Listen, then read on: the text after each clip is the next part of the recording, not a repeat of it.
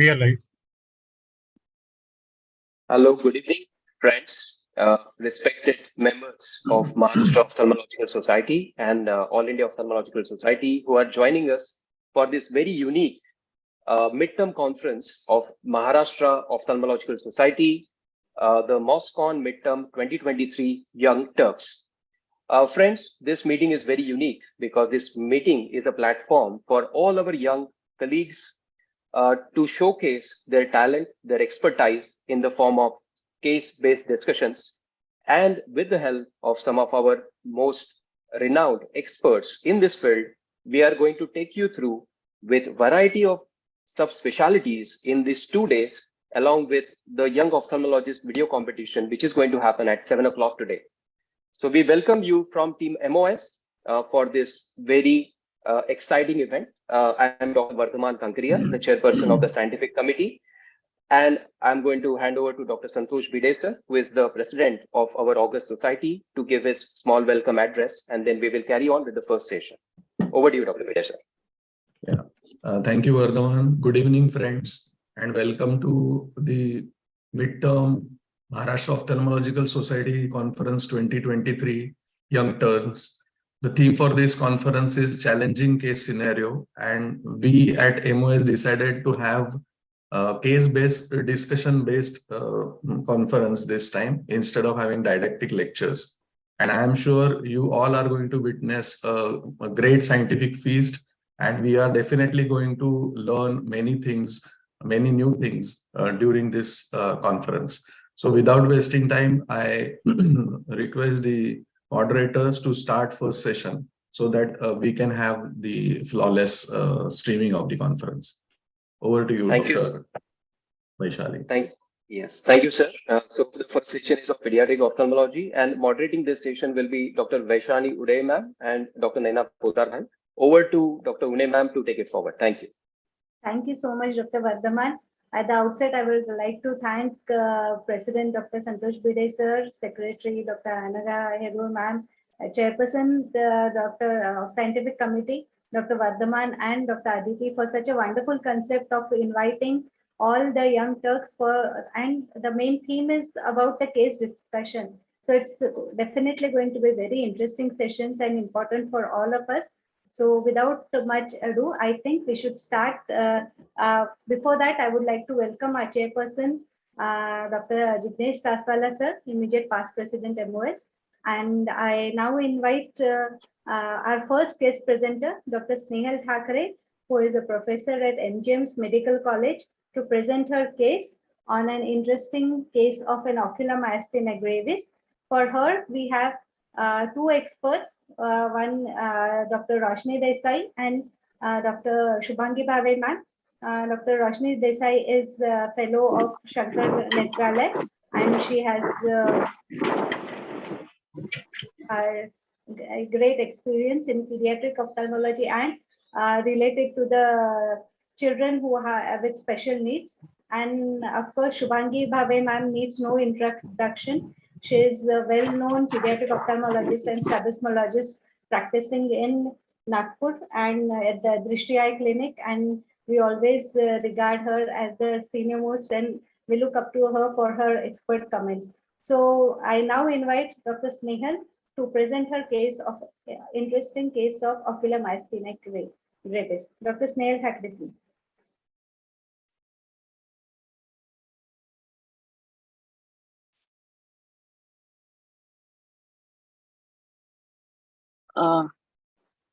Thank you.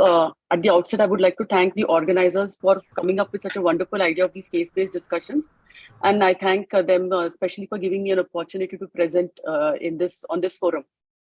So my case is of a 9-year-old boy who came with a history of sudden onset of drooping of upper lids of both eyes for the last 8 days. And this was associated with sudden onset of high-grade fever for the same time. There was no history of variability, no other ocular or systemic complaints. Systemic examination was normal, neurological, with special emphasis on the neurological evaluation. Ocular examination was normal except for On the evaluation of strabismus and ocular movements, it was seen that there was limitations of versions and ductions, and as well as there was slowing of saccades, horizontal as well as vertical. And the lids showed a moderate symmetrical bilateral ptosis, as well as the detailed evaluation of the ptosis was done. And this showed that there was a fatigability which was noted on sustained upcase. So keeping this point in mind, what we did was we did the ice pack test for the next, keeping the ice pack on both the eyes for 2 minutes, and an improvement in ptosis was noted. The palpable fissure height, MRD1, all have improved. And there was no fatigability on upgaze after this test. So the next, but what repeat evaluation of the strabismus and ocular movement showed that the child was still orthophoric, but there were the limitations of vergence inductions and the slowed saccades were same as before the ice pack test. So we started thinking in terms of myasthenia gravis because of the ice pack test, and to confirm, we started the next test, which should have been ideally an edrophonium or the neostigmine test, which was unfortunately unavailable at our institute. We did get the acetylcholine receptor antibodies tested. These were negative, but it has been found that the antibody testing is seronegative in 30 to 70% of the pediatric population. The next, which is the most confirmatory test actually, is the single fiber EMG testing. Again, this was unavailable. So we relied on the ice pack test, which has found to have a similar diagnostic accuracy with ocular myasthenia patients presenting with ptosis, both ice pack and single fiber EMG. And in this study, the sensitivity has 86% for the ice pack test. So we made a clinical diagnosis of ocular myasthenia gravis and started the patient on pyridostigmine 20 milligram QID. This is just a comparative, the sensitivity of the various tests which can be done for diagnosis of ocular myasthenia. At the 6-month follow-up post-pyridostigmine, we see that the child has no strabismus and his ocular movements are no ptosis, and the ocular movements are full and free in all directions of gaze. The patient was asymptomatic about his myasthenic symptoms, but he had developed pityriasis rubra pilaris. As if you can see these white exfoliating lesions around his eyebrows, they were there all over his body, which is an autoimmune papillosquamous disease of the skin, and it is a known rare association of myasthenia gravis. This is my short case presentation.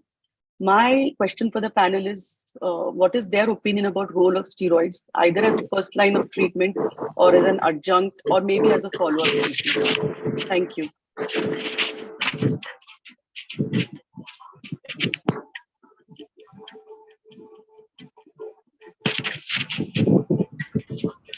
Good evening, everyone. A good case, Nehal, which is very typical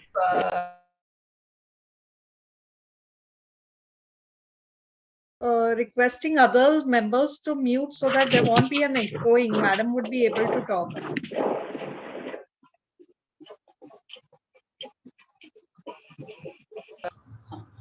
Now, am I audible now? Yes, am I audible now? Yes, ma'am, you are audible. Yeah, but there are some sounds. Snehal, I think you could diagnose this case as a juvenile myasthenia gravis.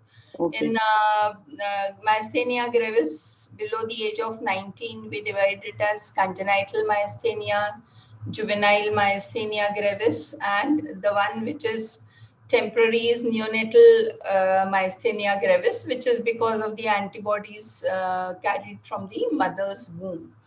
And basically, of course, the ICE test has a very high grade of specificity and sensitivity, and so we can rely on ICE test for diagnosis. But for recording purpose, I feel we should get an EMG, the single fiber or EMG done. As far as the treatment is concerned, since it is purely ocular myasthenia gravis, I feel steroids should be added because steroids have a role in controlling. In your case, of course, he got controlled very much with a pyridostigmine. But I think steroids also will help in reducing the recurrence, and since it's an autoimmune condition. Thank you, ma'am. Dr. Either Roshni? steroids or Dr. other Roshni? immunosuppression can be used. Okay. Thank you, Shubhangi ma'am. Yeah. Dr. Roshni, would you like to have your inputs? Am I audible, everybody? Yes, absolutely clear. Yes, yes. Good evening, all. Dr. Snehal, the most important thing I would like to do in your case is get a CT chest, CT thorax done, because in this age group, we have to rule out a thymoma, because in such cases, just the excision of the thymoma is curative. And they would, it would spare them on a long-term medicines. Second is you were lucky that the patient presented with ptosis, because had the child come with diplopia or any other symptom of ocular myasthenia gravis, then the poor child would have had to undergo a lot of other investigations. And yes, as you said, IcePack test is almost confirmatory. It has extremely high specificity and sensitivity.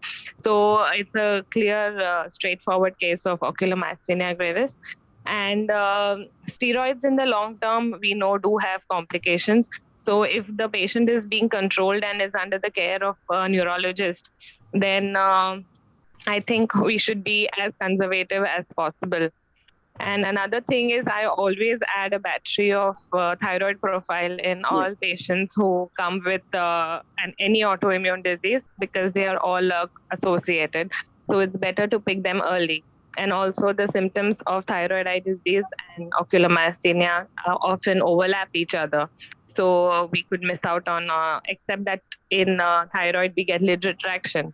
But in this case, you had ptosis. But I would add a thyroid profile in the list. Thank you so much for your input. Thanks. Yeah. Okay. Thank you. That was interesting to know. I was just wondering whether in children also do we, like it could have presented, like you said, I wouldn't have never thought of thyroid eye disease, but again, a good perspective to think if we are thinking of a pediatric ocular myasthenia. So a battery of investigations, including thyroid, we definitely would like to keep in mind. And again, Shubhangi ma'am's advice regarding steroids. So again, that would also help in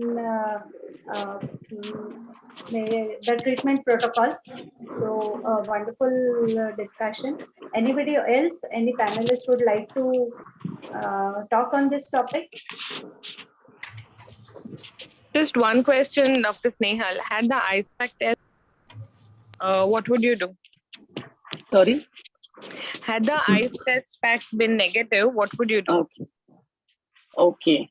I would have tried to get that neostigmine test done again, though they had said it was not available. I would have tried, or I would have referred him for something.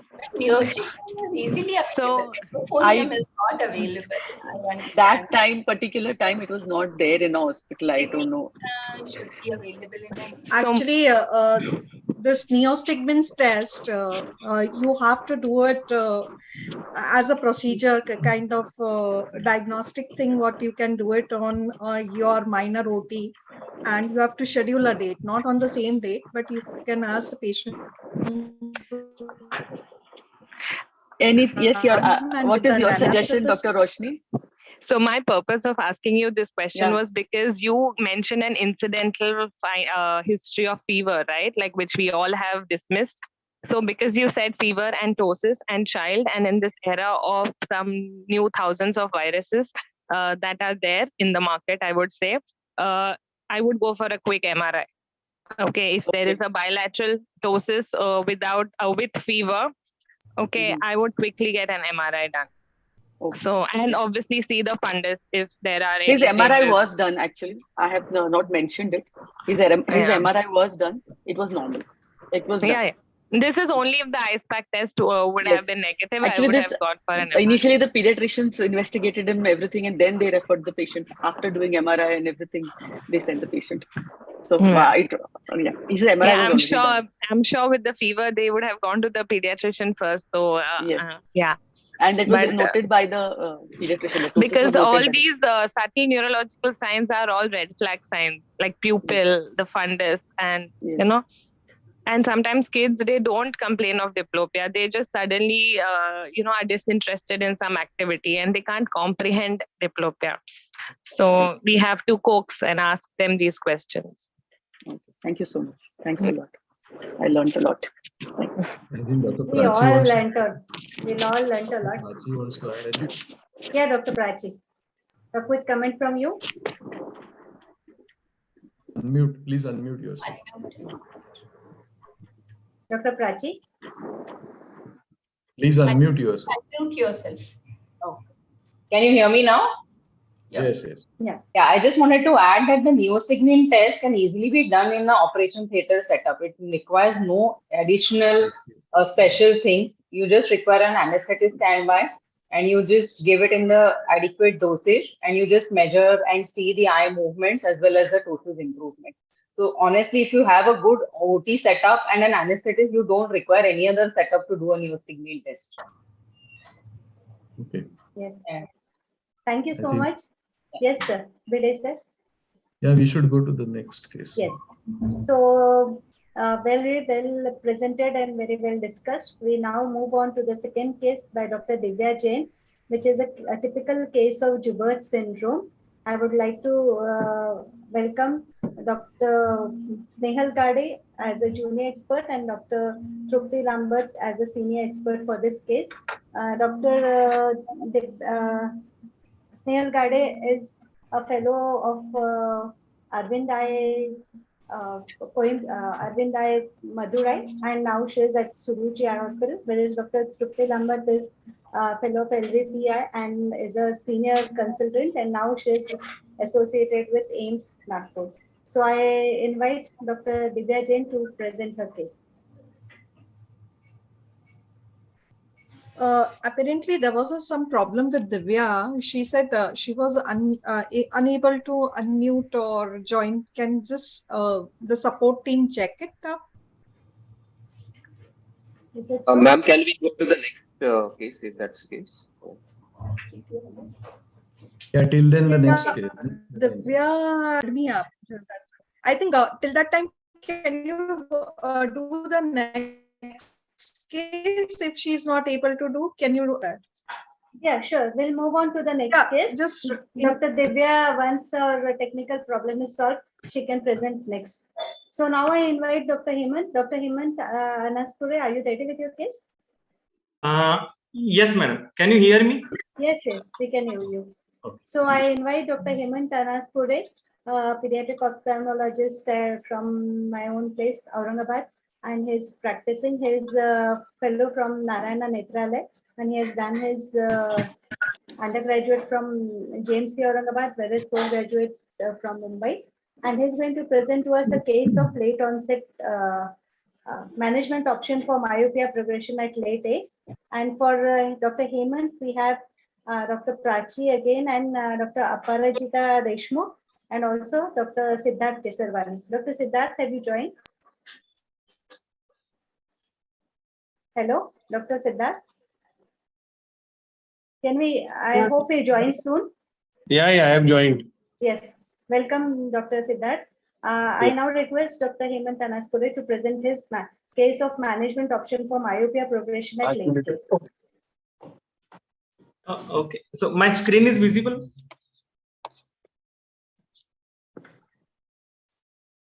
Yes, it is visible. Okay. It is visible. So first of all, thanks Moscon for this opportunity. I'm presenting a case of a progressive myopia. Now, the 20-year-old girl came to me, a female staying in a semi-urban and NEET aspirant. She's studying for a NEET preparation for last 2-3 years. Her family history is her mother is having a both eyes myopia of -3 diopter. She came with the complaint of decreased vision in both eyes. It was just a routine follow-up also for a refractive error correction. Ocular examination, anterior segment was normal, posterior segment was myopic fundus. There was no squint. Now, refractive error correction, which was I seen last month, was like -9.5 in the with -3 cylinder in the right eye. While the left eye it was -3.5 with -3.75 cylinder in the left eye. Now, she was a case of a right eye high myopia. In the left eye, she was having a moderate myopia. I did a scan, this thing. Her axial length was 26.78 in the right eye and 24.72 in the left eye. Her previous, if we compare refractive error, I am following her for last 20 months or so. First checkup was in July 2021 when her refractive error in the right eye was -8 with -2 cylinder, which has gone to -9 when I seen her last in the September after 1 year follow-up. I asked her to follow a bit earlier now because her myopia has progressed when she was already 18 years of age that time. And from 18 to 19, it has progressed to -1 again. Left eye also, it was moved from -2 to -2.5. And then from 2.5, it moved to -3.5. So spherical was increasing along with cylinder as well. This time when she came for the second time, because the myopia progressed compared to the last visit, I started her on the low dose atropine. So this was the time she started using the low dose atropine. Now A scan I did at the 2 occasions. First time I not did the axial length measurement, but when I did the axial length measurement on the second 2 of this thing, first time it was like 26.47, which gone to 26.78, and other left eye from 24.49 to 24.72. Now this was the comparison that her refractive error and her axial length both has increased, her right eye and the left eye. Now here I have started her on a BD dose of atropine now, low dose atropine, because her progress in the last 12 months, which I could notice, was for spherical equivalent in the right eye increase in the 20 months with -2 diopter, while in the left eye it increased by -1.87 diopter. Axial length increased with 0.3 in the right eye and 0.23 in the left eye.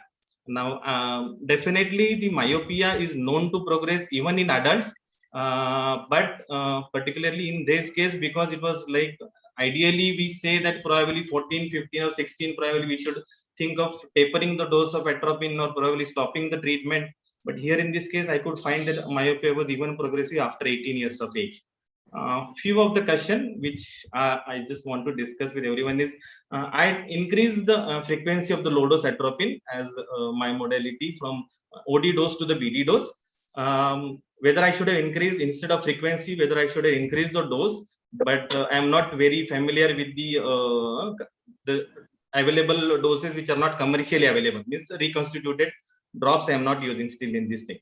Whether combined therapy will work in her case, effect of lifestyle changes at this age, whether they work, really any chance. Another thing, if we are thinking of giving anti-myopia glasses, her right eye spherical equivalent is more than -10, while the left eye is very well into the less than -10. So I can give left eye anti-myopia glasses, but left eye they are not available. So what can be done? Can I put her on contact lenses with myopia control spectacles in the right eye? Left eye anyway we can do, or what else can be done? What is the best possible combination? Thank you. Thank you, Dr. Hemant. It was a truly very interesting case. Experts, would you like to go? Dr. Siddharth? Yeah, Iman, thanks for the presentation, and thank you, Dr. Vaishali, for having me. And yeah, it's a very interesting case, but it's a very common scenario these days where people are progressing well late into their teens and even early 20s. And there are people who start myopia at around 17, 18 also. So the problem with this case is that a myopia is already very high in the right eye. And most myopia control measures fail at high myopia. So if you go through the studies and even observation in your clinic also, once the myopia is beyond 4, 5, then it's very difficult to control it. Most of the myopia measures are more effective when you start them early, before the myopia increases up to 3 or 3.5. So -9 is probably beyond control now, whatever you may use. I would concentrate on the other eye, and probably low dose atropine may still work in that eye. The problem with low dose atropine in adult population is that they may complain of blurring of vision, near vision, because their accommodation is not as strong as children. So when you are giving low dose atropine to adults, you have to even check their near vision on every visit and ask for symptoms like headache, etc. As far as the lifestyle modification is concerned, again, it has been, there is a common misconception that lifestyle modification can help in the progression of myopia. However, there is not a single study which tells you that it slows down the progression of myopia. It in fact prevents the onset of myopia. So if you have a good lifestyle and you are not doing a lot of near work and you are spending life outdoors, then you are not likely to get myopia. But once you get myopia, then these interventions are not very effective. So again, lifestyle modification for a child who is appearing for NEET is slightly difficult, because then in adult population, they have these other compulsions also. See, all in all, the options that are present for children are not very effective in adult population, because this disease doesn't have the same natural history as a child. Now here the genetic predisposition because of the mother having high myopia is very high. So even in my observation, if the parents are having high myopia, then controlling myopia in children becomes all the more difficult, because there is this genetic drive and then there is the environmental factors. So when myopia is because of only environmental factors, when there is no genetic drive, it is easier to control. But if genetically driven myopia is very difficult, and you are fighting against the genes, and it becomes very difficult to control it. So all in all, I don't think that there are very good options for this girl right now. And other panelists can contribute to the discussion. But I feel that is not much that you can do for her right. Just 2 points, sir. I would like to. Mother was not very high myopia, just -3 diopter of moderate myopia, not very high myopia. Now, another thing is, as I told you, sir, that parents are very well willing for anti-myopia control classes, probably for the left eye. But what should be done for the right eye? Because it was going beyond -10. Now, maybe giving a maximum possible combination, or maybe giving maximum possible anti-myopia control along with the contact lens for the rest of the refractive error can be done. Dr. Hemant, what is the aim of myopia control? Let us get to the basics. The aim of myopia control is to keep the child under 6. Okay, because when you talk about complications, you have 2 categories: high risk category and low risk category. The boundary between these 2 categories is 6 diopters. So if somebody has got 8 diopters or 9 diopters or 10 diopters, doesn't really matter. Either you keep the myopia within 6 diopters, and once it has gone to 9, 10, it hardly matters.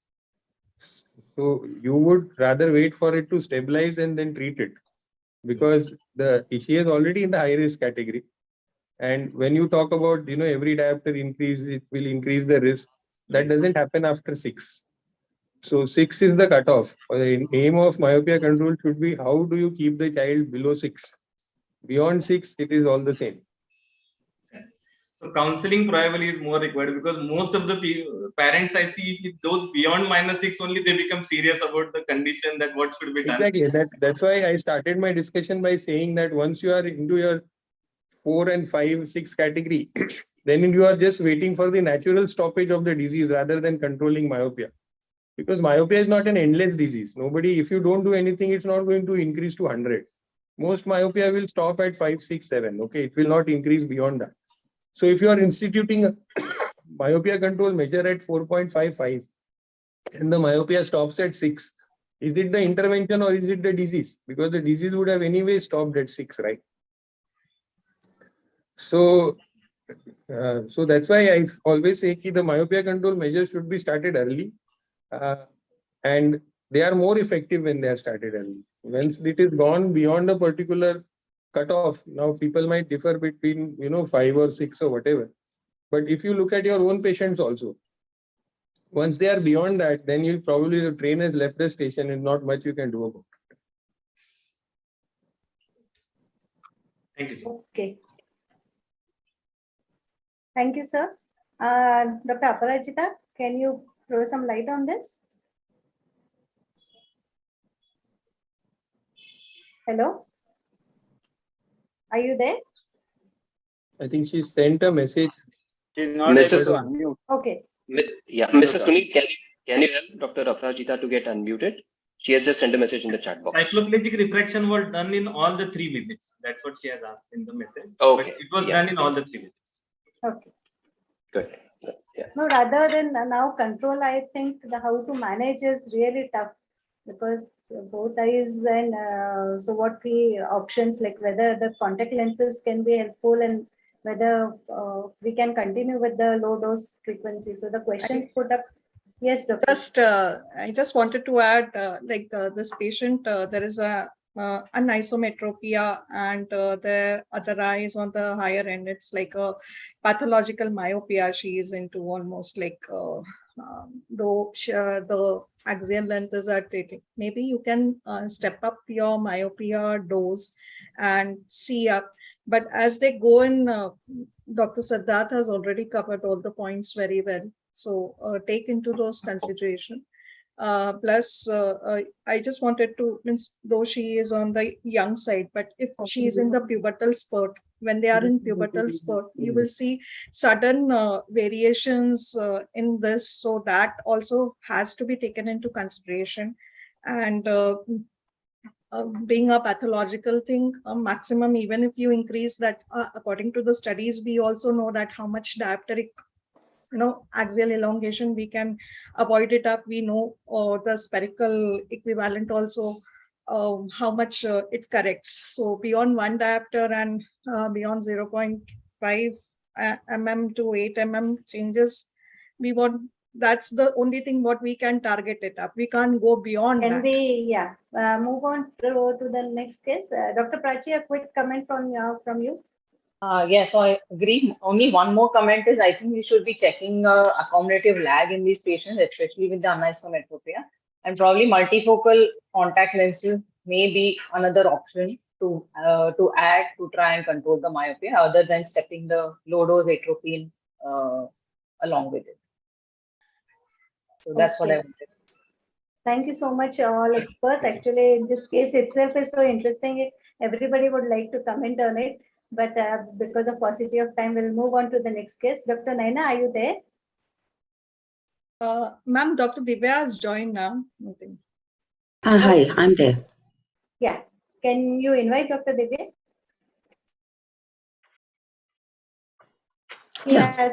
Is she unmuted? There is some technical issue at my end. Am I audible? Yes, doctor, you're audible. Yes. Your video is not. Yeah, that's what I'm trying to correct it. Sorry for it. Yeah. But you are very much audible. I'm traveling. So I think I will come out of the video. Sorry for it. Yes. Now I invite Divya to present a typical case of Joubert syndrome. And the junior expert for this is Snehal Gade and Dr. Pradeep Deshmukh, who is the president of SPOSI and having 5 decades of practice in squint and amblyopia, and supposed to be a master in amblyopia and have written a book on it. I think we have Dr. Turks and Dr. PG Deshpande sir will be expert for Harsha Shehzad's case. Great. But let's start with Dr. Okay, so we have our own very own Trupti, who has been with me at Sion, and she's doing extremely well. Presently, she has joined AIMS. They have done the introductions. We can have Dr. Divya. Yes, please. Go ahead, Snehal. Divya Jain. I'm Dr. Divya Jain, and I will be presenting an atypical case of Joubert syndrome. I hope the screen is visible to all. No. No, doctor, your presentation is not visible. My screen. Divya, share your screen, Divya. Yes. Just give her that to sharing. Is it visible now? Yeah. We could see your. Dr. Divya, can you stop share? First, open your presentation and then share, please. Yes. First, open your presentation, then share the screen. Keep your presentation ready and then share, sir. Doctor. Yes, sir.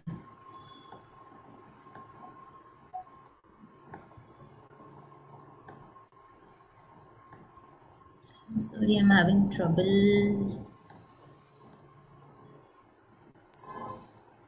We could see your desktop on the screen Zoom window, just click on the green button which says share screen. Yes, I'm able to do that. And the pop-up will happen. Just click on the blue button. Yeah. Is it visible now, sir? Yes, very much. Perfect. Yes, Divya, please go ahead. Yeah.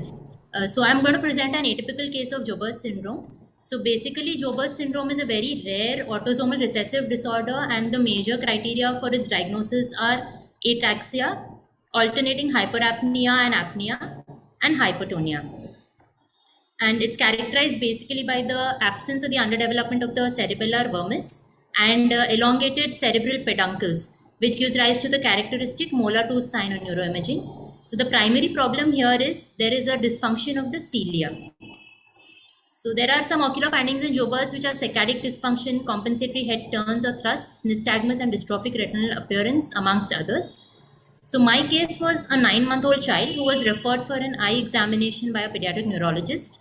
He had history of seizures, low muscle tone and developmental delay, and also complained of deviation of eyes and abnormal head movements. This is the video showing this child. So I'd like you to just have a look at how the child thrusts his head to look in the other direction, which is a characteristic feature of Joubert syndrome.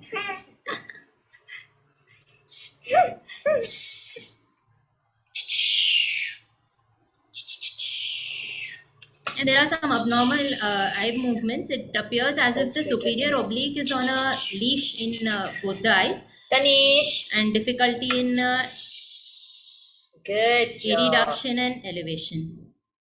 An MRI was done in this case with a suspicion of Joubert syndrome, and we can appreciate here this characteristic molar tooth sign, which is because of the underdevelopment of the cerebellar vermis as well as over here. But in addition, this child also has some heterotopia, which is abnormal tissue which is at the edges of both the lateral ventricles.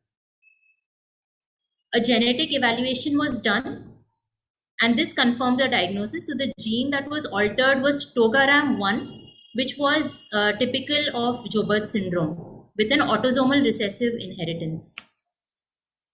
So oculomotor apraxia is because of problems with voluntary horizontal eye movements. The patients are unable to initiate their saccades, and so they have to thrust their head in order to see an object in the target of focus. So the vertical movements are generally unaffected, and this apraxia gets better with age. This is associated frequently with a poor development in corpus callosum, cerebellum or fourth ventricle, which is an important cause of the developmental delay in these children. So apart from Joubert syndrome, we also have idiopathic oculomotor apraxia, which is referred to as a Cogan type, and other diseases which are associated with OMAR, ataxia, ataxia telangiectasia, vitamin A deficiency, and Gaucher's disease. So all these diseases as such have no specific treatment for the oculomotor apraxia, but we need to treat the underlying condition. Thank you. Yeah, very good presentation, Divya. Usually this cases what we come like Joubert's, these are very rare cases which apparently get referred from the pediatrics only. Mainly they come with a developmental delay and hypotonia. They do have different features like breathing difficulty, which Divya has mentioned. The respiratory system, but it can be associated with even ortho-related problems also. So there are different genetic testing, almost 60 types of genetic testings which are there. The brief thing in this diseases, what is there is like what you get is an oculomotor apraxia. That's the main thing, and plus the molar tooth sign on radiology. And this molar tooth sign on radiology is on the T2 images as well as on the sagittal section. The very thing the cerebral peduncle, means the cerebellum, in that cerebellum, the vermis hypoplasia, which is there in this such kind of cases. In my this career, I saw 4 to 5 cases, during my practice. So they came with varied presentation in this. Main thing, if you ask me on the treatment part, basically it's a multidisciplinary approach. So in this cases, the hypotonia is there. So that has been tackled by the physiotherapists and the occupational therapists, where they have to undergo from optal point of view, if there is a refractive error, we can give refractive correction. The genetic tests were done in this case, which was where, but if there is ortho and other related abnormalities, the main thing is like motor dysfunction. And while, since the cerebellum is associated with coordination of the system and the tone of our, their walking and other things gets affected. So with main thing with physiotherapy, they attempt to walk around, but they have a typical style in walking also, what we see. And that's all. The hinge to this is your radiology only. Thank you, Divya. Thank you, ma'am. Others can add. Yeah, even I had a similar case. I had siblings rather of Jubert's case. So both parents were like really worried about it. Dr. Sneha is not able to join. Support system, can we help her? She's trying and she's sending message, but she cannot join. Yeah. Please Other add thing her. I just wanted to add, like this is an autosomal recessive condition, so it is not like an X-linked. Basically, both of them would be a carrier, and that's why. And this can be a sporadic or it can be hereditary also. Right. Dr. Snehal? Very well explained, Trupti. Very interesting discussion going on. Fantastic.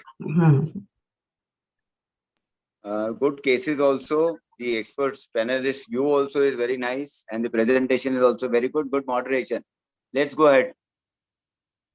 Okay, we can, whenever Snehal Gade joins, we'll have her opinion too.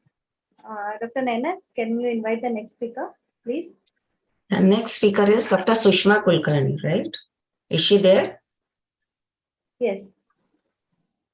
Okay, Sushma is going to present.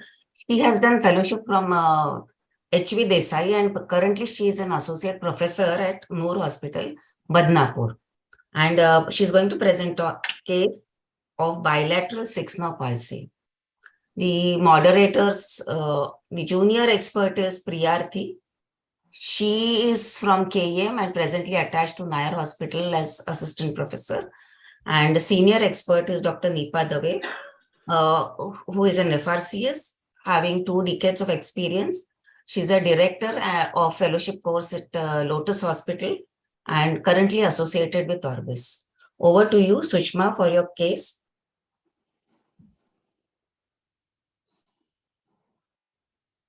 I can't see her. Sushma. Dr. Sushma is not there, I think. Looks like, yeah. One more request to all those who have joined, please see that you label your name so we know who's there, who's not there. Is Dr. Harsha around? Harsha says out. Dr. Snehal, can we have Dr. her? Snehal She's has trying joined, I to, think we can put her in. she's unable to join. She's No. Dr. Snehal has joined now. He is there, sir. Has she joined? Snehal? Yes. Snehal, can you just comment on the previous case, Jubert? I can see it. So that if Snehal Gade is there. Sushma is there, we can. No, Dr. Snehal Gade is there. So if we can have her. She joined. Yes, Dr. Snehal. Maybe she has not joined through the panelist link. She has joined through the No, main she's link. in the panel. No, she's Dr. in the Sushma panel. is also there. You can upgrade her. The technical team can upgrade her. Already done, sir. Already done. Okay. Okay. Dr. Sushma, are you ready with your case? Yes, ma'am. Yeah, please. You're Please welcome. go ahead. Ma'am, am I visible now? Yes. Sorry. Visible and audible both. Yes, Snehal. Thank you. You are visible. Presentation is not visible. No, Snehal is the expert, sir. And by the time Sushma does her present, sir, we can have a quick review from Dr. Snehal. Yeah, Sushma, Dr. Sushma is sharing the screen. Yeah. So should I start please or go ahead. Snehal ma'am is In Dr. Snehal's, I think we are taking the previous case, her comments. Sushma, we can save time. You can start, please. Yeah, Dr. Sushma should start. Yes, I'll add on later, sir. Let Sushma ma'am just continue with the case. Yes. Okay, so now we'll have Dr. Sushma. Come on, Sushma, start. Yeah. Yes, I'm starting with the good evening, everyone. I'm starting with my case. My patient was 30-year-old male cured by the occupation residing at Jalna, came to the OPD with the chief complaints of double vision since 1.5 years, division of eyes since 1.5 years. The patient was apparently all right 1.5 years back. To start with, he developed sudden onset double vision, which disappears on closing one eye and associated with inward deviation of eyes. There was no history of trauma, headache, nausea, vomiting, neck rigidity, neck pain, diminution of vision, diurnal variation, or any other weakness in the body or similar complaint in the past. No history of any other ocular or other surgeries in the past. No history of diabetes mellitus and hypertension. For this, he took treatment from so many neurophysicians, and he was diagnosed with the bilateral sixth nerve palsy. He had undergone 2 to 3 times MRI brain with orbit as well as CT scan, which was found to be normal, and there was no improvement with treatment in these 1.5 years. Family history was not contributory. Personal history, general and systemic examination was normal. In the ophthalmic examination, vision in both eyes were 6.6 and N6. Head posture showed left face turn. Facial symmetry was normal. In the extraocular movements, abduction was limited to -1. So you can see this right eye esotropia in the primary gaze. And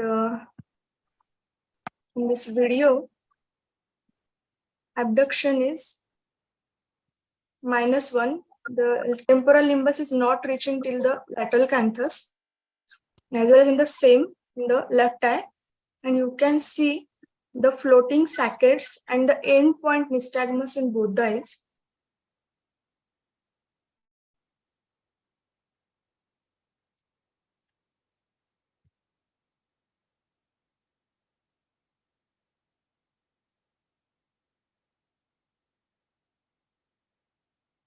And this video showing compensatory head position, the left face turn.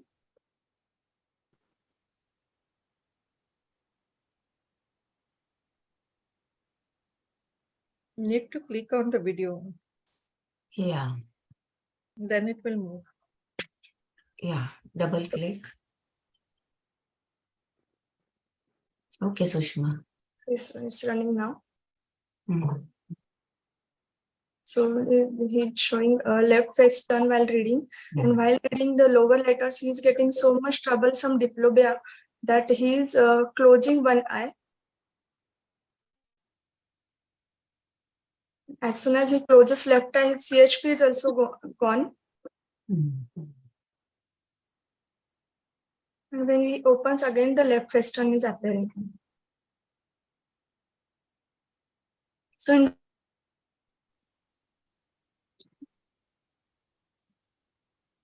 the orthoptic evaluation, you can see a Hirschberg test showing right convergent squint. Cover test for distance and near was right convergent squint with alternating upgaze, primary and downgaze was 55 prism diopters, and for near 60 prism diopters. Worth dot test showed 5 dots, suggestive of diplopia.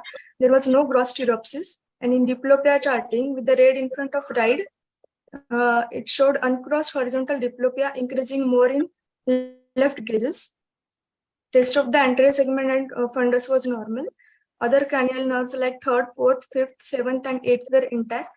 So my provisional diagnosis was both eyes idiopathic abducent nerve paresis.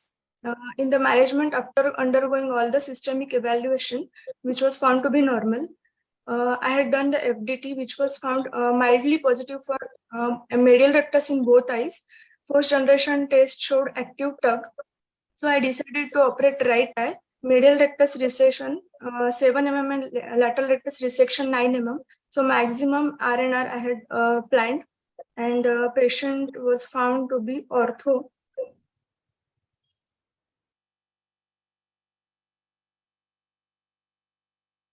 And you can see this is just a post-operative day 3 pictures and videos. So there is redness, is ortho, and the adduction is a little less because the recession has been done. So it will take some time for medial rectus to come into the action. And again, the CHP has reduced.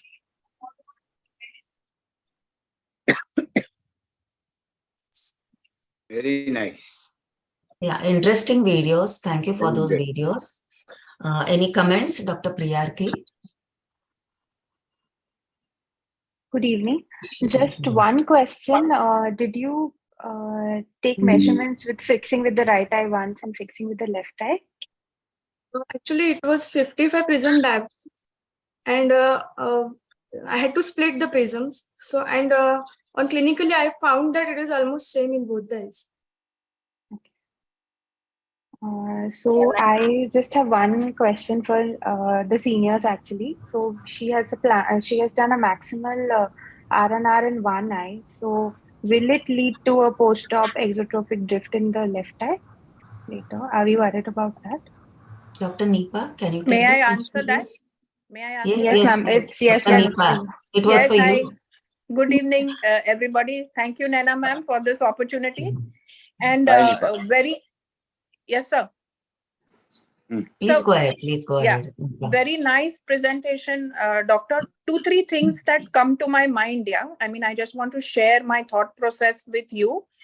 Beta, one thing is for the amount of limitation of abduction. You're saying -1 in each eye.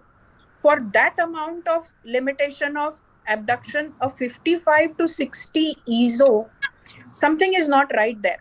I think it would have been a decompensated monofixation esotropia, which slowly over time, or a new onset esotropia, which over time the medial rectus became a little tight, and that's why you're getting limitation of -1. How would I prove or disprove what I'm saying? Did you get any stereo recovery after your surgery? So then you'd know that, Operated just 1 week back, so I had to 1 week follow doesn't him. matter, doctor. Stereo hai ki nahi hai. So that's anyway, think about it. Second is the other tests that you did were excellent. Means you looked at the general body, you did neuroimaging and all, because it's a new onset squint, if at all a bilateral sixth nerve. Bilateral sixth nerve is not common. Okay. A unilateral is more common. And the third thing, I'll answer doctor's question. For me, beta, I think 7 millimeters of recession of the medial rectus is a bit much. Even I wouldn't do it. So I do a little less. You may get limitation to adduction, and your chances of a secondary exo are high.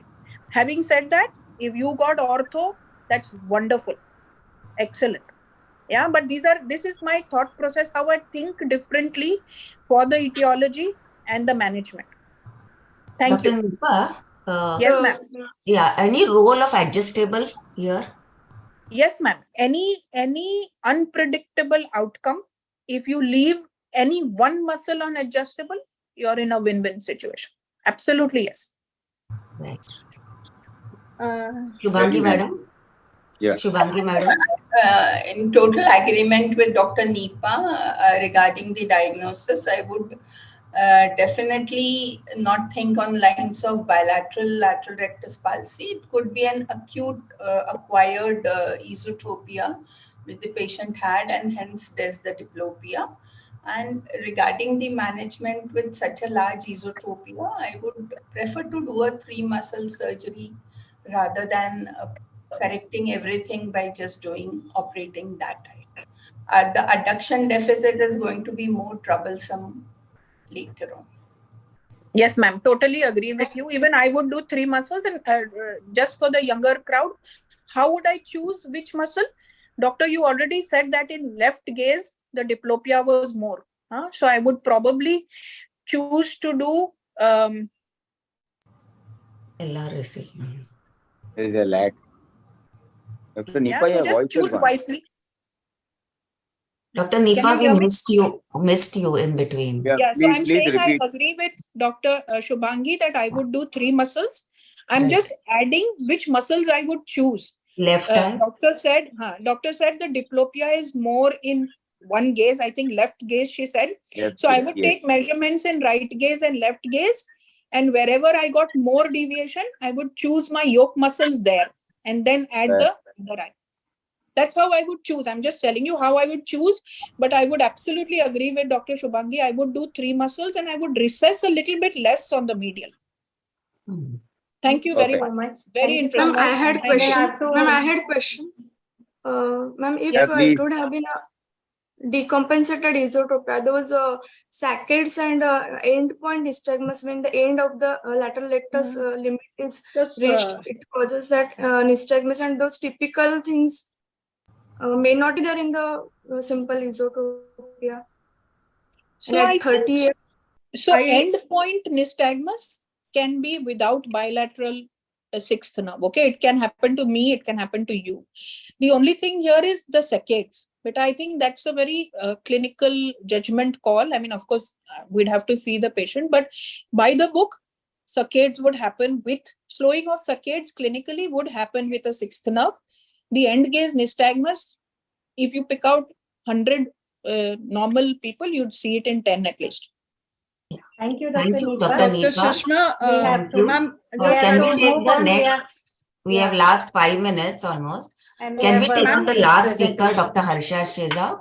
Can I add one point, simple, in 1 minute?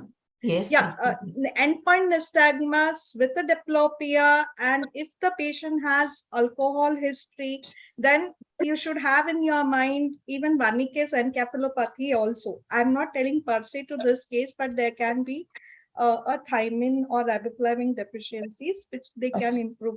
That is also one test which is there. We now invite Dr. Harsha Sheza. Dr. Harsha, are you ready? Because we are running short on time. And Harsha has done fellowship from Lotus with Dr. Neepa. So she's with a mentor here. And the junior expert is Dr. Saili Mahajan, who has done post-graduation from Arvind Eye Hospital and fellowship from MM Joshi. And senior expert is Dr. Pradeep Sharma, whom I have already introduced. Deshpande, Over sir. to you. Pradeep Deshpande. Deshpande, sir. Sorry. Yes, sir. Can I go ahead? Good evening, everyone. Myself, Dr. Harsha Sheza. First of all, thanks, Dr. Poda, ma'am, to give this opportunity. And thanks all chairperson and MOS to give this opportunity. I'm just going to present today a very simple, regular esotropia case when it becomes little tedious and complex one. Yeah. So this is a 4-year boy who came to the squint clinic, and the mother said the squinting started at the age of 3.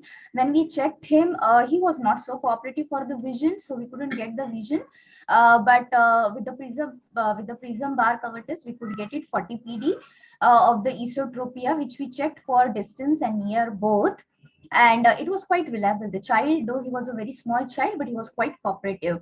And ocular movement looked full, and the dilated retinoscopy was around plus 1.5 with minus 1.25 cylinder, and left eye with plus 1.5 with minus 1.75 cylinder. So this is how it is. This is, you can see with the cornea reflex, it is, yes, of course, almost coinciding with the 40 PD of ET.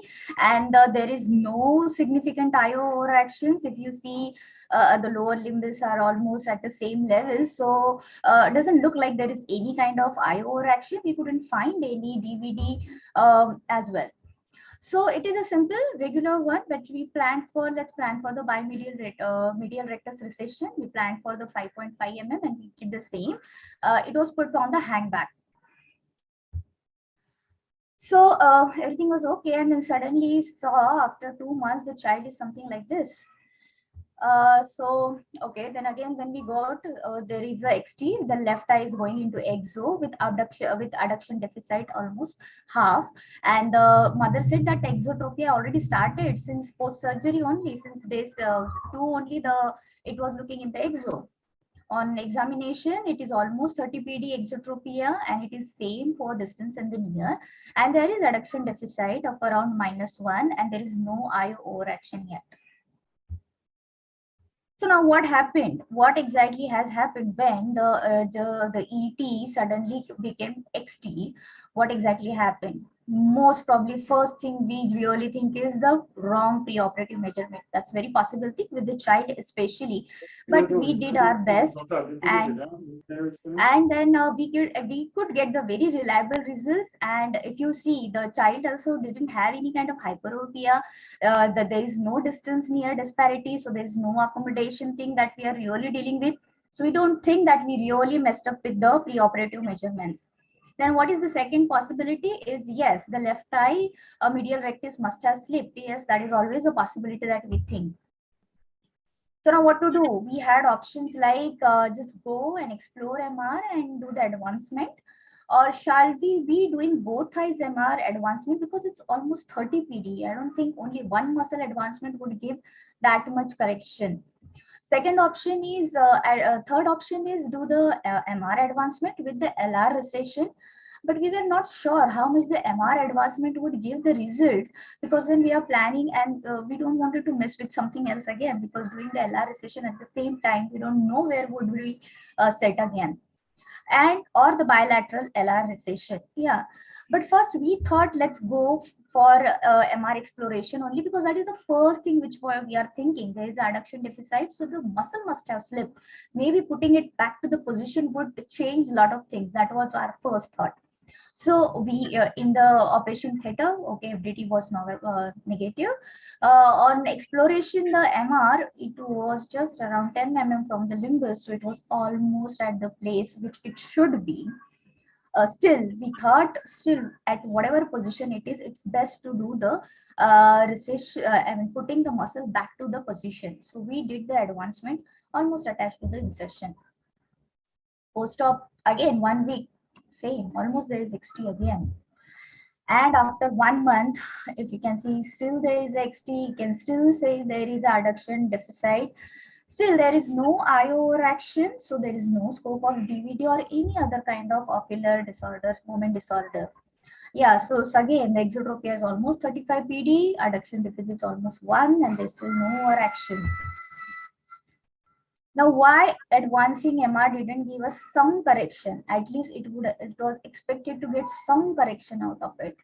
What went really wrong? Didn't I really hold the medial rectus? But I was really confident that we hold the medial rectus. The only proof I had is the video, but sorry, I couldn't retrieve the video. Yes, so now what really went wrong that we all should know, because though we say it is a infantile normal esotropia, but we should not be missing it in the next case or any time.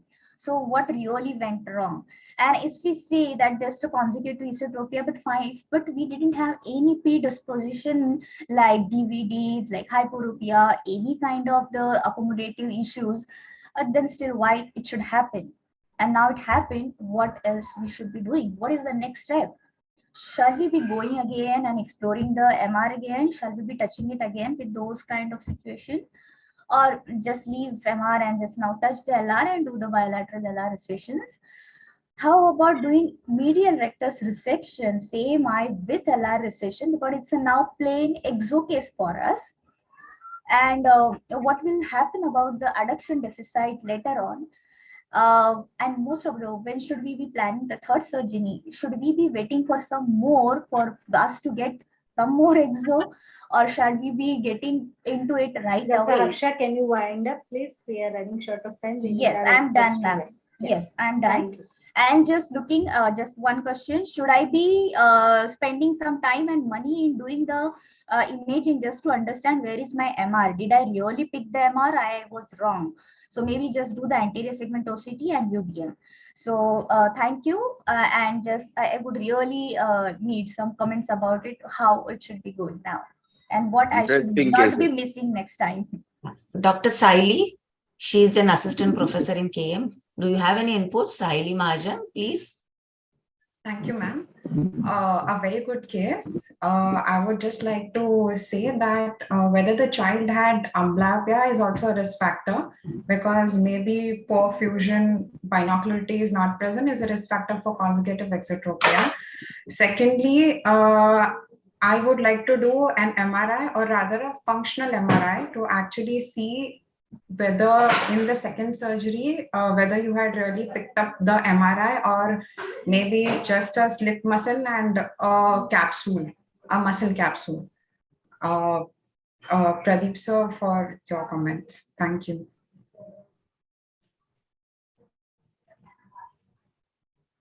Deshpande sir. Sir is there? Yeah, good evening, everybody. I must congratulate the MOS team for starting these 2020 matches. Short cases and everything, wonderful thing. Thank you very much.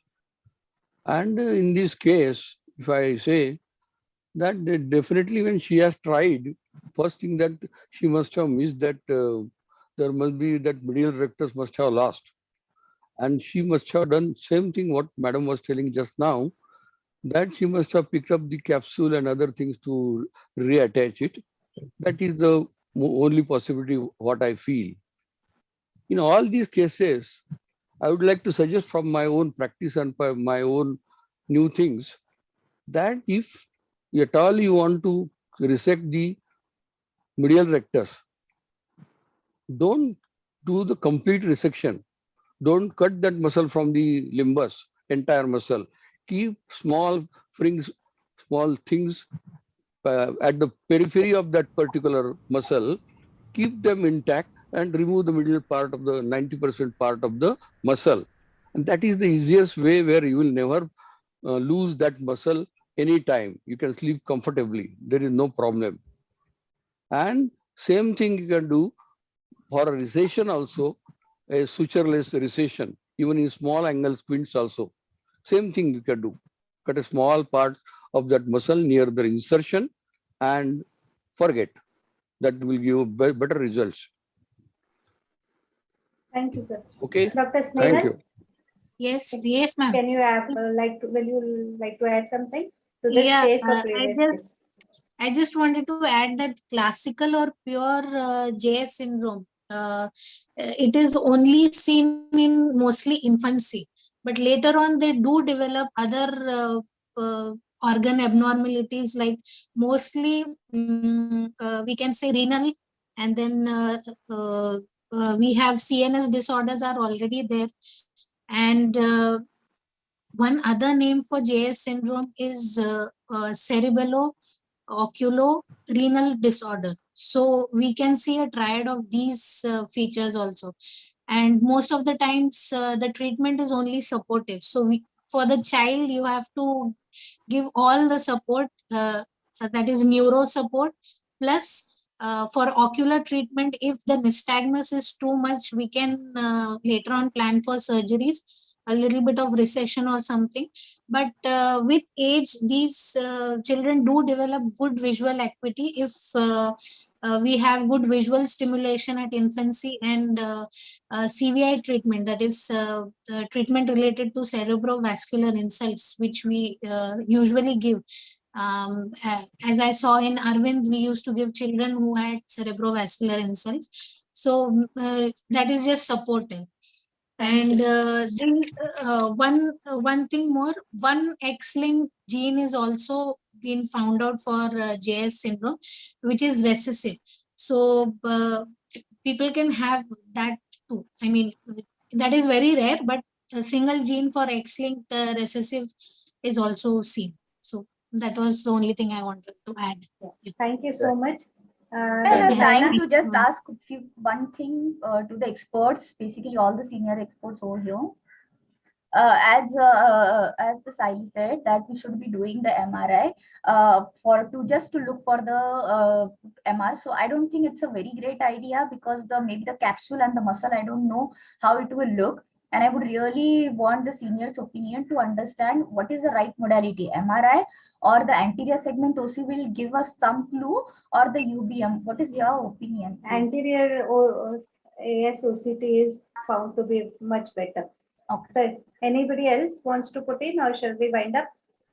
Dr. Naina? I think we should wind up, Vaishali. Yes. We have already overshot some time. Yes, and I'm glad to see all the new faces here, supported by the senior expert. A great initiative. Thank you, Moscon, and all the office bearers, Vardhaman, Santosh Bhide sir. Thank you for your commitment and being here. And nearly 500. Madam, you are also a member of scientific committee. As the chairman of the session, I thank the Maharashtra Ophthalmological Society Chairman Scientific Committee, Dr. Vardhaman, Dr. Santosh Bhide, a very novel idea of having a midterm conference. And the first session was fantastic, the inaugural session, very well conducted by Vaishali and Dr. Naina. And thanks a lot all the expert panelists, each one of you who have contributed, and also the speakers. A way to go. This is a very good idea. I think we should emulate later on also. Thank you very much once again. Agree, sir. Agree. Thank you so much. Thank you so much. We now hand over for the next section. Thank you so much. Before handovering, yes, Dr. Une, yes, sir. Please we can have a quick invite screenshot everybody of all the people for who are the there in the midterm session. conference. Yes, sir. All Yes, sir. the announcement we'll do it at the end of this today's sessions. We'll do all Yes. the Okay. announcements. Yes, So without because wasting time, I think we should go for the this next session. MOS committee's tenure, there will be a GSI and a SPOCI. So 2 subspecialty meetings in Maharashtra. Yes. So that's quite Thank something. you very much. I just want to thank Vaishali madam, because after so many years I've been invited by Vaishali ma'am. She's my PG teacher also, so I was overwhelmed to come and join. Thank you. Thank you so much. Thank you, ma'am. Let's have a quick screenshot of all the panelists and the Yeah, we have speakers. already taken. Everybody, please. Then we go to the next session. Yes, thank you, sir. Thank you so much. People, please do it quickly. Special thank you to Dr. Vaishali ma'am and Dr. Naina ma'am. I think fantastically conducted. We learned a lot. I think pediatric is not something I have attended so much in the past, but it was a great so I think we will move on to the next session of technology. And I would like Aditi, can you please introduce? Thank you. Yeah, Vardhaman. Yeah, can you hear me? Yeah. Yes. Thank you. Yeah, so we are going to start with our neuro-ophthalm session right now. So we have, I think, around 10 minutes late. So I would first at that outset like to thank the Maharashtra Ophthalmic Society President Dr. Santosh Bhide sir, Chairman Scientific Committee, Dr. Vardhaman, Dr. Aditi, and all those who have worked hard for making this reality a midterm conference. Today for our neuro-ophthalm session, we have got our chairpersons, Dr. Colonel Madan Deshpande sir and Dr. Parishit Gupte sir with us. Moderators, myself, Dr. Viral Shah and Dr. Vivek Motewar sir from Nanded. Coordinator for this session is Dr. Varda Gokhale. And for our expert panelists, we have got Dr. Varsha Pandey madam, Dr. Jay Bhopi, Dr. Rishikesh Mai, Dr. Harsha Pagad, Dr. Arun Shri Ane, Dr. Jayesh Patil, Dr. Susha Suganthan, and Dr. Janil Sheth with us. The speakers for today's session is Dr. Varda, Dr. Sheetal Kade, Dr. Shilpa Sonar Khan, Dr. Renu Agar Khedkar, and Dr. Madhavi Bijlani. So I think as we are behind schedule, Chairperson Dr. Parikshit sir, with your kind permission, I think Madan Deshpande sir has joined. Yeah, Dr. Deshpande sir has also joined. Sir, you are unmute. Yes, please unmute yourself. Sir, you are on mute. Yeah. Yes, sir. Sir, Thank you please. very- Yeah, sir, please give your blessing so that we can start, sir. Deshpande sir. Yes. At the beginning, we would like to thank. Yes, sir, we can hear you, sir. Yes, sir, go on, sir. Yes, at the beginning, I would like to Parikshit, thank sir. President Bhide, Chairman, Scientific Committee, and Secretary, and for arranging this excellent sort of a feat, knowledge feast for the youngsters, which is very much required. And I'll request now Parikshit to start the process because I don't have that list in front of me who's supposed to talk. No, thank you, sir. You have always been an inspiration for us, and you insisted on neuro-ophthalmology. I mean, when you used to teach us almost 3 decades ago. And it's good that the neuro-ophthalm session follows the pediatric ophthalm session because there is so much common in between them. So without much ado, I will ask Dr. Viral and Dr. Vivek to take the proceedings forward. Yes. So our first speaker for today is Dr. Varda Gokhale. I will request her to please share her introductory slide first. Varda, you can share your screen. Dr. Varda. Yeah, she is there. She will share the screen.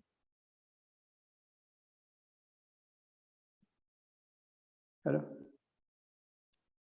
Yeah. She is not able to share it.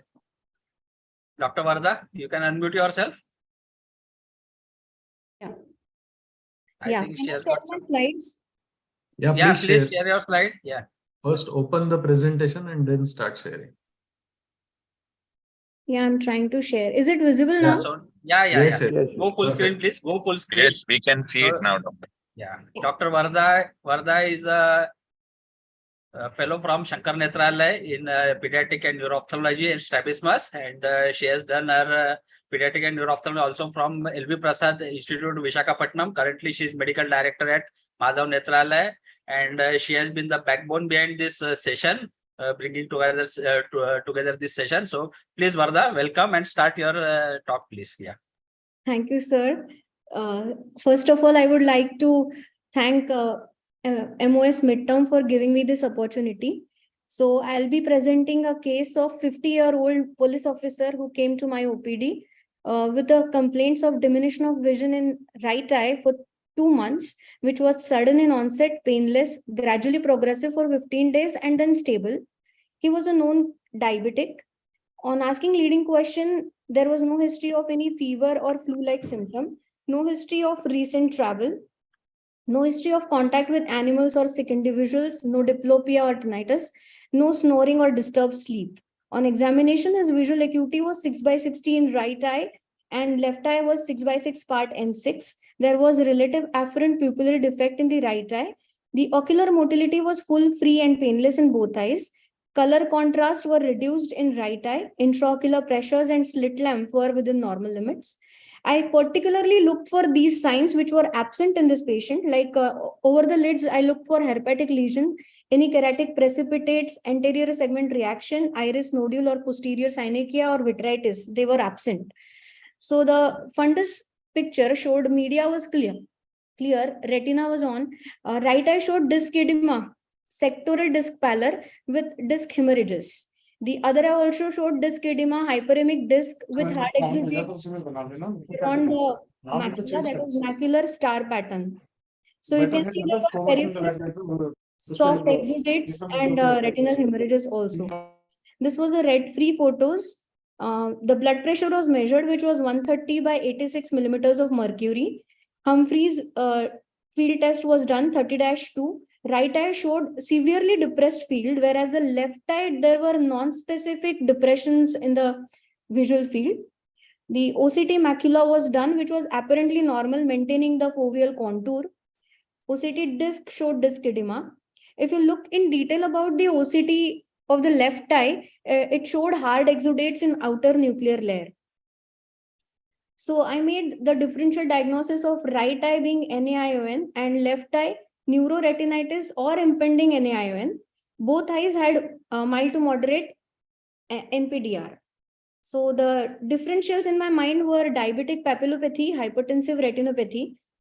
It can be a papilledema or disc tumor. He was further investigated.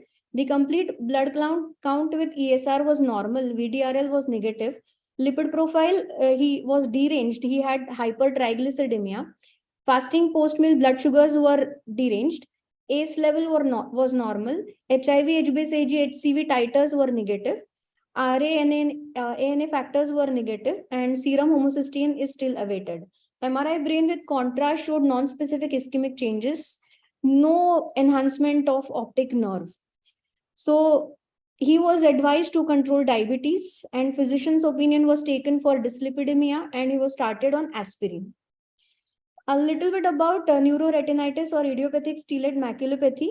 It is a clinical triad of unilateral vision loss accompanied with optic disc edema and formation of macular star. The etiology can be infective or non-infective. Infective can be bacterial, viral, fungal, protozoan, depending upon which locality the patient belongs to and the history. There can be inflammatory causes like PKH, PAN, Behçet's, Irwan, sarcoid, or it can be idiopathic. The importance is to differentiate whether it is a masquerade or a true neuroretinitis. So when it is bilateral, it is usually a masquerade. In this case, probably. So if it is bilateral associated with ocular pain and symptoms which are inconsistent with neuroretinitis, think about masquerade, which are malignant hypertension, diabetes, optic neuritis, IIH. And if it is unilateral painless loss of vision, then probably it is true neuroretinitis, which can be infective, inflammatory, or idiopathic. So the treatment is good, prognosis is good for neuroretinitis, but the take-home message I'll say that we need to distinguish between masquerade or a true neuroretinitis, whether it is idiopathic and infective, and is there any risk of recurrence. The key is comprehensive history taking, clinical examination, laboratory workup, and imaging. So I'll ask the panelist and open this case for further discussion. Very nice, rare case you have presented. Normally, in an elderly person, fine. But sometimes if the person is young, then the doubts might arise what it could be. There's a distinct absence of venous dilatation or venous tortuosity that could also open a new chapter of whether it is a central east, what they call it, which is very rare, or could be some vascular part. So in a way, it's a very good thing you have shown and given a sort of a guidance to people. Thank you. I was a little confused about whether it is a papillopathy or true diabetic papillopathy or true neuroretinitis. So history-wise, was neuroretinitis normally is not bilateral. Usually it comes, one after the other, but one regresses. There are no signs of regression in one eye like that. So normally it is not bilateral at a time. That's one thing. So that rules out clinically, at least, it is not it could be masquerade. Can I? Hello. Yes, sir. Yes, ma'am. Yes, madam. Please go. Pandey, madam. Yes. Hello. Hello. Yeah. Nice. Yes, nice case, Varada. Very interesting. Actually, the presentation and the symptoms, they go more in favor of ischemia, vascular etiology, as you have already mentioned. And one eye having ischemia and other eye having infection or infective etiology is less likely. So either both the eyes will have ischemic or vascular cause, or bilateral, both eyes may have infective or inflammatory condition. And RAPD is all, but that is not pronounced. I mean, that is not very major issue in this case. And secondly, the visual loss is not profound as we get in neuritis. So I think it is more in favor of ischemia, but seeing the other points like diabetes, hypertension, hyperlipidemia, it goes more in favor of vascular etiology. But can we think it in the terms of bilateral atypical optic neuritis?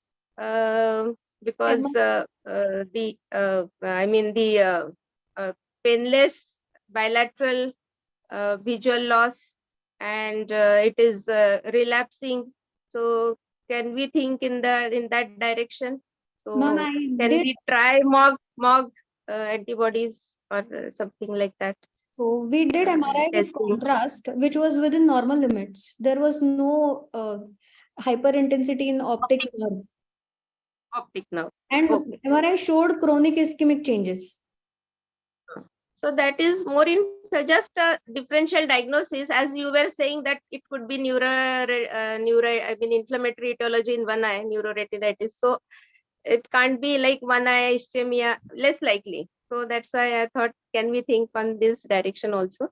And rest non-arterial, you said. So nocturnal arterial hypertension and sleep apnea, that should also be ruled out in this case and should be taken care of. And rest management depends upon the, as you have said, the control of the vascular factors. So have you tried, I mean, because he was uncontrolled diabetes? Yeah, he not very much. It was 170, 140 fasting and post meal, not too much. But the sugar levels were deranged. Okay.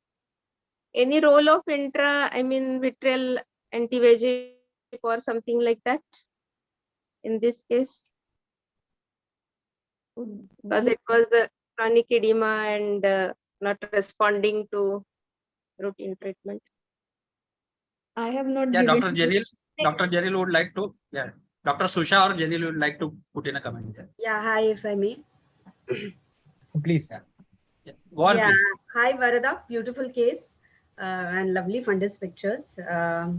I would like to go with your differential diagnosis. I truly think it could be an ischemic more than an infective.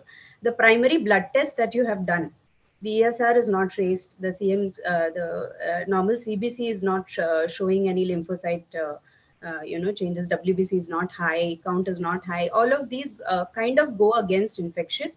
Of course, you could do the IgG titers and find out if it is anything else. Plus, one more factor, like ma'am just said, both eyes having an ischemia is more likely going to be the common factor. And like you have mentioned, the MRI is not showing any uptake of stain. So it kind of looks like a chronic, ischemic condition. And plus the vision loss, you said it has been 2 months and it has come back to only 6/60. This also goes against any kind of typical neuritis case. If there is no uptake of the dye in the MRI, then it's no use giving any steroids at this stage. And yeah, like I said, because the vision loss is so profound and not come back totally, it kind of goes against typical neuritis. Yes. One thing is very, very important in this case, that whenever people see a sort of a papillitis, they tend to start steroids immediately. And in case with hypertension and diabetes, the things might worsen. So this is a very good sort of a caution one would have, that in a case like this, one has to little wait or be little patient in starting steroids. I think that's a very important message to this case, we get it.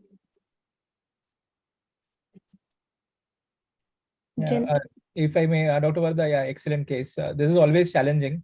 Bilateral neuroretinitis is almost always like very rare. We would include in the first differential, but in my small experience, what I have, TB is a very big masquerade. And when it comes to bilateral neuroretinitis and does not print any other diagnosis, I would consider TB as one of the culprit. Of course, very difficult to diagnose as well. If I am correct that I saw some asymmetrical involvement in terms of that the angiopathic changes were more in one eye. In the mid periphery as compared to other eye. And such asymmetric DR as well as asymmetric NAI and presumed DR, it would be good to do a carotid Doppler here in this case. And also important, like Madam had mentioned once, that sleep apnea is again a very important differential here. So that to history. That I have ruled out. Yeah, so if that carotid Doppler is normal or there is asymmetric involvement, then that are chances that the patient would have worse outcome, and secondary to also have in future other angiopathic changes as well as risk of stroke is high. So we would at least favor the patient by doing something. Otherwise, rest is wait and watch. But TB, of course, is one of the challenging here to diagnose, and it's always there in bilateral cases. But I would, in my opinion, this case, I would stick with asymmetrical non-arthritic ischemic complete neuropathy. So nice points by all the panelists. I think we are just running behind schedule a bit fast. And our next speaker, Dr. Sheetal Kade, is ready. I would request Dr. Motewar sir to please introduce Dr. Sheetal. Dr. Sheetal, can you please share your screen? Yeah. Dr. Motewar sir. Dr. Motewar sir, you have to unmute your... Dr. Sheetal Kade is going to speak on Image It or Fix It. She has completed her MS from BJ Medical College, Pune, and done Pediatric Ophthalmology Fellowship at LUPI, Vishakhapatnam. Presently, she is working as at Pimpri Chinchwad Municipal Hospital. I request Dr. Sheetal Kade to continue with her talk. Yeah, and I would request everybody to please wind up in time. So we have got a next session at 7. So we'll try to be a bit fast here, right? Okay. Yeah, yes. Please, Sheetal, go on. Yes, good evening all. First of all, I would like to thank MOS team for giving me this wonderful opportunity. So the title of my case is Image It to Fix It. These are the abbreviations which will be used in the presentation. So starting with the case, it's a simple case, but through this presentation, I want to just convey different features, neurological features on imaging. So a 40-year-old gentleman residing at East Godavari, Andhra Pradesh, came to our clinic with complaints of headache since 1 month. He was non-vegetarian. On examination, his best-corrected visual acuity in both eyes was 20/25 partial. A color vision recorded using Ishihara plates was 14/17 in the right and 15/17 in the left eye. The anterior segment was within the normal limit. Pupils were normal, and on fundus examination, we can see the right eye was complete. The disc was completely pale. While the left eye, there was temporal pale disc. A Humphrey visual field test was done, which revealed bitemporal hemianopia. We can see the defect is denser in the right eye than the left eye, which was correlating clinically. So we also went for retrospective history. Patient revealed that he has history of hypothyroidism and hypovitaminosis D as well, for which he was on treatment. So considering all history, the clinical findings and the investigations, we can come to a probable diagnosis that there must be some cellular or supracellular tumor, which is compressing the optic chiasma, leading to this perimetry field defects. So therefore, we advised MRI brain plus orbit with contrast. So let's start seeing this patient, seeing this case point-wise.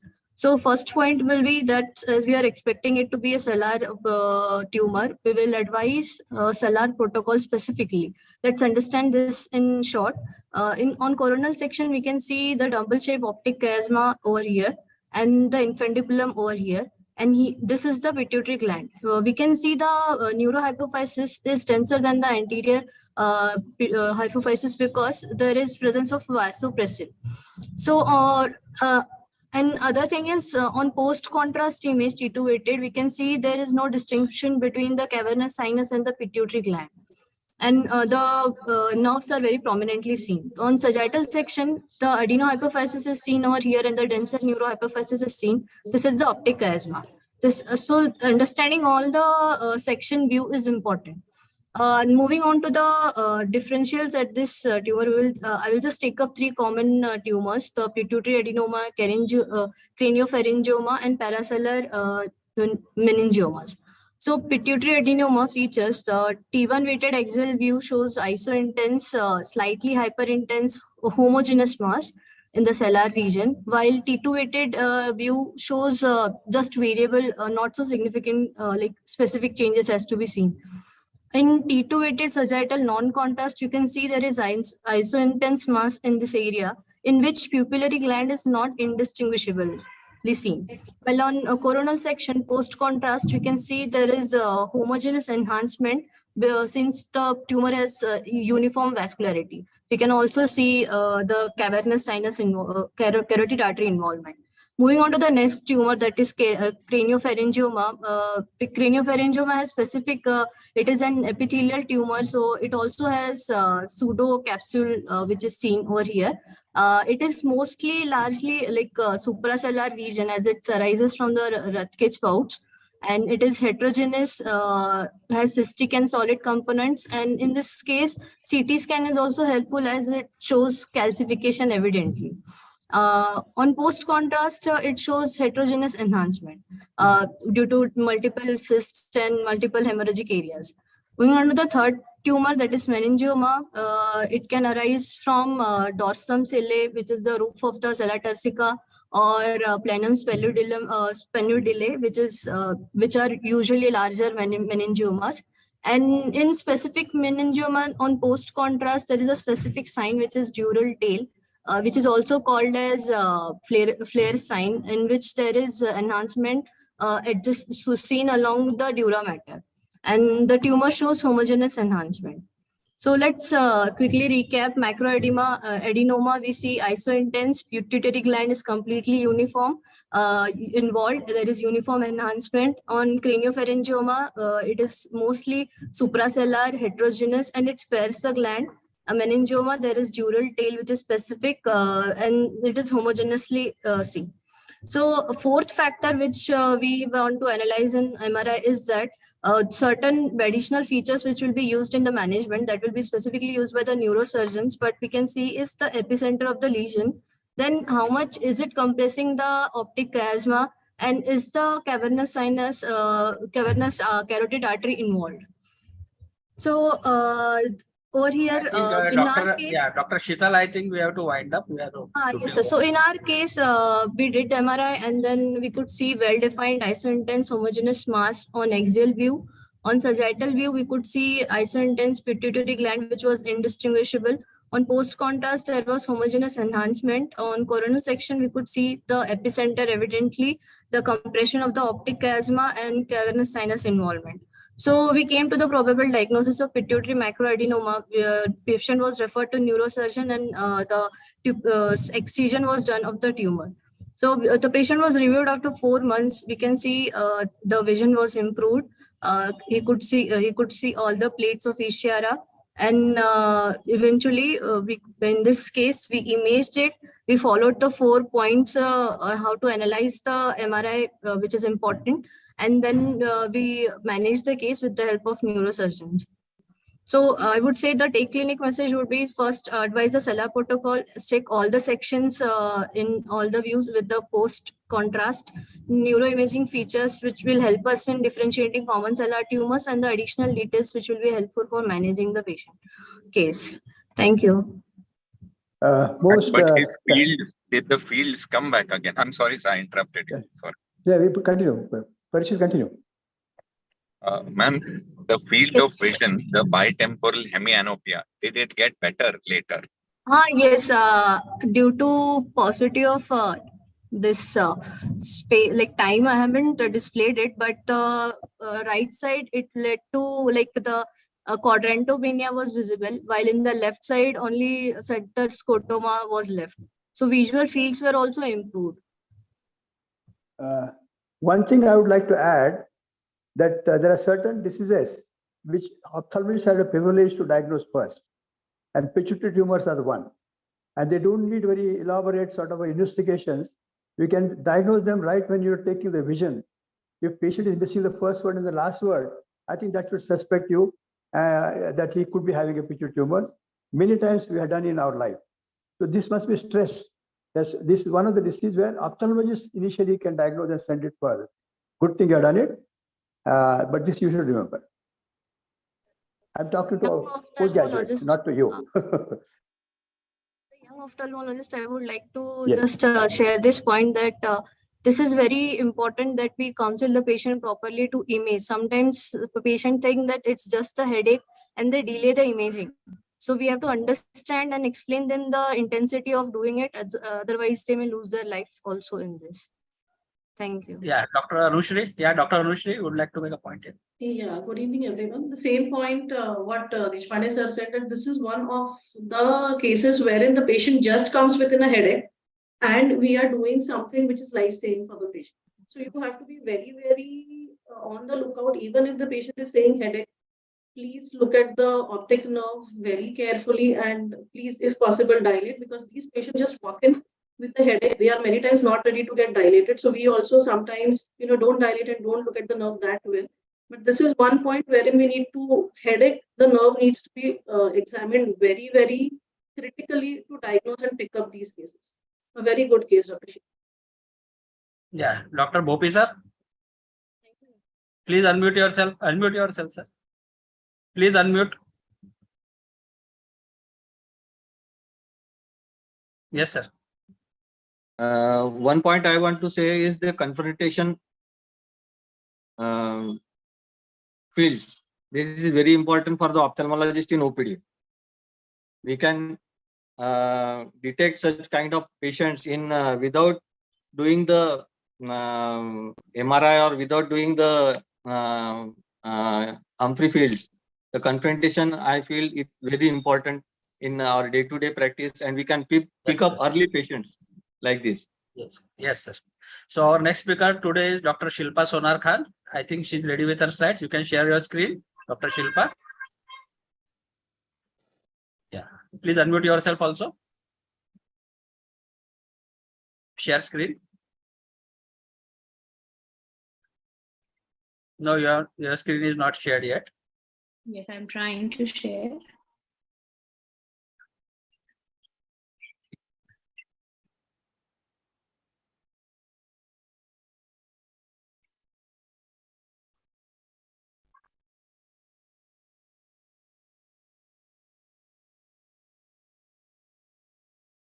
Doctor, open your presentation and on the Zoom window, just click the green button on the share screen on the Zoom window.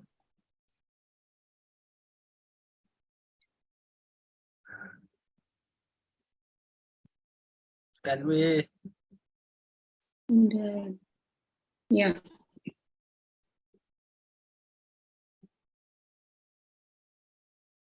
So shall we move to the next speaker? Yeah, she is now able to share her screen. Start your presentation there. Yes.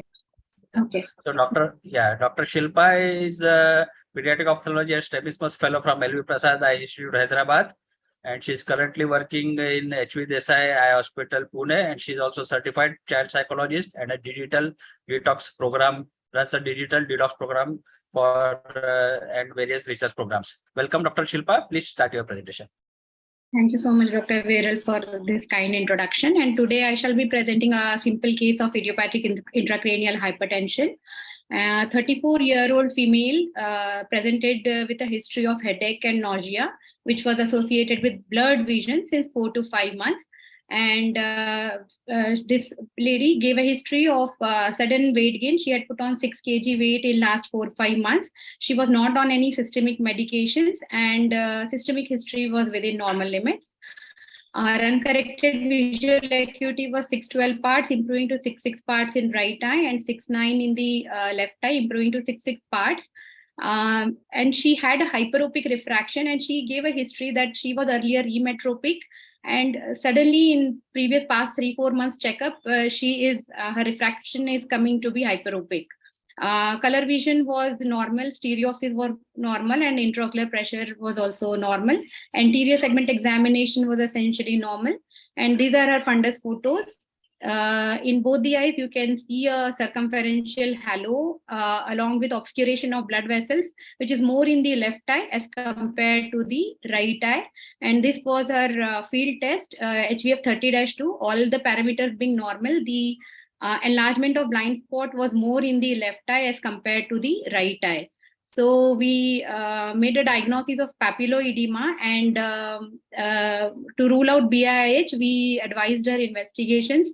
MRI brain with MR venography was advised, and a neurologist opinion was sought. The neurologist evaluated for CSF opening pressure, and the CSF opening pressure was 25 centimeters of H2O. Rest of the neurological examination, her reflexes and balance, everything was normal. Other systemic evaluation was within normal limit. CSF analysis and composition was normal. And the diagnosis of BIH was confirmed, and the patient was started on tablet Dimox 250 milligram BD, and she was called for follow-up after 4 weeks along with field tests. This is the fundus picture at 1 month after starting Dimox, and there is a significant reduction in disc edema, although in the left eye we can see there's some pallor is setting, but edema has resolved. And this is the fundus picture, HVF, which shows the blind spot has also reduced. And the patient was continued on tablet Dimox by the neurologist, and follow-up. She's under regular follow of the neurologist, and with me for her fields and fundus, vision assessment, fundus and pupil assessment.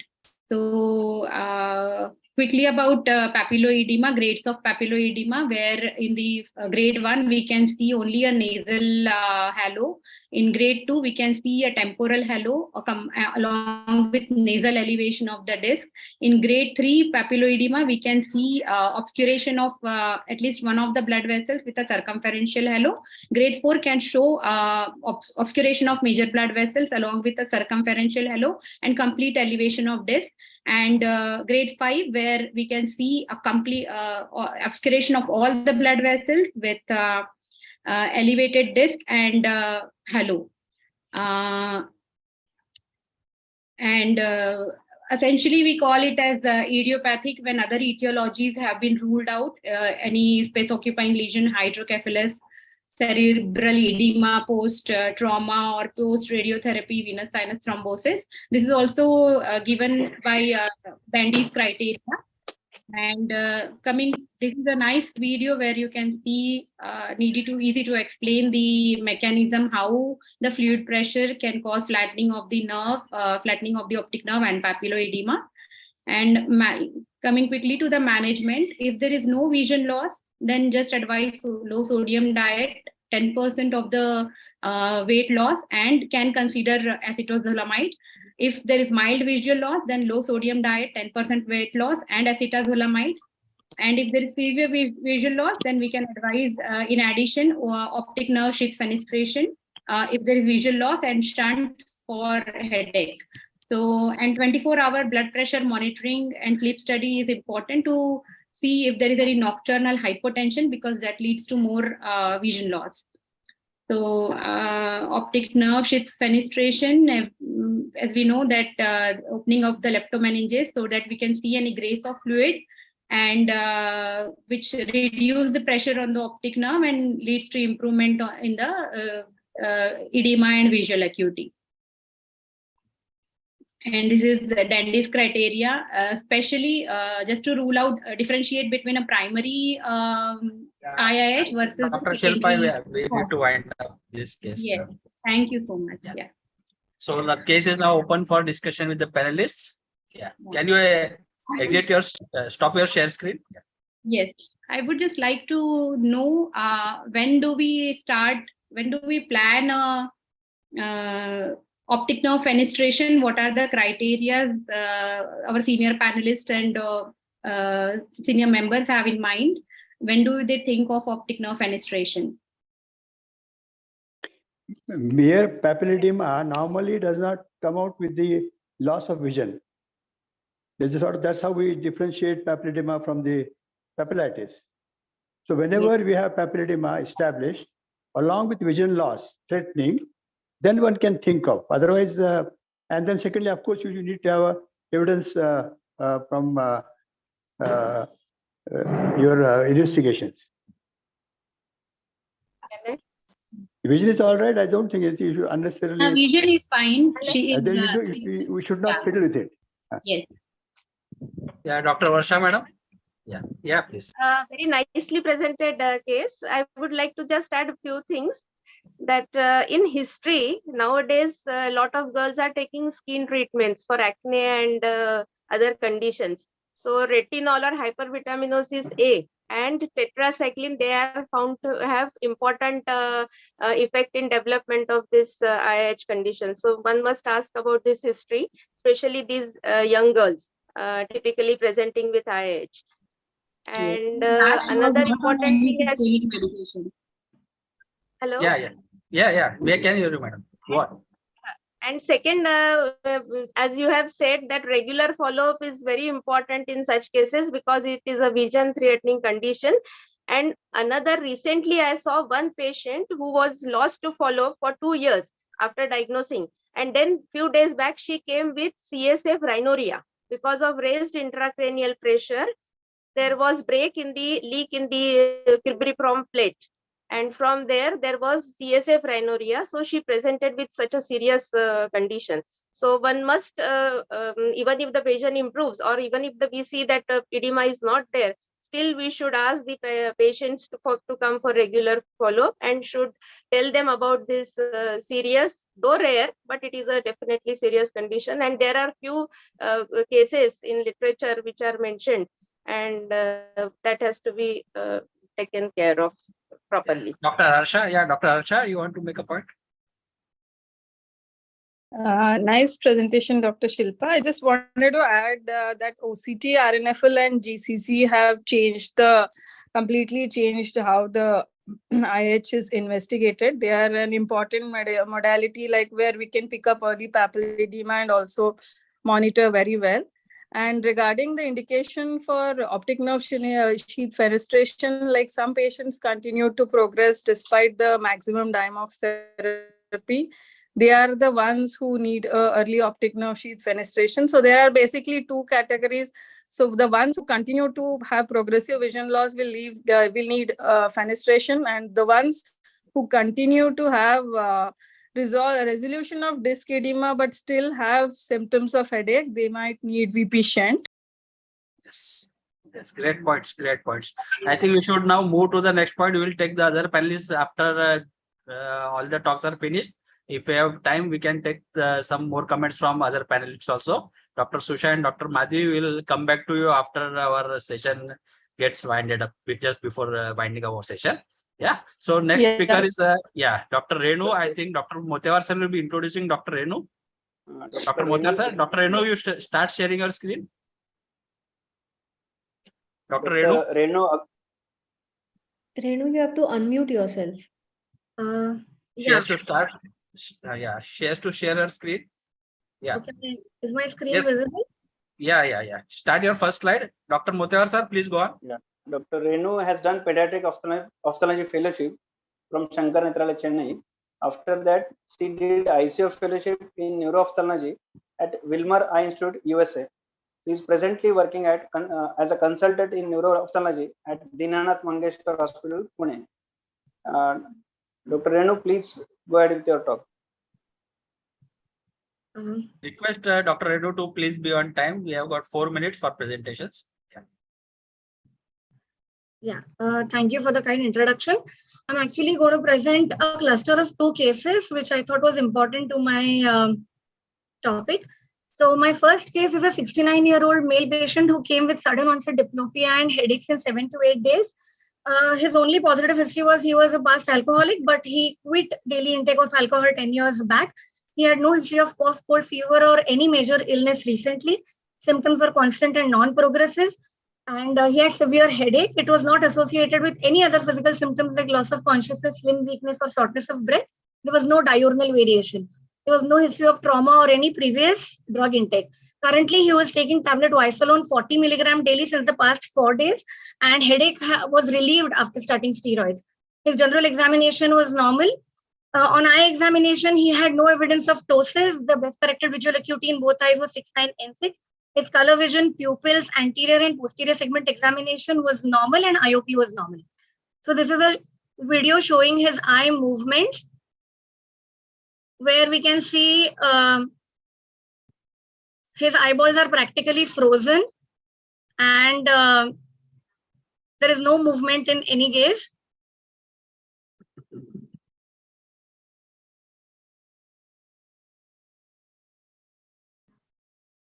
Eyeballs didn't move even on doll's eye maneuver.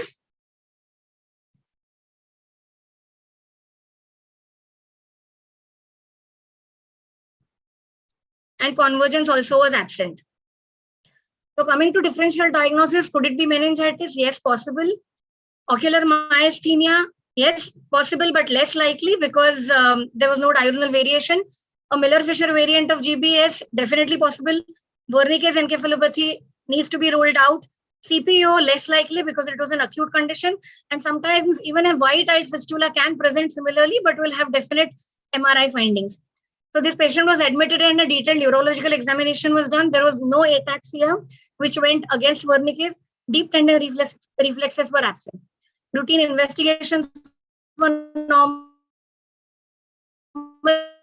The CSF examination was done. It showed no organism. And the MRI of brain and orbit was done with and without contrast, which was normal.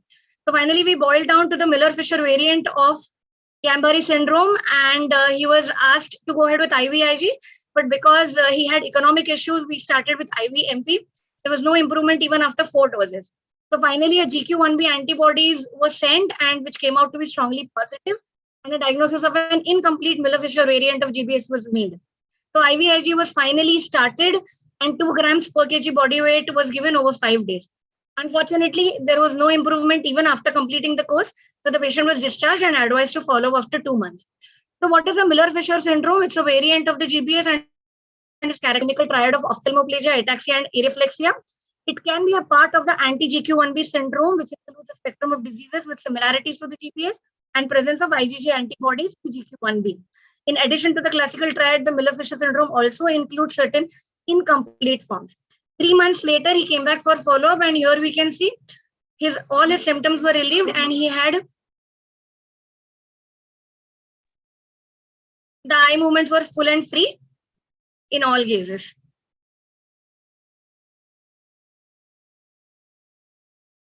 Okay, so now coming to the case 2, I present a case of an 18-year-old female who was a 12th standard student with no comorbidities and presented with 1 episode of giddiness and weakness and decreased sensations in both lower limbs. On the day prior to presentation, she developed an episode of teeth clenching followed by momentary confusion. Taken to a nearby hospital, she was told to have hypotension, treated with IV fluids, and sent home. She developed weakness further after a few hours and required support for ambulation. It progressed rapidly over the next 4 to 5 hours, resulting in inability to stand or even turn in bed. She came to the ER and got admitted under neurology, where general examination was normal. The neurological examination showed bilateral lateral rectus palsy, and rest of the examination was normal. But she had a sensory level at T10 and loss of dorsal column as well as spinothalamic sensations below the umbilicus. Motor examination revealed normal tone in both the upper limbs, and lower limbs showed a power of 3/5. He had no cerebellar signs. So again, a differential diagnosis of demyelination versus atypical GBS was made. Routine investigations were normal. MRI of the brain with whole spine was done. It was normal. CSF and nerve conduction studies were also normal. So connecting the dots, again, a serum anti-ganglioside antibody was sent, and IV methylprednisolone was started for 5 days. Now, power improved in both her limbs, but bilateral lateral rectus palsy persisted, and she was discharged. In the entire episode, now no ophthalmology consult was taken. This entire treatment was being done by the neurologist. After 8 months, she came back with a similar episode with lower limb weakness and bilateral system palsy, again treated with IVMP, improved and discharged. 6 months later, now there was still no sign of ophthalmologist. 6 months later, she came back with similar complaints and finally, ophthalmology consult was sought for non-improvement of the 6th nerve palsy. Now, on examination, she had no diplopia and primary gaze. In fact, she never had diplopia and primary gaze on any of these initial episodes. She was orthophoric on Hirschberg test. Cover test for distance and near was orthotropic. She had fusion for distance and near on Wirth dot test, and stereopsis was normal. This is again a short video clip of her eye movements where we can see -3 limitation of abduction in both eyes, with narrowing of palpebral fissures of the adjunctive eye and the globe retraction. So what was her diagnosis? She in fact had a bilateral type 1 Duane's retraction syndrome. So could the associated limb weakness be functional? Possibly. An 18-year-old girl, well-standard girl, we definitely have to think about the functional causes. Unfortunately, she was being treated all along considering the bilateral 6th nerve palsy. So to summarize, do watch out for severe and debilitating diseases. Do a complete and comprehensive examination. Keep an open mind and do not miss simple diagnosis staring at you in the face. Always consider the possibility of functional causes, and do not hesitate to involve our other subspecialty colleagues when in doubt. Thank you. Thank you so much, Dr. Renu, for such excellent cases. I would request our panelists to please proceed for the excellent comments. Yeah. selection of case, Dr. Renu, and very good presentation. Excellent management. No other word. Yeah, Dr. Janil, you would like to make some point? Yeah. Hello, ma'am. Excellent case presentation. Both the cases. I just wanted to ask the first patient, did the patient have any ataxia or other symptoms? I mean, No, that is why he was incomplete. So that is a triad, like ophthalmoplegia, ataxia, and areflexia. He had areflexia and ophthalmoplegia. He had no ataxia. And I think I might have missed, but did there any MRI findings, any gadolinium contrast was seen on any of the? No. The MRI was normal. MRI was normal. Okay. Thank you. Can I comment one comment? Yes, yeah, please, madam. Please, ma'am. Very nice presentations. Interesting cases. Only one thing I want to add, that in Miller-Fisher syndrome, there are a few papers recently post-COVID and post-COVID vaccination. There are few cases of Miller-Fisher syndrome are observed. So that one has to keep now after this COVID outbreak, that can be the cause in Miller-Fisher syndrome. Thank you. Ma'am, any viral etiology definitely triggers GBS or a Miller-Fisher. So post-COVID, yes, definitely the number of Miller-Fisher we are seeing now is definitely more than what was seen before. Yes. But the point of me presenting these two cases were, one was like a true GBS or a true Miller-Fisher, and the other one was just a mimicker. So we always have to keep an open mind. Everything which presents cannot be always very severe and debilitating. At the same time, we definitely need to do a complete examination so that we don't miss anything which is important. But at the same time, we should not miss something which is so simple and can be tackled in our opinion. So that was any other panelist? Yeah, any other panelists want to put their comments here? Yeah, we cannot see of the. Okay, so I think we should now move to our last speaker of the session, Dr. Madhvi Bijlani. I request her to share her screen. Yeah, she has done an MS ophthalmology from NKP Salve Institute of Medical Sciences, Nagpur. And she has done her fellowship in neuro-ophthalmology from Arvind Eye Hospital, Madurai, as well as from University of Michigan, USA, under Dr. Jonathan Trope. She's a consultant neuro-ophthalmologist practicing in Mumbai. So we welcome you, Dr. Madhvi. Please start with your presentation. Thank you, sir, for that introduction. So let's directly dive into this mystery of 1-2Ka4. So I had this patient who is a 73-year-old female who presented with sudden onset binocular persistent vertical diplopia, which she noticed 2 weeks back. Her main concern was difficulty in using staircases due to the vertical diplopia. So she had no history of any paresthesia or numbness around her eye or face, no pain with extraocular movements, no blurring of vision, no history of trauma. The symptoms were not associated with any sort of vomiting, fever, or any other neurological deficits. She has a history of hypertension since 2 years, for which she is on regular treatment, and a history of hyperlipidemia since 6 months on regular treatment. All other systemic history was negative, and she has undergone cataract surgery with IOL implant in both eyes 5 years ago. So the examination overall seemed normal. The vision, color vision, and visual fields on confrontation were normal. Slit lamp examination was normal. Corneal sensations were normal in both the eyes, and pupils were reactive to direct, near, as well as consensual reflex with no RAPD or dilatation lag.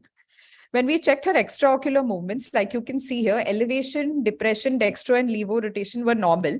However, we noticed that there was a mild restriction seen in the left eye on dextro depression.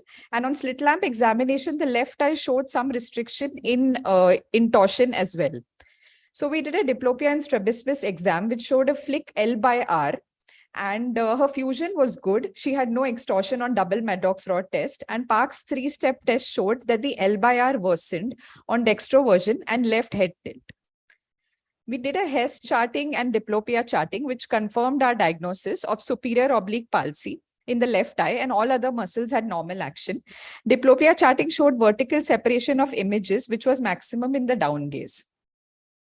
So we advised her to undergo routine blood investigations, including fasting and postprandial sugars, HbA1c, lipid profile, etc. And we also asked for an MRI brain with contrast study. And thus, we came to a provisional diagnosis of a left-sided trochlear cranial nerve palsy.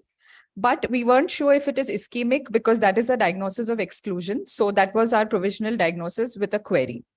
She came back to us 3 weeks later with all blood investigations, which were normal. However, her diplopia was still constant, and now she had a complaint of tingling sensation and numbness below her left eye, extending to her left cheek only since the last 3 days. It was intermittent and variable in nature. On examination, sensations were decreased in the maxillary division of the trigeminal nerve to pinprick and light touch. Corneal sensation was also decreased in the left eye. Masseter strength was normal, and other neurological examination was normal.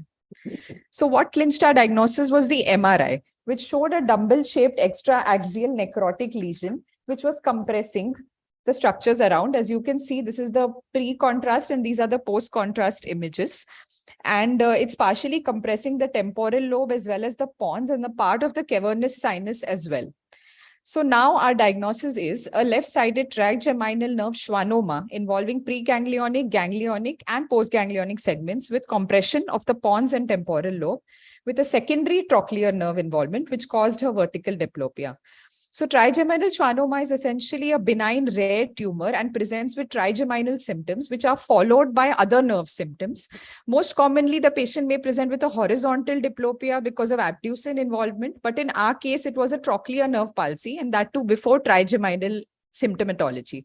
So my take-home message is that an isolated fourth nerve palsy in the elderly may be benign due to associated comorbidities and may be of ischemic origin. But other intracranial causes should be suspected even if there are none or few signs and symptoms, especially in the absence of comorbidities. And these are my references. Thank you. And my question to the panelists would be, when would you really advise MRI for all these patients? Would you advise it for all patients who come in with a diplopia? Or should we wait and watch? Or what would be your opinion? Thank you. Excellent case, Dr. Madhvi. I would request the panelists to please go forward. Can I? Yeah, please, madam. Pandey, madam? Yeah. Yes. Isolated fourth nerve palsy is usually ischemic or traumatic. Trauma is the most important cause, but in this case, as there was no history of trauma and elderly women with vascular hypertension and all, so in this case, we will definitely wait for some time. Immediately isolated fourth nerve palsy at this age with vascular like hypertension and diabetes history is there, then we can definitely wait for some time, but we have to keep a watch for a close follow. And we should inform the patient regarding the other symptoms. He should immediately consult the doctor with just like in this case, the signs, a few signs or some symptoms of sensory loss appeared. And in this case, it was a serious thing like schwannoma. But another point I would like to bring notice to this gathering, that sometimes congenital fourth nerve palsy, which is well compensated, may get decompensated because of some illness or trauma or something like that, and some illness, and may present as sudden onset diplopia. In such cases also, we have to keep this possibility or to rule out congenital SO palsy. Though at the age of 60, she may have congenital SO palsy, and so we have to look for those signs like facial asymmetry or torticollis, which disappears in case of paralytic or sudden onset. The torticollis disappears after closure of one eye, whereas the torticollis of congenital will remain even after closure of one eye. Then facial asymmetry, old photographs. So we have to rule out the congenital SO palsy to avoid excessive investigations also, if we suspect. So both the things we have to keep it in mind, whether it is a congenital, so may not require this, as well as in this case, such a serious life-threatening condition can also occur with fourth nerve palsy. So one should always keep these things in mind, and regular close follow-up should be done in such cases. Ma'am, can the congenital palsy decompensate at this age also, like in 60s and 70s? I mean, is it common or it So can rare. Okay. It is rare, but it can have seen patients of at the age of 45 or 50. Coming at the age of presbyopic age group or after developing some major illness, they may get decompensated. So we have to keep it in mind. I'm not saying that it is always there, Yeah, but Dr. Renu and Dr. for this Jeni, thing also we cannot do. Dr. Renu, you want to say? Yeah, I agree with ma'am, and definitely congenital palsy can decompensate at any age. So what you can do is you can do fusional amplitudes. Vertical fusional amplitudes in case of a congenital palsy will be huge. Yeah. So those which develop later in life definitely are going to have lesser amplitudes. But if the patient has large vertical fusional amplitudes, then that will help you distinguish between if it is a congenital decompensated or it is acute onset, acute onset. Yeah, great point. Dr. Susha, you want to say? Dr. Susha, yeah. Yeah. Deshpande sir, yeah, Deshpande sir. Writing sir. Let her Okay, Dr. Susha, yeah, please go on. Yeah. So yeah, Renu rightly picked up as soon as about the fusional amplitudes. And of course, simple things like looking at torsion and the fundus and all can She help. didn't have any of those signs, like her amplitudes and her fundus was all okay. I mean, So- for general. Yeah. Very good. So one thing that is related to your case as well as all the other neuro-ophthalmology cases that come to the general opinion is always do all the cranial nerve examinations. Just because you see a superior oblique palsy or a fourth nerve paresis or a sixth nerve paresis, don't stop at that. Please see if all the other nerves are involved. Like something like before the tingling started, was there any corneal, No, it was tested in her first visit. Yeah, hers was normal that time. Normal. Yeah. Dr. Anushri? Yeah, Dr. Anushri? Unmute One more yourself. thing which can be a differential in this case is a skewed deviation, because skewed deviation, though it is a diagnosis of exclusion, it also is there when there are lesions involving the brainstem. So skewed deviation can be differentiated from a fourth nerve palsy when you do that upright and supine test, wherein the vertical deviation is almost 50% less when the patient is supine. So that is also one of the differentials which can be kept in mind. Just to come to discussion, yeah. When anesthesia is given retrovalvar, many times it could injure the trochlear this thing, and patient had this sort of a elevative sort of a problem. So one should keep in mind, this could be simple post-cataract, one can keep this in mind. Just a critical, rarity. Nowadays, it's not possible because nobody gives it over. Yeah. Anyone else wants to make a point now, please? We don't know this panelist name who has raised their hand. Yeah, please go on. Yeah. Yeah, Dr. Harsha here. As Dr. Anushri pointed out, we have had a couple of patients who had skew deviation and was a major differential.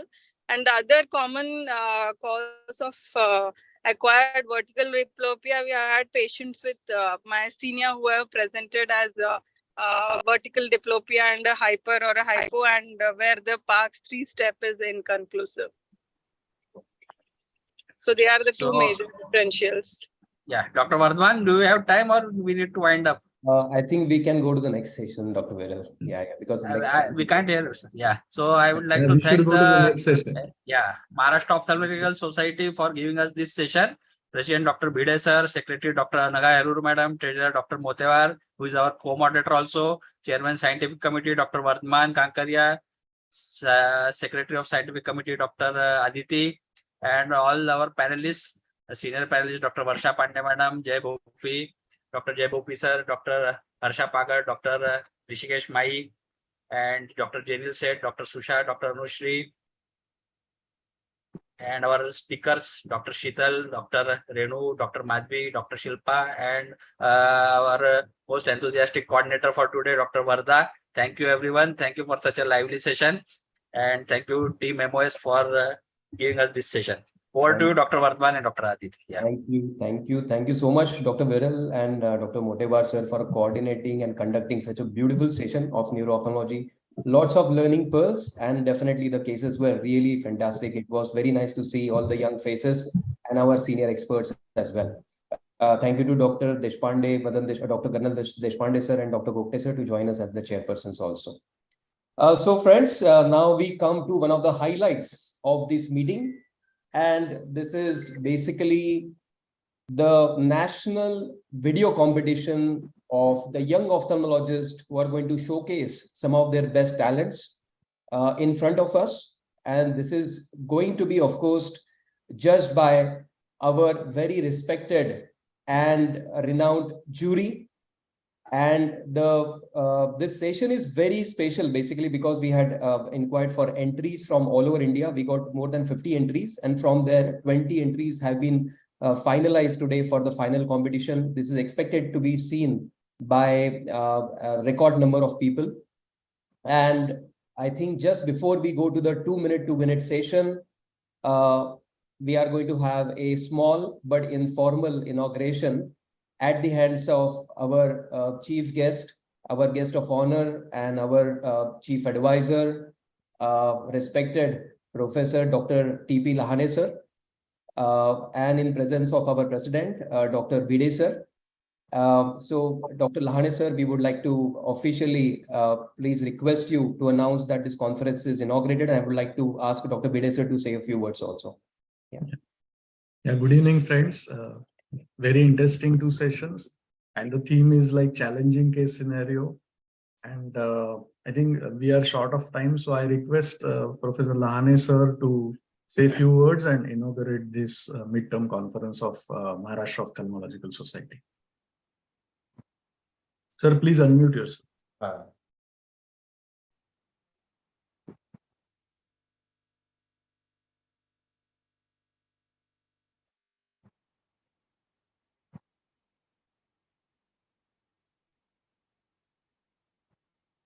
Okay.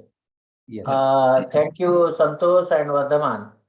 I'm very happy that the Maharashtra Ophthalmic Society is conducting this. Sir, you have got muted, sir. Muted again, yeah. Okay. Yes. Who is the host?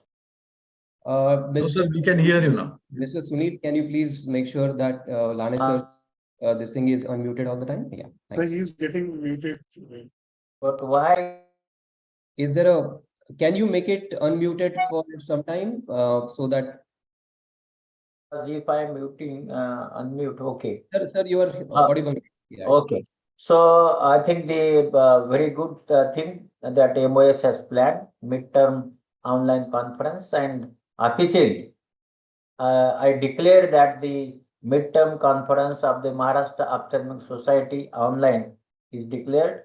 I congratulate the Vardhaman as the scientific committee chairman and Santosh. Everyone.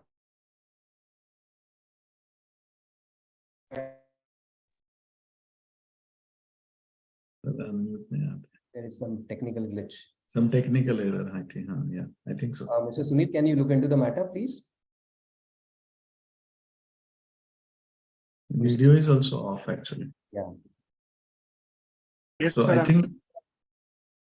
Can you please check, Mr. Sunil, what's the matter?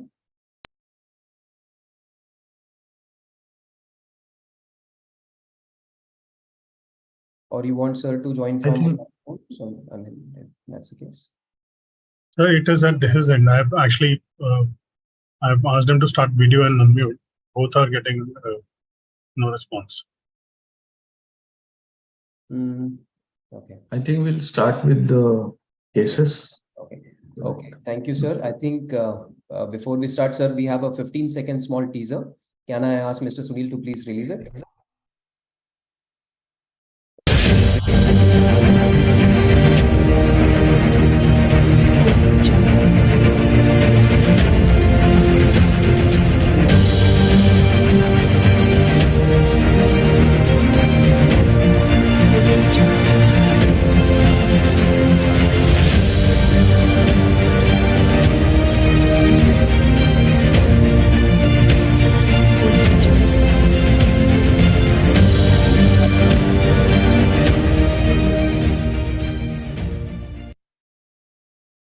Thank you so much, Mr. Sunil. And thank you, friends, for joining us for this Young Ophthalmologist National Video Competition, which is 2 minute to win it. We are joined by our respected jury, Professor Dr. T.P. Lahane, sir, Dr. Suhas Hardipurkar, sir, Dr. Prakash Marathe, sir, Dr. Prashant Bawankule, sir, our president, Dr. Santosh Bide, sir, and Dr. Parikshit Gopte, sir. So all our chief juries are going to now threadbare all the videos which are going to be showcased by our young ophthalmologist.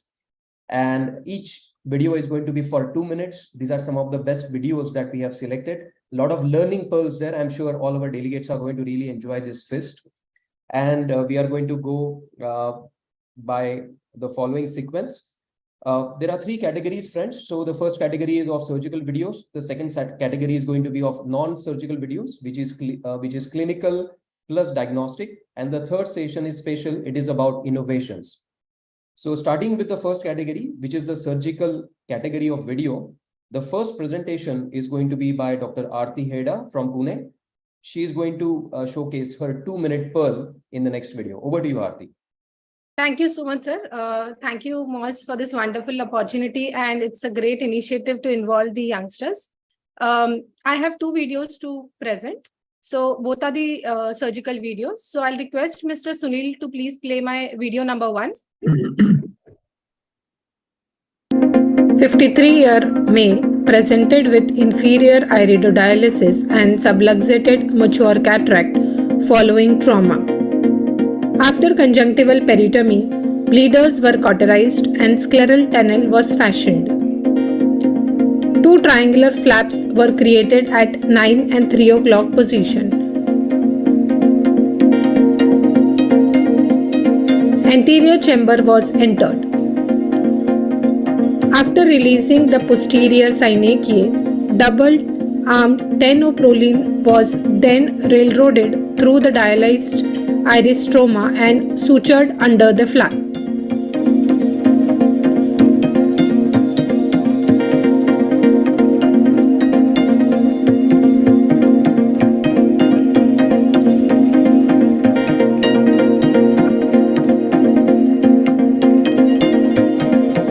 Subluxated cataract was removed and anterior vitrectomy was done. Scleral fixated intraocular lens was then sutured to the sclera with the help of 10-O proline. It is important to tie these knots really well, or else you can get wobbling of the lens postoperatively. While inserting the lens, make sure you don't entangle the suture with the haptics.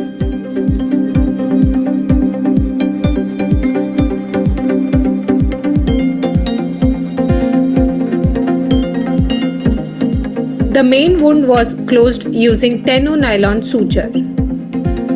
Conjunctiva was glued and the case was concluded. Postoperatively, the patient achieved a best corrected visual acuity of 6/9 with no symptoms of diplopia. Thank you. Thank you so much, Dr. Aarti, for the first presentation. I would like to invite Dr. Lahane sir's comments on this video, ma'am, sir. I think she has done good work. Good work, and even iododialysis she sutured very well. Also, the lens implanted very well. Even she sutured the main wound. So all the scientific things she has used in this, and vision is also 6/9. So it is a good video, and I think it is not an innovation, but a technique which is already used. She has done it very gracefully.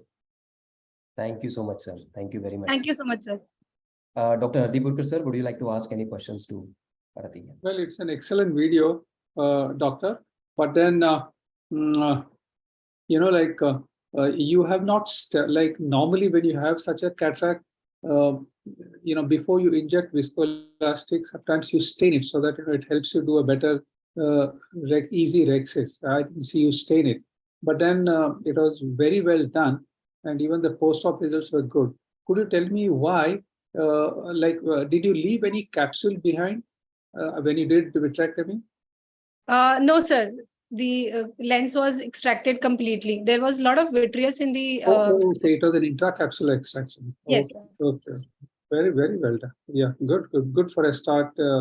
Vardhaman, you started with a good case. Congratulations. Thank you so much, sir. Thank you so much, sir. Just to remind all our audience also, all these presentations are going to be allocated with marks. 10 marks for originality, 10 marks for video quality, 10 marks for presentation style, and 10 marks for practice applicability. So coming to the second video of Dr. Aarti. Aarti, over to you again. Yeah, so from cataract, I'll move to cornea now. Yeah, Ms. Presenting a case of 29-year-old female with a 14-year-old history of Stevens-Johnson syndrome, who presented to us with a vision of perception of light and keratinization of ocular surfaces in both eyes. Under local anesthesia, keratinized tissue and conjunctiva was excised completely.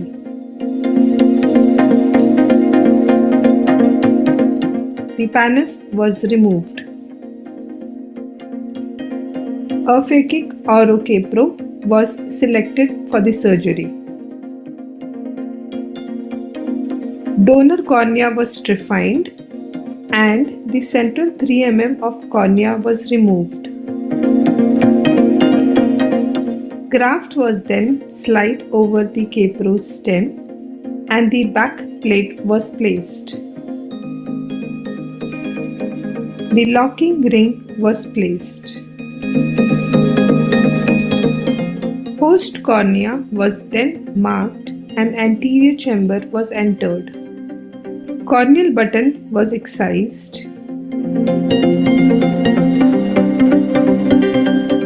Crystalline lens was removed.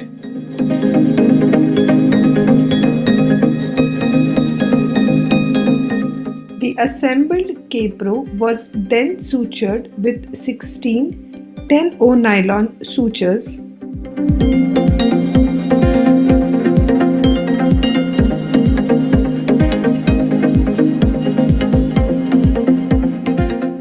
The conjunctiva was opposed and sutured. Postoperatively, Patient regained vision of 6/12.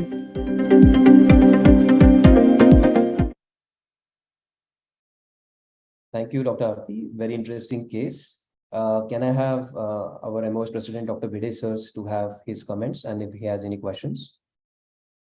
Yeah, Dr. Aarti, excellent demonstration of surgical video on KPRO. Very well presented. Thank you so Kudos to much. Yeah. Thank you so I much. think Dr. Parikshit can ask the other questions, and there is an audience poll as well. So Dr. Vardhaman, if you can tell about audience poll, that will be better. So all delegates who have joined us, for all our young presenters, there are going to be two sets of awards. The first one is going to be by our respected jury, who are going to give them marks and choose the best. And there is also going to be an audience poll to have the Viewer's Choice Award. After each round, that is after each session, we are going to have the poll, which is going to run online, and all of you are you're welcome to vote for the best presenter that you felt did the best job here. Okay. Thank you. Are there any questions from any other respected jury, Dr. Hadipurkar sir or Dr. Lahane sir, to Aarti on this case? No, it was a beautiful case. I just want to know, how old is this surgery? So I have done this surgery when I was in Africa. I had followed up the patient for 2 years, and it's like now 4 years. So the patient is being followed by one of my colleagues in Africa, and the patient is doing really well. Like, what is it normally after such a case that you want the patient to be careful about, and what kind of post-op medication do you put the patient on, and for how long? So the patient has to be kept on antibiotics and anti-glaucoma medications. The antibiotics you can alternate every 3 or 4 months so that the patient doesn't develop the resistance for the antibiotic you are giving continuously. And since the patient is an African, a high-risk patient, so I've also put the patient on anti-glaucoma medications. And we do the fields every 6 months, and we do take the fundus photograph on regular basis to monitor the optic nerve. Now, if the patient is from Africa, that means the post-op follow-up is going to be a little poor, isn't it? So I operated the patient in Africa, and one of my colleagues from Africa is still following the patient. The patient doesn't come to India for the follow-ups. Okay. Is our lids closing over it, or it remains exposed? So it's closing. Okay, good, excellent, beautiful. You're doing Thank good. you so much. Good. If you've done it, then it's a great job.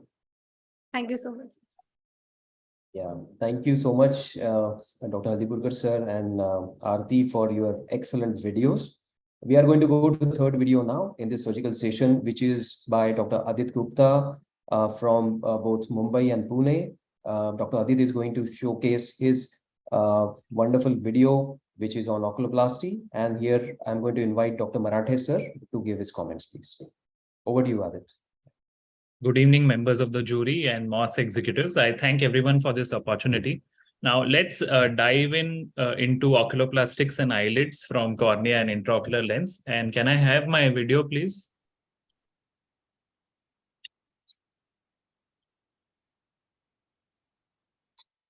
Mr. Sunil, can you please play? Sunil, can you present the video?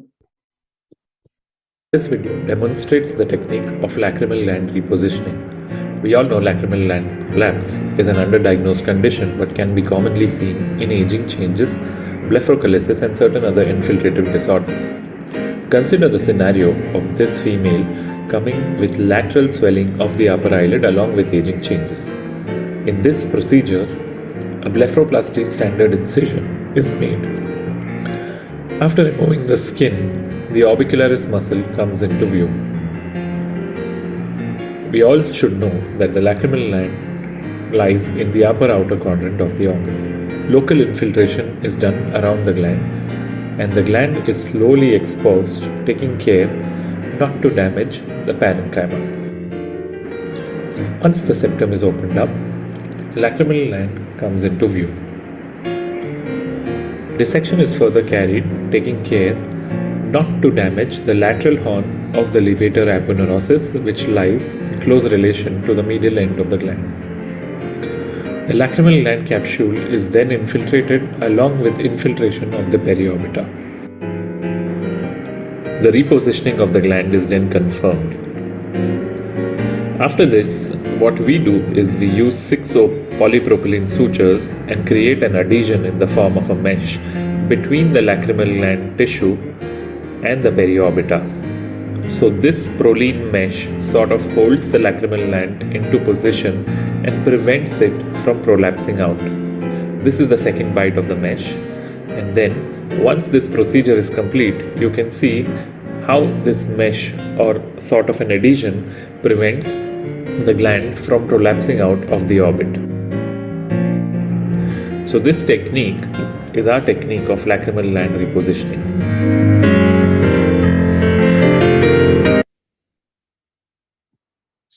Wonderful video, Dr. Adit. Is it your own innovation?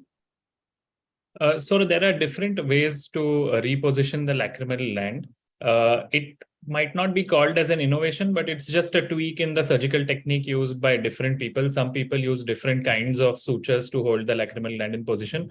I believe that if we use a proline suture, since it is a long-lasting, non-absorbable suture, the lacrimal gland positioning would be more of a semi-permanent or a permanent result as compared to Vicryl or other sutures.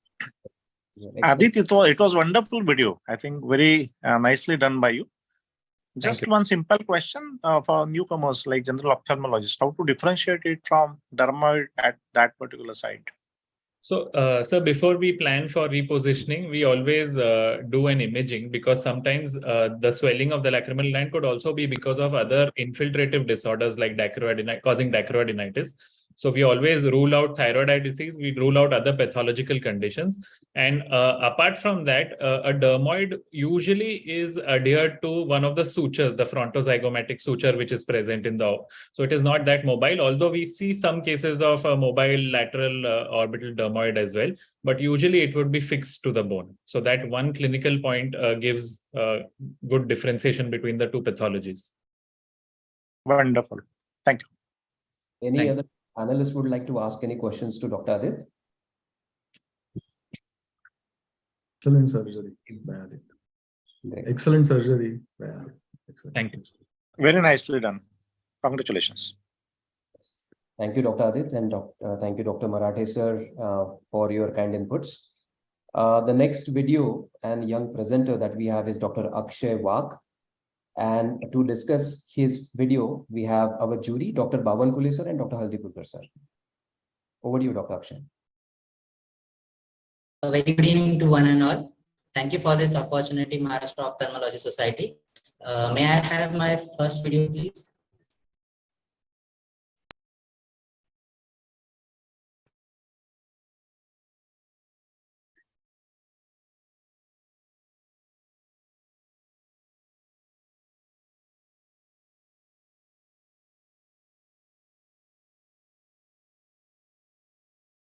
Mr. Sunil, Dr. Akshay has 2 videos. You can play the first one of it. Yeah, just 1 second. Sure, no problem.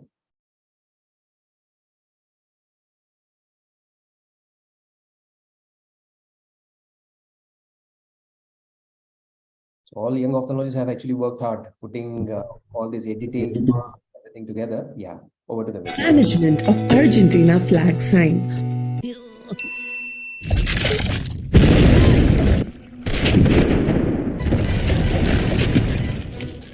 One of the common complications during surgery on intumescent white cataracts is the Argentina flag sign.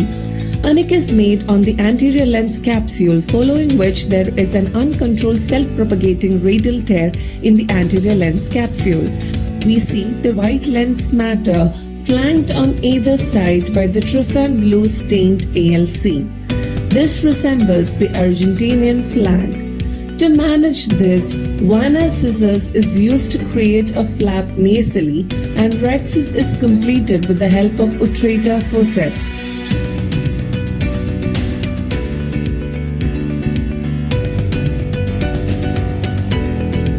Micro scissors through superior side port is used to create a flap, and Utrata forceps is used to complete the capsular rhexis.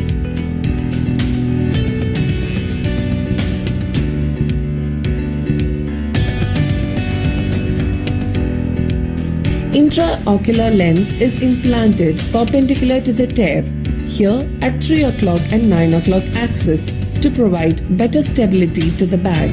Thank you.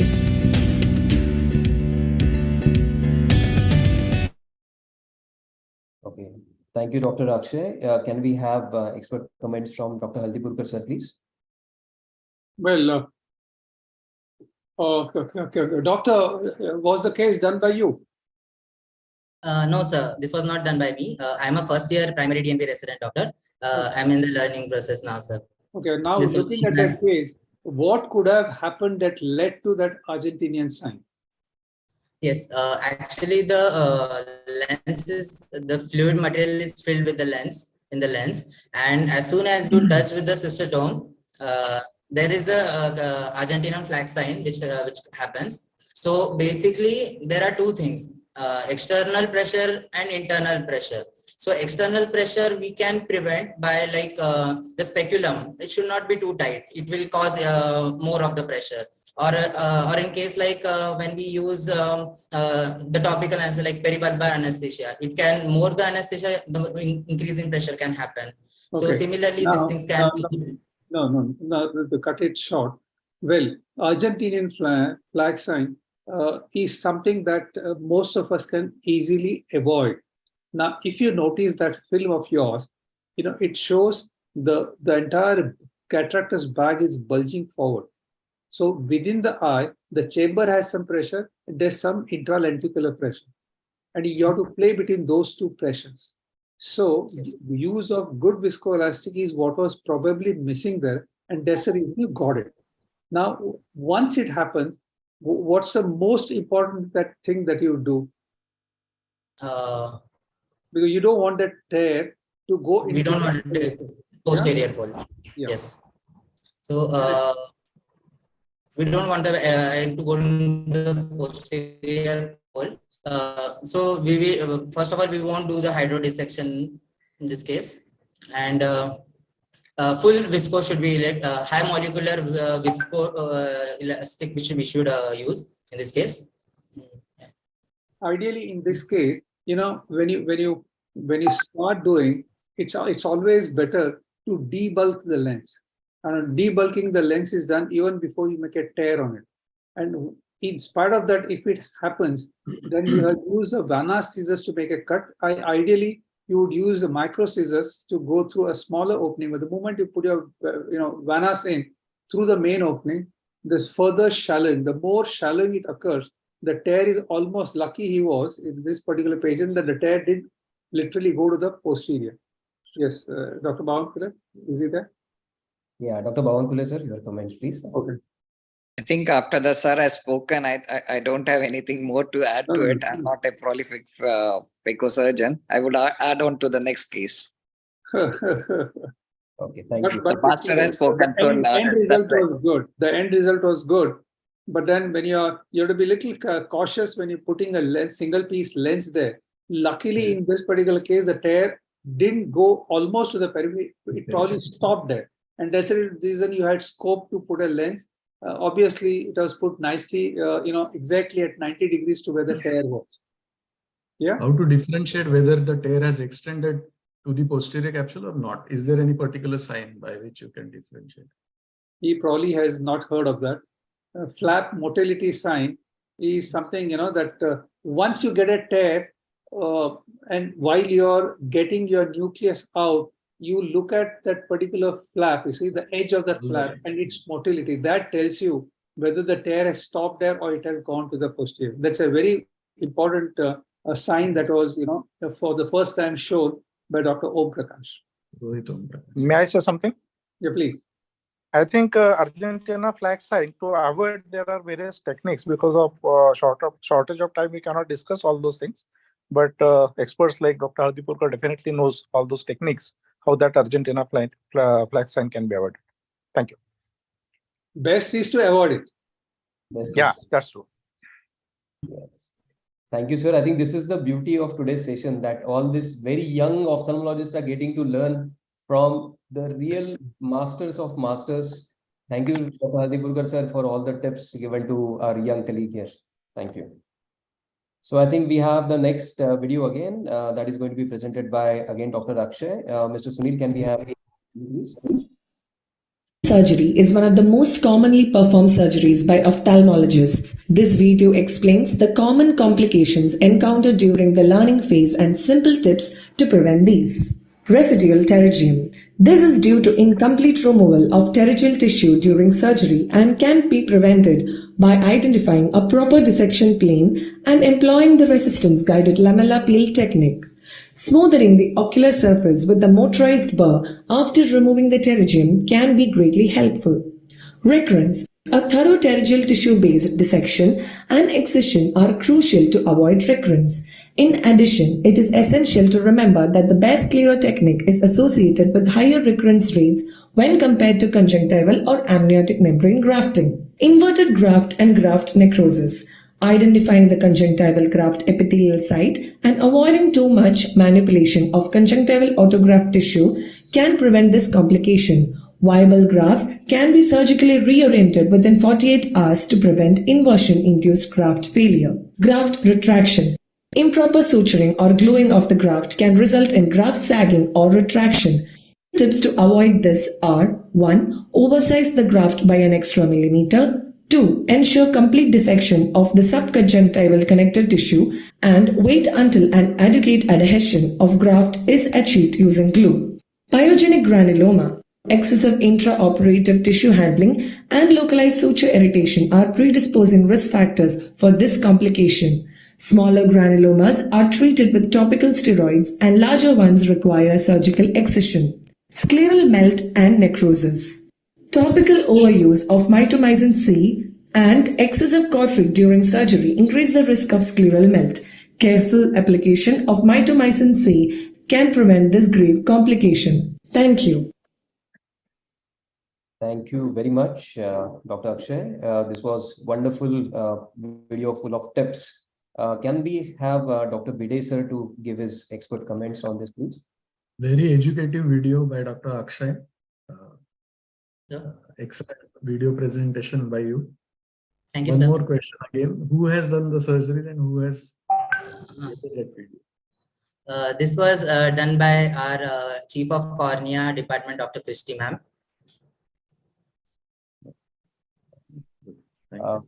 If there are any other questions by any other panelist to Dr. Akshay, otherwise we'll move on to the next. Okay. So the next we have Dr. Dipanshu Agarwal. Dr. Dipanshu is going to share his case, which is about basically both involving anterior and posterior segment. Therefore, we have with us the masters, Professor Dr. Lahane sir and Dr. Bhavan Kule sir will be the jury and the commentators for Dr. Dipanshu's case. Over to you, Dr. Dipanshu. So is it visible? Yes, yes. Thank you.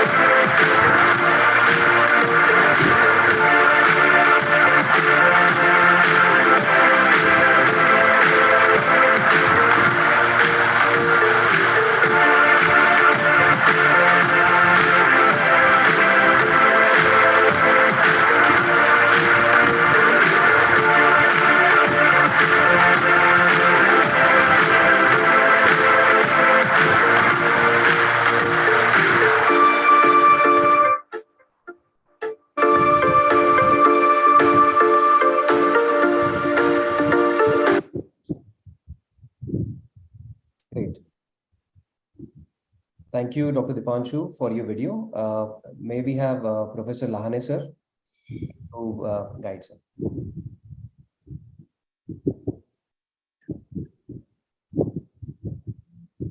Sir, you are muted, sir.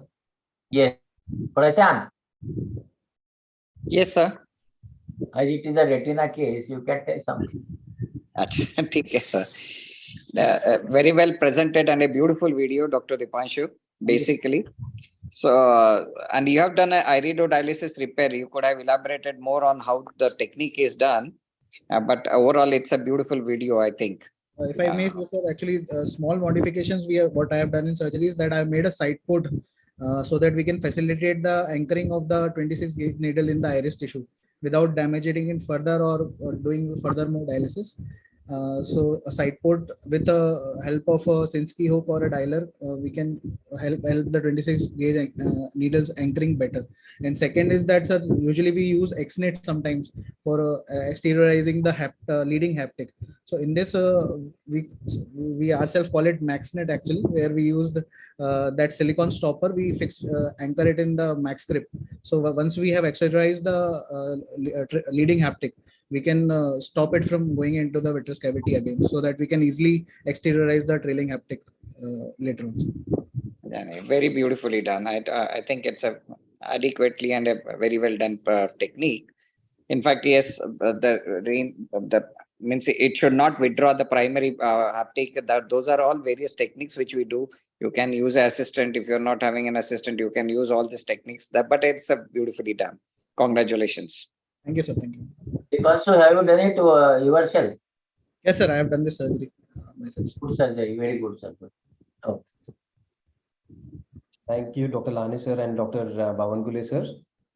We will move on to the next video presentation by Dr. Karthikeyan, which is on glaucoma. And to discuss this video, we have Dr. Haldiburkar sir and Dr. Bide sir, please. Encapsulation of blood is one of the common complications following Ahmed glaucoma valve implantation. In this video, we will see how capsulectomy is done in such cases. First, a corneal traction suture is passed using suture vehicle to expose the surgical site.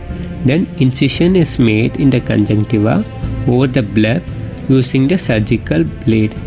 Then dissection is made using Vanna scissor to create a plane between conjunctiva and the capsule.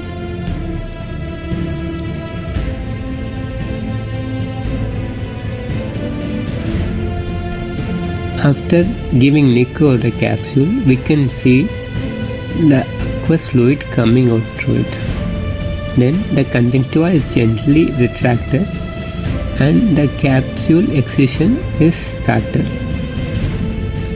Excising the capsule allows the aqueous to flow freely and make a diffuse bleb and reduce the intraocular pressure.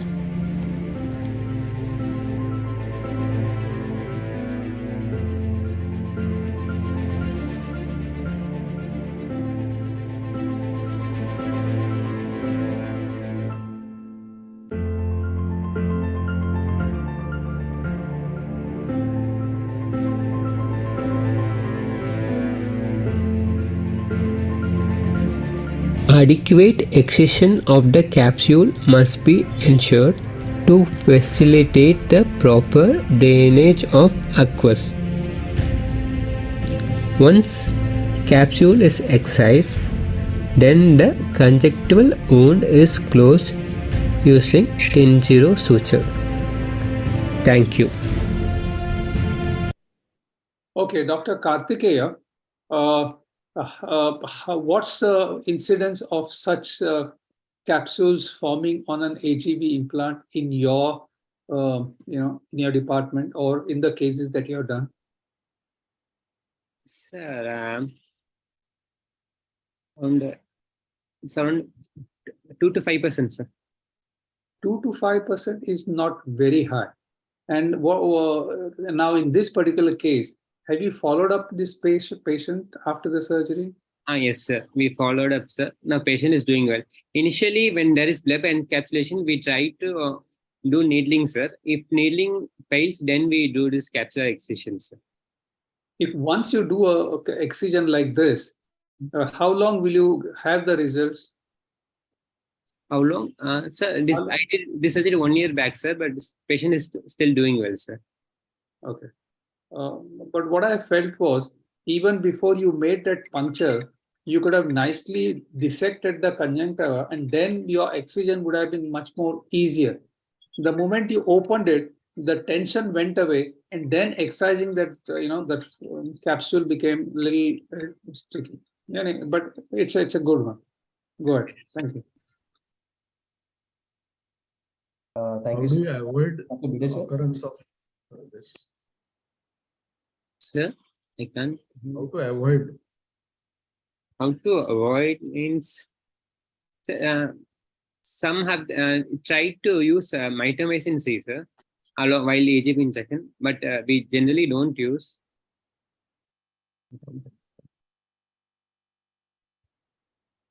And any recurrence you have noticed?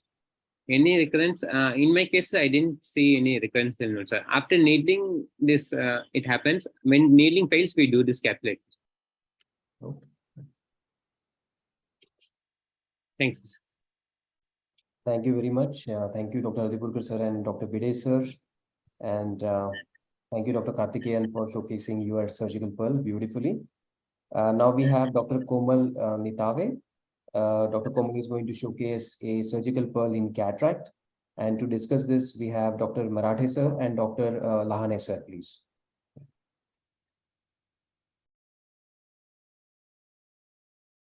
Hello, I'm Dr. Komal Nitve from Nandadeep Eye Hospital, Sangli. This is a case of posterior polar cataract in a 70-year-old male who was one-eyed. In this case, regular ports were made and CCC was performed. Hydrodissection was avoided in this case and hydrodelineation was done. Nucleus was divided into two pieces using trench and divide method. Later, the side trenches were performed to make the nucleus in 4 pieces. Nucleus was emulsified using low IOP settings. Epinucleus was tried to emulsify. Now still the posterior plaque is still seen and the chamber is stable. Now see what happens.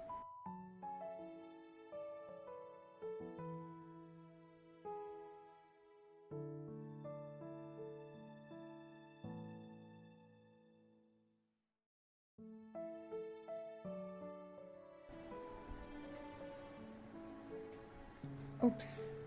The surgeon is coming out without injecting the OVD in the anterior chamber, and now we can notice there is a dehiscence in the posterior capsule. Now AC is replenished with the viscoelastic. Remaining epinucleus and cortex was managed with vitrectomy cutter.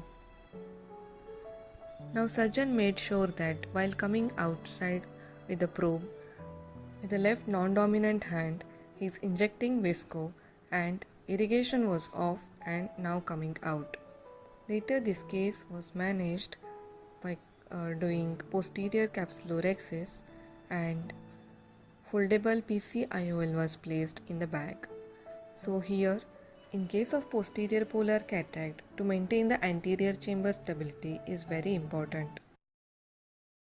Wonderful surgical pearl, Dr. Komal. Can we have Professor Lahane sir, please, to give its comments? Yes, Komal.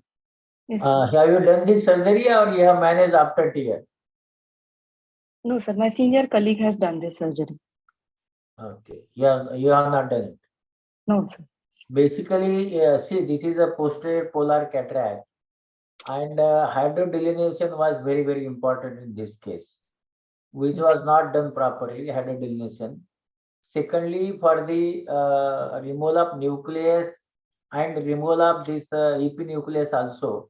See, normally what happens when there is a nucleus is removed, the epinucleus will have to again take care by irrigation, aspiration, cannula, so that anterior chamber remains maintained, which was not done.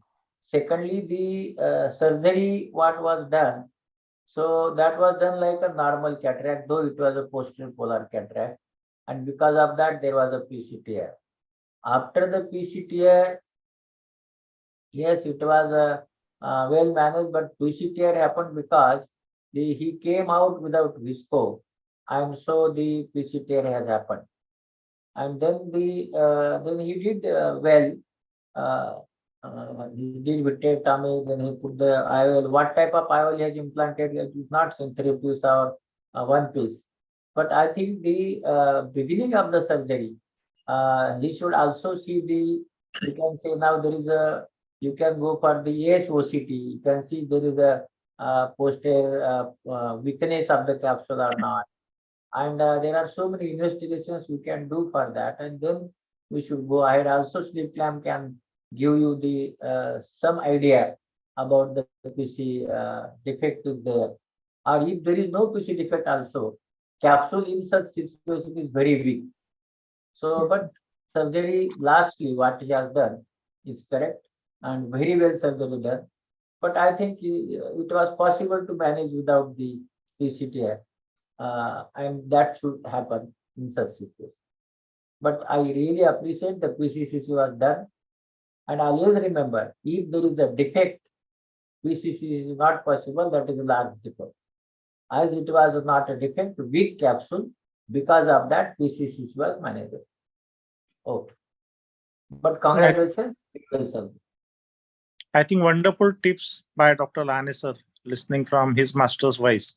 And sir is expert in tackling posterior polar cataracts his own way. And his tips are very much useful to all the newcomers, learners, and all the PGs here. And expert's advice was fantastic. Thank you, sir. And I think Komal, from this particular tips what Dr. Lane sir has given, which are useful for each and everyone. So forget the competition, but the tips are very important. So Yes, take sir. home message is perfect. Thank you. Yes, sir. Well Thank you, managed. sir. Thank you, Professor Lane sir, for your amazing pearls. We have all learned a lot, and thank you, Dr. Marathe sir, too. Now we have the next case, which is by Dr. Sheetal. She is going to showcase a case, which is going to be discussed by Dr. Bhavan Kule sir and Dr. Lane sir again. Over to you, Dr. Sheetal. Hello and good evening to everyone. Thank you, Moss, for this opportunity. Can I have my video, please? Everyone, our topic today is surgical repositioning of iatrogenic intralenticular steroid implant. Our patient, 55-year-old male, was diagnosed with PDR and CSME in status post multiple anti-VEGF injections with best corrected visual acuity of 660 in the right eye. OCT was noted and Ozurdex implantation was planned. On day 1, we could see the Ozurdex implant breaching the posterior capsule, so surgical management was planned. 2 side pores were made, the anterior capsule was stained. AC entry was done and a nice continuous curvilinear capsular access was done. After that, careful hydrodelineation was done and the nucleus was then emulsified with the help of phaco probe.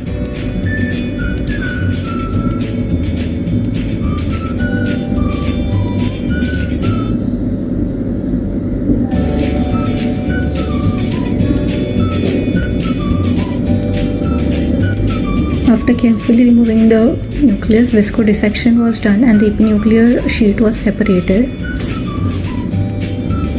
It was seen that the anterior vitreous face was intact, so the Ozurdex implant was repositioned back with the help of a Sinskey hoe and a careful cortical dissection was done. A 3-piece intraocular lens was implanted into the sulcus and optic capture was done.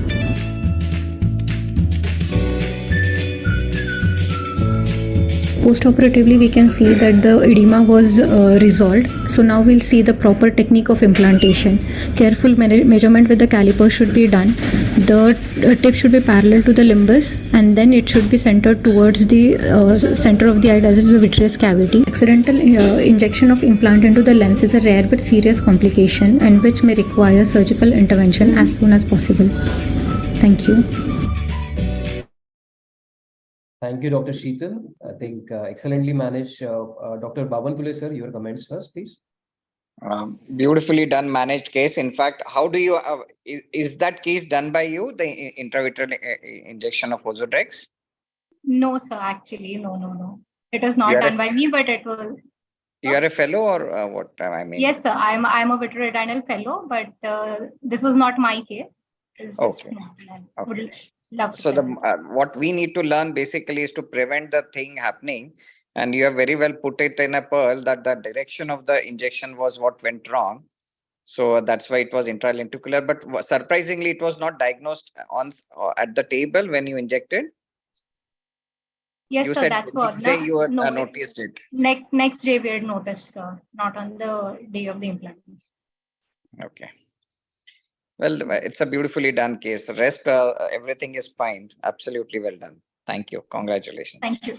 Thank you, sir. Sheetal, Yes, sir. this case was injection was given in your hospital? Yes, sir. Okay. As a case of us. Who gave the injection? So one of the fellows only. Retina fellow. Retina fellows, yes, sir. New retina fellows there. New retina fellow. Okay. And the case was managed by whom? So by a senior cataract consultant. Okay. Now the take-home message is, though there are so many implants are there, and we are implanting in the vitreous cavity, but what has happened? Intravitreal injection, vitreous cavity injection, the anterior segment surgeon or the surgeon who are not experienced, they are also injecting. So I think unless and until you have got experience, you must inject anything, but it should be under the guidance. So if it is under the guidance, such thing will not happen. But yes, the posterior segment, up till now we have heard that the complications of anterior segments are always managed by the posterior segment surgeon. But here, the posterior segment surgeon's complication is managed by the anterior segment also. So I think he did a very good job and very good surgery he did. But yes, you are presenting, it is not your original work. So there, I think your marks will be reduced, but rest things are very good. Congratulations and thank you.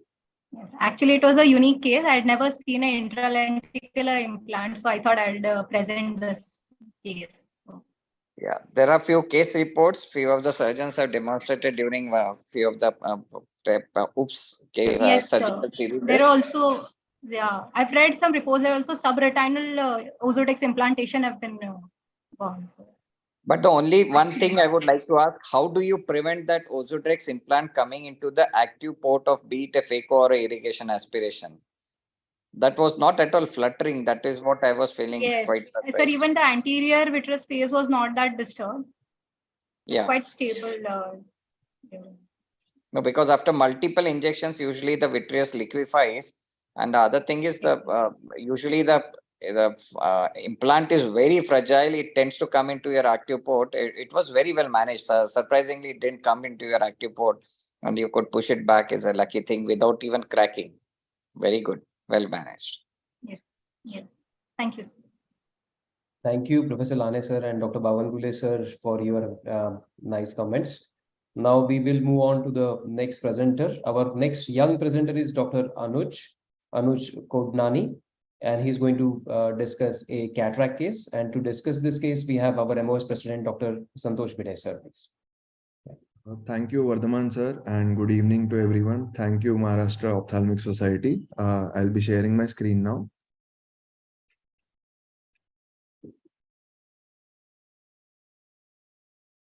To label a cataract being phacoable, it is vital to be able to chop the nucleus into multiple equal-sized fragments. The secret to a complete chop in every attempt is the correct depth and angle of approach. This is where the central well comes in picture. The central well should be beyond the center of the nucleus at around 70 to 80% of the depth in order to get a correct angle of impalement. A slight amount of phaco power is applied to bury the exposed tip into the central wall of the well, and the Sinski, after being placed close to the tip, exerts a force in the opposite direction. In denser cataracts, the central well needs to have a well-defined depth. It helps in achieving a complete antero-posterior crack.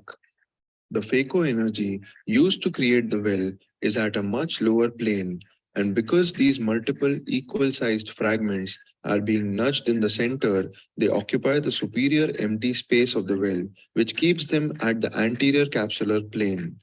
This results in immediate post-operative clear corneas, even in dense brown cataracts.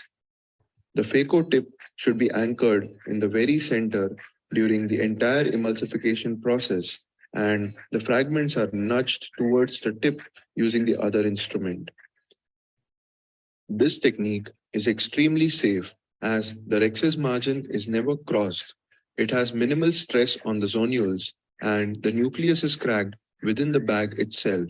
Finally, developing these solid rules and inculcating these textbook habits in our surgery will exponentially reduce the risk of complications and deliver consistent results to our patients.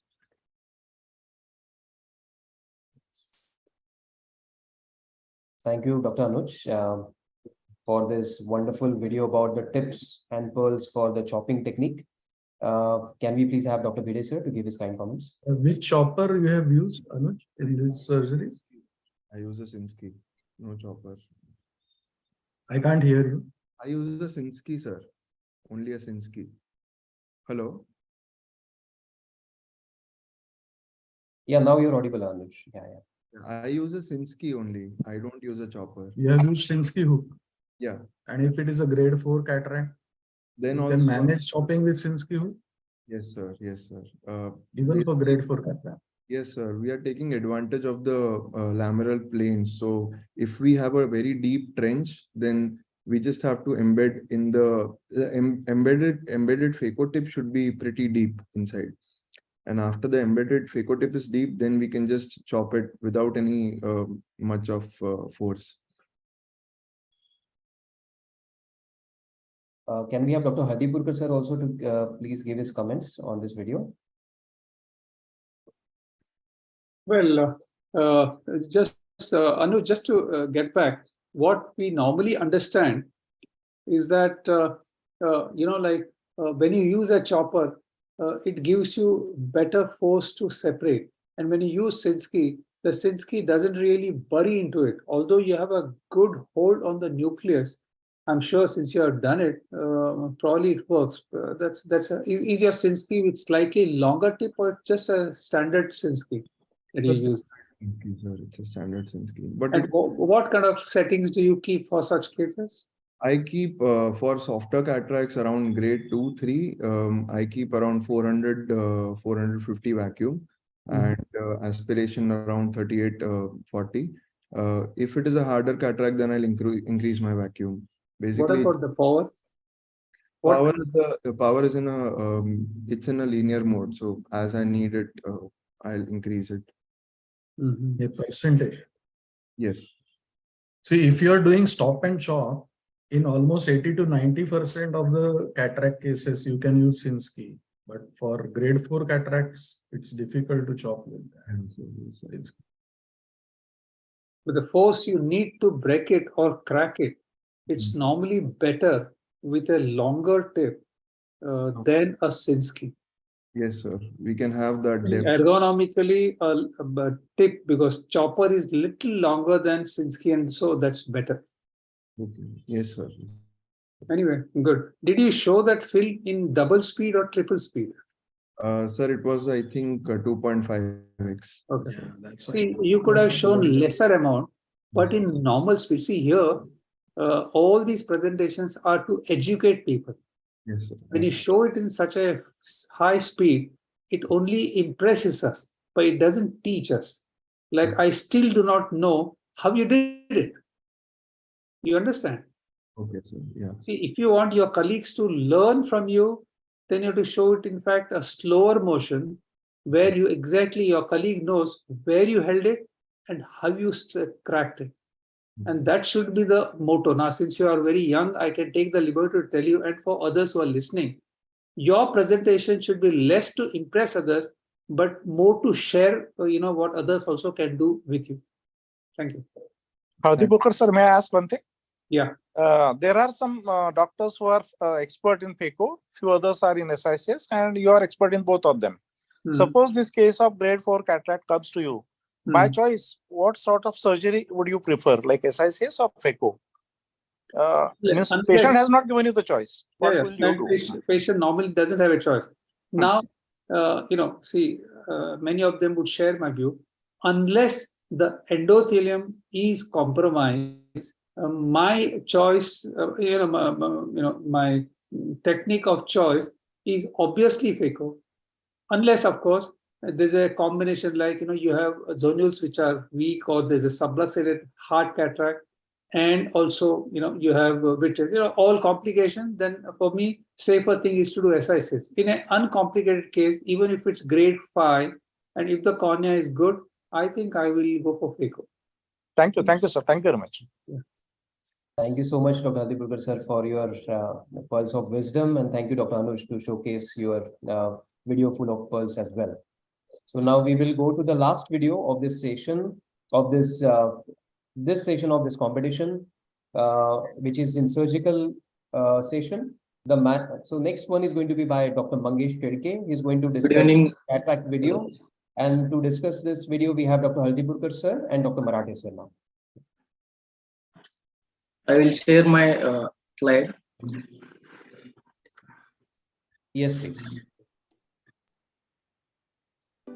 A case of traumatic cataract, 18-year male patient. He had a left eye firecracker injury and developed traumatic cataract. Anterior and posterior capsule was a fuse. Small fibrinoid is seen into the inferior nasal quadrant. After capsule rexis cortex removed with a visco expression, and incision extend up to the 5.4 mm.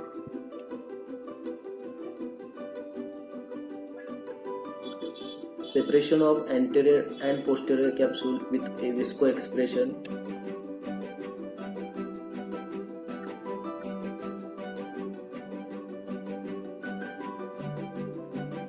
Thick capsule of black removed with the rexis forceps and remaining cortex washed with Simcoe cannula.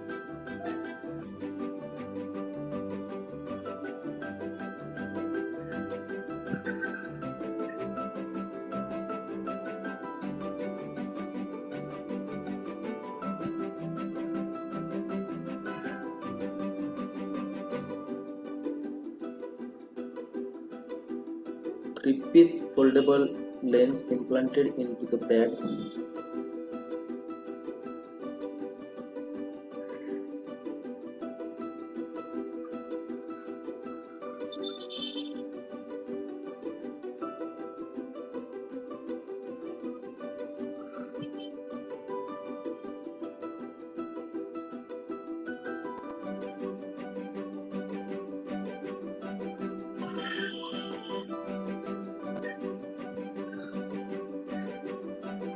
This is small stone. Third day post-op. Thank you, Dr. Mangesh. Dr. Hadipurkar sir, please. Dr. Mangesh, did he use a camera from exterior, or was it? Yes, sir. I use mobile camera. It's not a microscope camera. You didn't have a microscope camera? Yes, sir. Okay. All right. Now, the post-op result was really good, but we would have really loved if you had, microscope camera. Yes, from external, you don't really get a good idea of what exactly you did. But your post-op results really say wonderful, excellent result. Cornea has maintained an excellent clarity. Congratulations. Thank you. Mangesh, is this surgery done by you? Yes, sir. I did this surgery 3 months back, sir. Achha. Now the surgery has been done wonderfully. One more question from my side. As it was a traumatic cataract, suppose there was a zonular break or some other complication, were you prepared for some alternative procedure to implant the lens?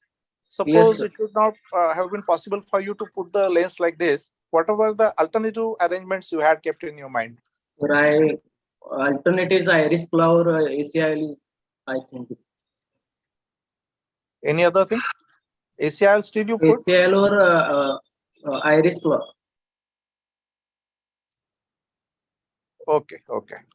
What will be your what will you take into consideration if you want to put an ACIO? First, I think, sir, iris claw I will use because I am use iris claw lens a lot of. That's why I have considered first iris claw lens. Have you ever used ACIOL? 1 or 2 times, sir. But this is young patient, so I think iris claw is for it. Okay. No, because nowadays, unless you have done a good vitrectomy and you know the white to white and you have an appropriate sized ACIOL, using an ACIOL can be sometimes disaster. An iris clip is a much better alternative. And since you have used it, I'm sure you must be loving it, because anybody who does a good iris clip, they just love to do it because it's so quick and the results are so gratifying, isn't it? So ACIL shouldn't be your option. What sir has also said. Yes, it should not be, because if you ask the lens manufacturing companies, even they are not very, because since it is not used, so they don't make them. They're not available with all the companies.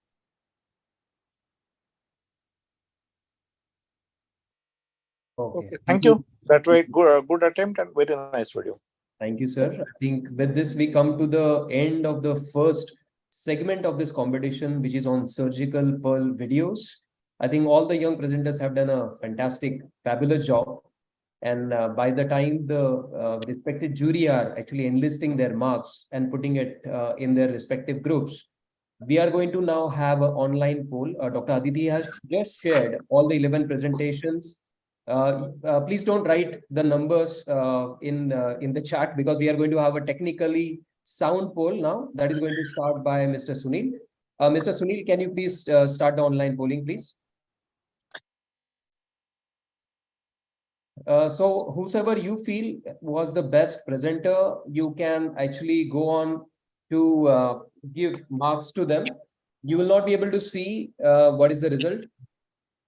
We will be declaring the results at the end of the whole session.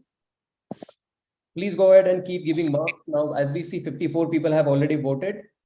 Good number of people are voting now. Almost we have reached to 100. Excellent. I think we are actually going great guns. More than 100 votes have been casted already. We have 20 more seconds to go. So those who have not voted, please go ahead and please vote. When we have now almost crossed 130 votes. Closing in 5 seconds, please. Yeah, we'll be closing now soon. Yeah. Thank you. Thank you. Yeah. Yeah, we can close this thing now. So I think the votes have been casted, and now this is with Mr. Sunil. We are going to showcase these results after the session is over. We'll be sharing the results with everybody. So for now, we will go ahead with the second round of the session, which is on medical and diagnostic ones. And to take care of this, I'm going to invite the Secretary of Scientific Committee, Dr. Aditi. Dr. Aditi is going to take care of this second round, which is non-surgical. Over to you, Aditi. Thank you, Vardhaman. So now coming to the second category, which is non-surgical, which includes diagnostic as well as medical videos. I would like to invite Dr. Apurva Nagtode for the first video. And I would like to invite Dr. Hardipurkar sir and Dr. Lahane sir as the jury to comment.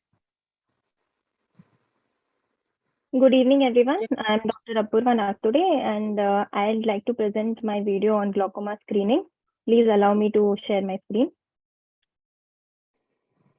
Please go ahead.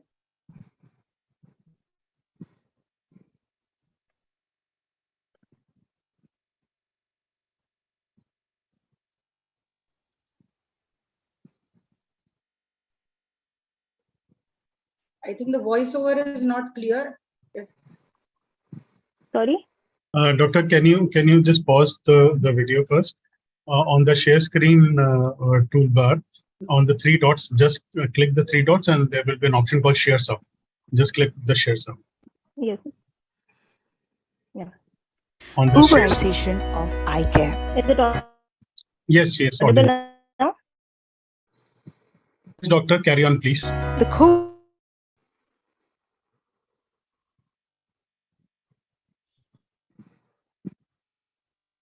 Doctor, the video is frozen. The pandemic, resulting in undiagnosed cases and delayed presentations, which could affect the patient's quality of life. One such eyesight-threatening condition is glaucoma, in which the intraocular pressure rises, ultimately causing loss of vision. This silent killer needs to be addressed as it mostly affects the older age group who may have avoided visiting hospitals. With this in mind, we are proactively taking eye care to them. Because of the new advances in telemedicine, we could cater to such needs to a greater extent, but the teleglaucoma care needs intraocular pressure measurement, field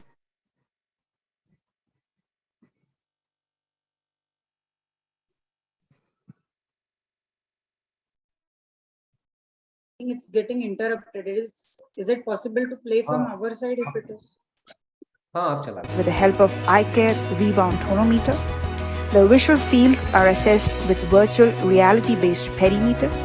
The optic nerve status is checked with handheld fundus on phone camera. The findings are shared with the glaucoma specialist and the teleconsultation is done. The whole procedure takes less than 1 hour, enabling us to work towards eliminating needless blindness right at their doorstep.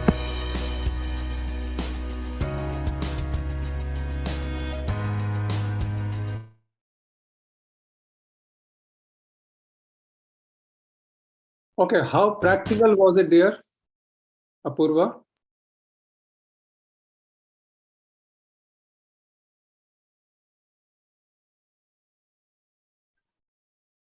Dr. Apurva, are you there? Yeah. Am I there? Yeah. Yeah. Yes. So tell me, how effective was it? Yeah, we screened almost 300 people in that COVID pandemic period, and it was very effective because all the follow-ups were being taken at their home only, so they didn't have to come over here. So that travel time was also saved, and carbon footprint was also saved because of lockdown. There was nobody was willing to come, and that would have led to a lot of delay for diagnosis and for further change in treatment. So it helped us a lot, and we are still carrying it forward. If we are calling them whenever there is follow up, if it is after 3 months or 6 months, we call them, and if they are not willing to come, we give them an option. If they want some technician to come to their place and get the evaluation done, then we are offering that also. No, how do you measure your IOP? I couldn't really get it. How do you measure it? The IOP is being measured by ICAD rebound tonometer. Okay. Yeah. Good. I think even otherwise, for people who really can't come for this IOP checkup, I think it's a good technique. If it can be, put into your system well, I think it's good. Congratulations. Thank you, sir. I just elaborate about the nomenclature of your video, that is about Uberization. Yeah, Uberization. Actually, because the people nowadays, Uber is into a play. So people, the technician is going to their place, and then he's carrying all the evaluation at their own doorstep. So that is why I named it as Uberization of eye care. So that it is going, the technician is going to their place. That is why. I thought little different because vehicles are driven nowadays by Uber and Ola. So I thought even clinics are going in their hands. So probably your topic must have been in that direction. That's all. After looking at that subject, I thought. No, sir. Nice Anyway, it was the good attempt. Very nice coining of the word. Thank you, sir. Any other comments, sir? Lahane, sir, please. I think what she has done in 300 cases, that time nobody was helping the patient, and she has done some new study. So we should appreciate, but what I have seen is in that it is not specifically possible to diagnose the glaucoma.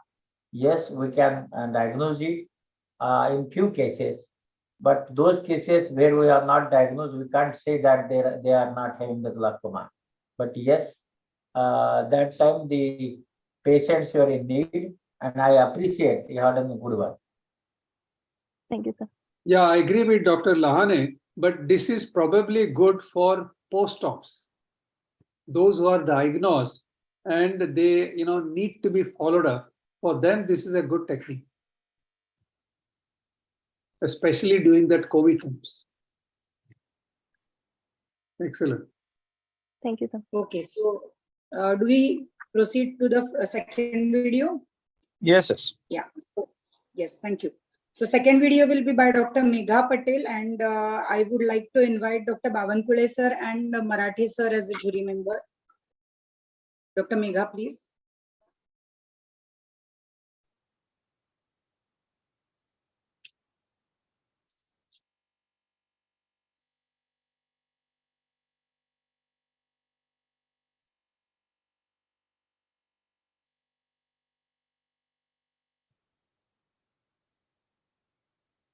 I think there is no voiceover.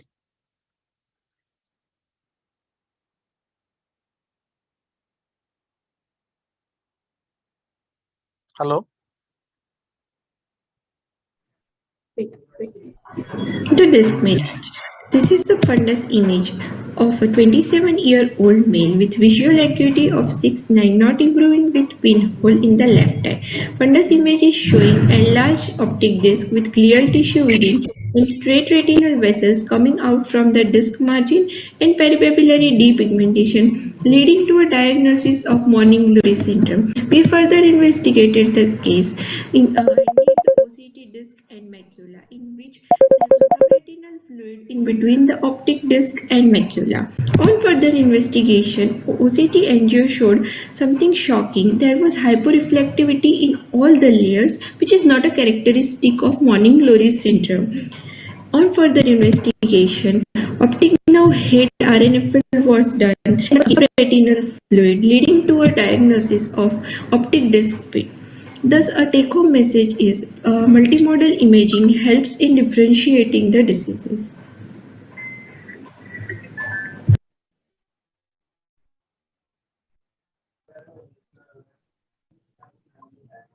Dr. Marathi sir, please, your comment, please. I think it is a nice presentation and technology has been used in a nice way. So I must congratulate Dr. Megha. But comments from Bihar surgeon, Dr. Prashant, I'd like to have. Hello, Prashant, are you there? I think he is not there. Any other jury member who would like to comment, please?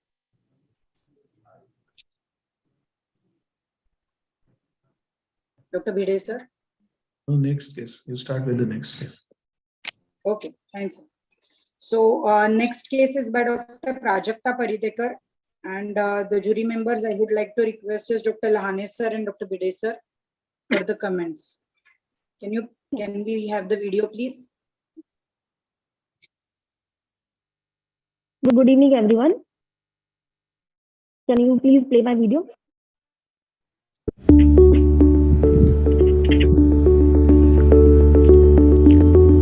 A 30-year-old male was to be posted for cataract surgery with toric monofocal IOL. He had a steroid-induced cataract in the left eye. On capturing the first biometry scan, tear film irregularity was noted and a cylinder of -4 diopters was noted. So the patient was asked to blink and was instilled lubricating eye drops, and then the second scan was captured. On capturing the second scan, the tear film irregularity was alleviated and a cylinder came down to -2 diopters. This was cross-checked using another machine, where again we found a -2 diopter cylinder. So we went ahead and used these values for doing the calculations. And on post-operative day 1, we got an unaided visual acuity of 6/6 with a spherical equivalent of 0.25. So the take-home message is the tear film or the surface irregularity should be treated before capturing any biometry scan, and the values should be cross-checked, especially while planning premium IOLs.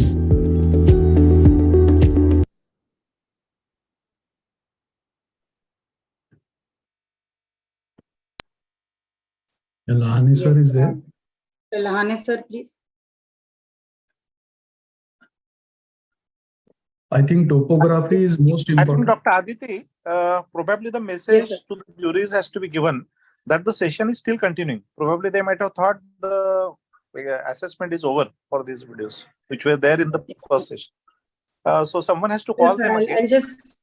I think he has left the meeting. Just cross-check. Dr. Santosh can continue. Yeah, I think the video was excellent, Dr. Prajakta, and very Thank good you, sir. take-home message. For premium IOLs, ocular surface assessment is a must. And Yes. before doing biometry, one has to see, one has to look for dry eye, one has to treat dry eye. Another important point is that you should not do any other procedure prior to Yes, measuring keratometry, prior to taking keratometry readings. That's a very good video and very important tip. Because otherwise you will land up into a lot of error and you will get Yes, sir. post-operative errors also, especially if you're planning a toric implant or a toric multifocal implant. One has to be very careful. Yeah, thank you. I think Dr. Hardipurkar sir is there, so he can also comment on topography prior to Nice to see you, Dr. Yes, sir. Good evening, sir. Yeah, good. In fact, it's a very simple message that you wanted to give, but at the same time, what you can always convey is that why should a simple blink give you so much of a difference? That obviously means that that patient has either MGD or Dry corneal eye. surface. So that case will need to be thoroughly examined and maybe put on medication. Okay, sir. Okay, sir. Yes. This time you're lucky that the after blink whatever you got was also the same. But in such cases with varying things, probably the message that goes is you should not take those readings as final readings. Probably put him on medication, very intensive medication, call the patient after 10 or 2 weeks. Do it again. If it's same, then probably you are hitting on a bullseye. Here you are lucky to hit on a bullseye. But a good message. Congratulations. Nice to see you after a long time. Yes, sir. Any other comments, please, from the jury? Otherwise, Very we'll go for important the- message sent in a power-packed manner in 2 minutes. True. I think that is the beauty of this video. Yes, that is the beauty of this session. Yeah. Yes, thank you. I thought it was worth reinforcement for everybody. So, thank you. So next Lahanesar video, will be joining, I will. Yeah, Aditi, just a message. Dr. Lahanesar will be joining in half a minute. He had some Wi-Fi issue, so he's reconnecting from mobile phone. And just confirm whether all other juries like Bhavan Kuri and others are also joining. Yes, sir. Yes, sir. Checking. So next case, I would like to invite Dr. Aman Dalal for the presentation. Dr. Aman Dalal, please, or for the technical team if they want help. Stargardt's disease. The fundoscopia on the dilated patient here depicts a retina with a beaten bronze appearance of macula. This is an inherited macular dystrophy with absence of ABCA4 gene and ATP binding cassette transporter, leading to A2E accumulation, a pyridinium bisretinoid, in lipofuscin in the RPE, which inhibits RPE65 of the visual cycle. On FFA, we get a dark or silent choroid due to lipofuscin blocking the choroidal fluorescence. It is the most common childhood recessively inherited macular dystrophy involving chromosome 1, manifesting by early childhood or adolescence as progressive visual scotomas, mostly in central visual field. ERG showcases mostly normal to subnormal responses. Currently, the disease stands incurable, but therapeutics include photoprotection and low vision aids. And the point is, these patients should avoid vitamin A supplementation as it accelerates lipofuscin accumulation. Additionally, isotretinoin has been reported of dampening A2E deposition in some ABCA4 knockout mice experiments.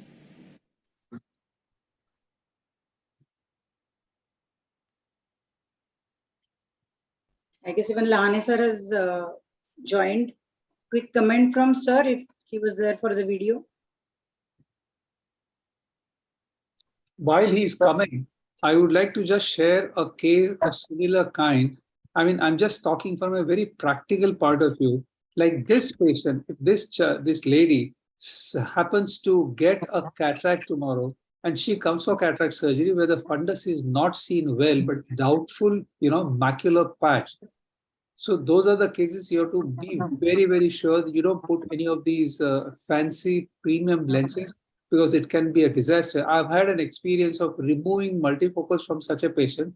Then I put monofocal. The patient did improve, but after 10 years, the vision continues to deteriorate. So that means this vision is going to deteriorate. One thing, your patient, you'll naturally counsel the patient for that, and mentally prepare those patients and stay away from using these premium lenses for such patients.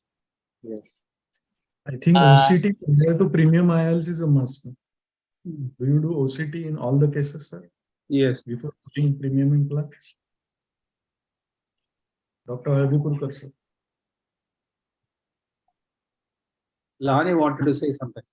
No, I have not seen the video, so go ahead.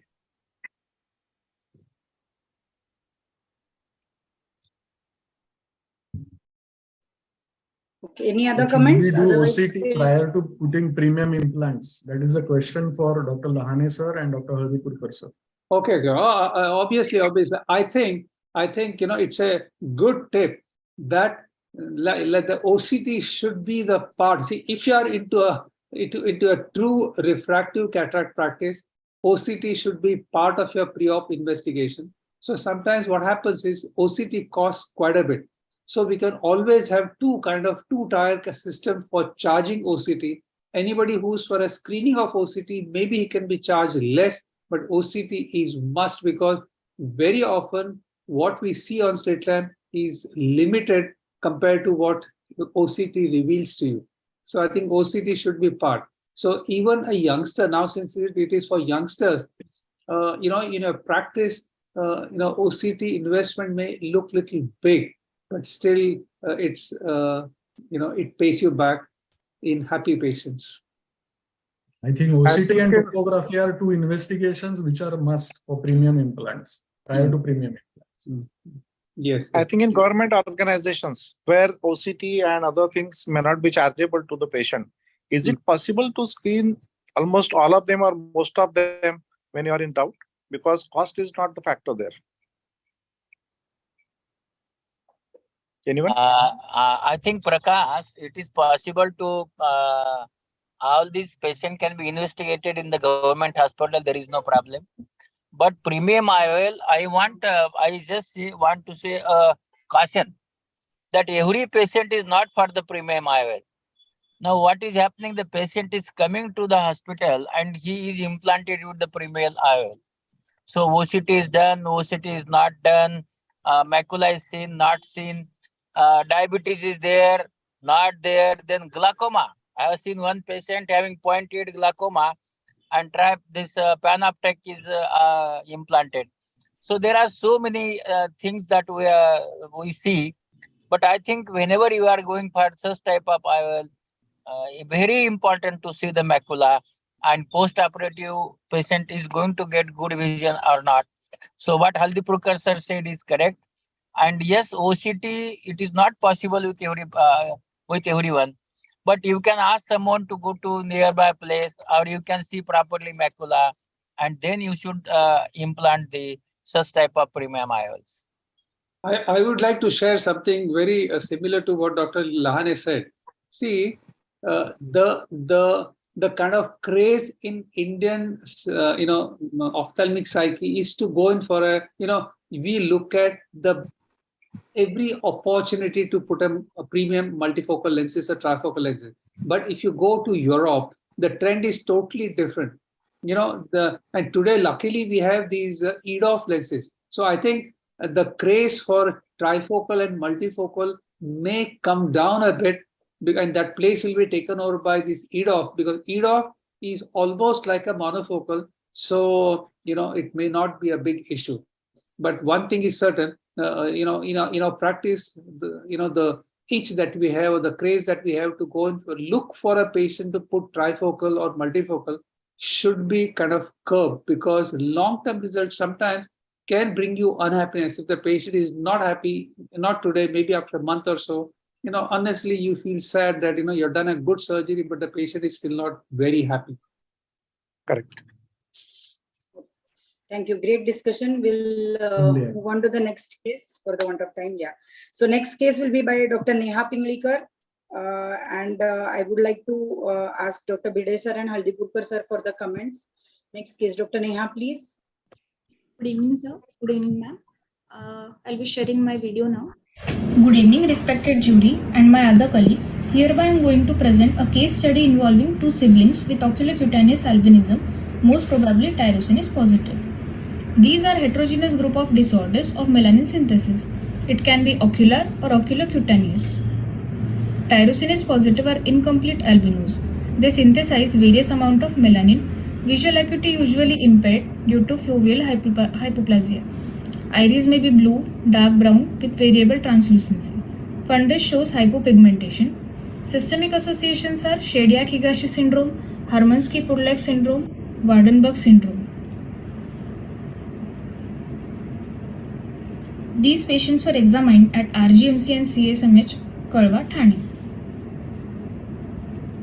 Both the patients presented with similar signs like visual acuity less than 6/60, pendular nystagmus, alternating exotropia, blue-colored iris, pale skin with white hair, white eyebrows, and white eyelashes. On dilated fundus examination, we observed mild hypopigmentation.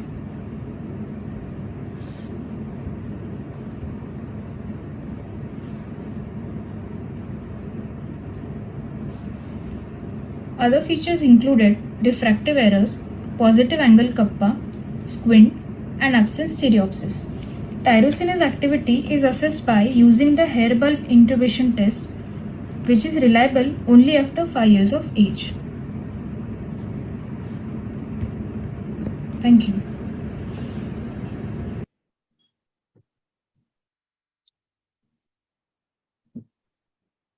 Dr. Marathi sir, your comments please.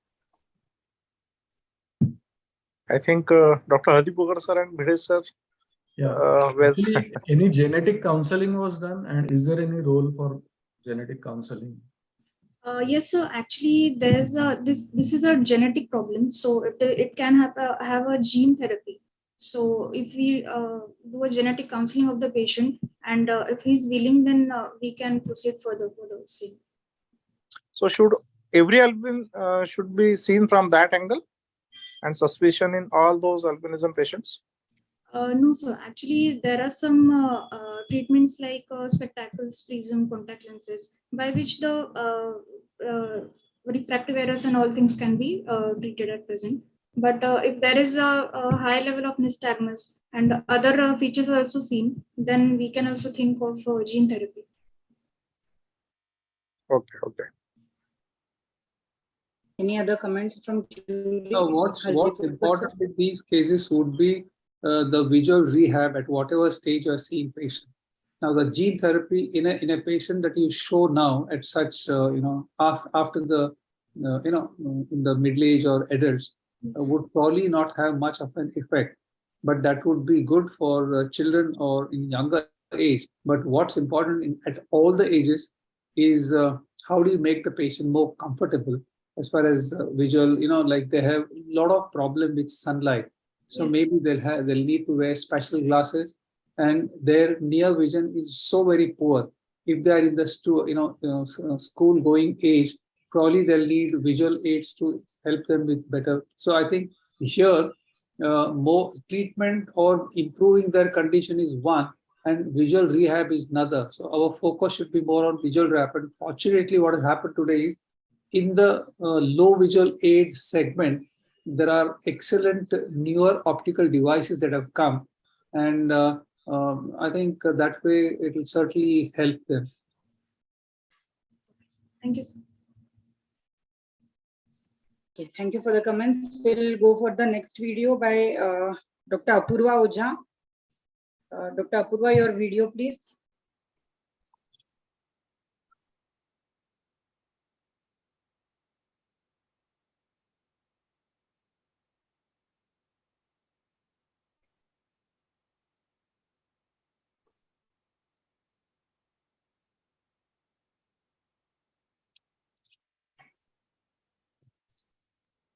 I'm Dr. Apurva Arun Kumar Ojha, DNB trainee from Dinanath Mangeshkar Hospital, Pune. A 50-year-old woman presented with a history of recurrent watering and irritation in her right eye since 6 months. There was a swelling in the medial canthus of right eye which was misdiagnosed as dacrocystitis and was treated with lubricants and antibiotics at many eye clinics. It was also treated as age-related dry eye. On careful examination, canaliculitis and medial canthus tenderness was present. Upper tarsal conjunctiva showed early fornix foreshortening and subconjunctival scars. She is a regular contact lens user. Superior corneal vascularization was present. On staining with fluorescent strip, it showed superficial punctate erosions. All the features were present in right as compared to left eye. Schirmer's 2 was 10 mm. OCP was suspected. All the investigations were sent just to rule out any autoimmune conditions. All the reports were negative. She was put on topical azithromycin drops for 4 weeks for canaliculitis. As the infection subsided, conjunctival biopsy sample taken and sent for immunofluorescence and histopathology. After biopsy, she was started on prednisolone 1% eye drop, 1 drop 4 times a day. Immunofluorescence showed linear staining of the basement membrane suggestive of OCP. She was started on systemic immunomodulatory drugs, mycophenolate mofetil, 500 mg, 1 tablet twice daily for 2 weeks, and then 2 tablets twice daily under the care of immunologist. She is in regular follow-up with us and responding well to this therapy. Disease progression has been slowed down. Conclusion: nasolacular duct obstruction or canaliculitis, although rare, can be the early presenting features of OCP. If we treat it like a dry eye, it may lead to the progression of disease, and one should always check for phonesis and everting the lids in such cases. If we treat it like a nasolacrimal duct obstruction, inflammation may flare up. Thank you. I'm Dr. Apurva Arun. I think pure canaliculitis, sorry, sir, please go ahead. Please go ahead, sir, no problem. I think pure canaliculitis must be very, very rare. I think others also would be able to vouch, because canaliculitis and dacrocystitis and all those structures nearby, there is quite a chance that they also must be getting infected. So selectively canaliculitis may be a little difficult to diagnose and maybe a little difficult to present, maybe a little difficult to treat. So what's your view, Apurva? Sir, it was presented like that only, but on careful examination, on everting the lids, and on there was a fornix foreshortening and early features were present. Hardipurkar sir? Well, I have nothing to contribute on this, but I'm sure I like this case, and I see a lot of practical application of this. I somehow like this, the way the case was presented, but I have no personal comments to make because that's not my field. Did the patient improve after treatment? The disease progression has been slowed down. Symptomatically, did the patient Yes, improve? symptomatically also relieved. She is on mycophenolate mofetil for now. Are there any chances for this patient to get dacrocystitis in addition? Yes.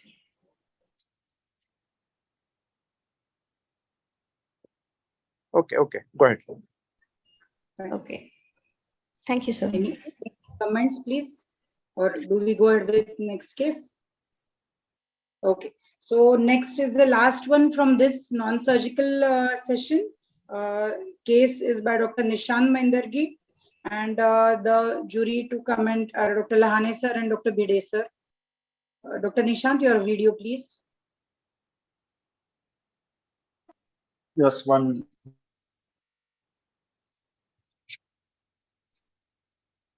iBanking is a system of collection, storage, processing, and distribution of eyeballs for corneal transplantation in an efficient and coordinated manner.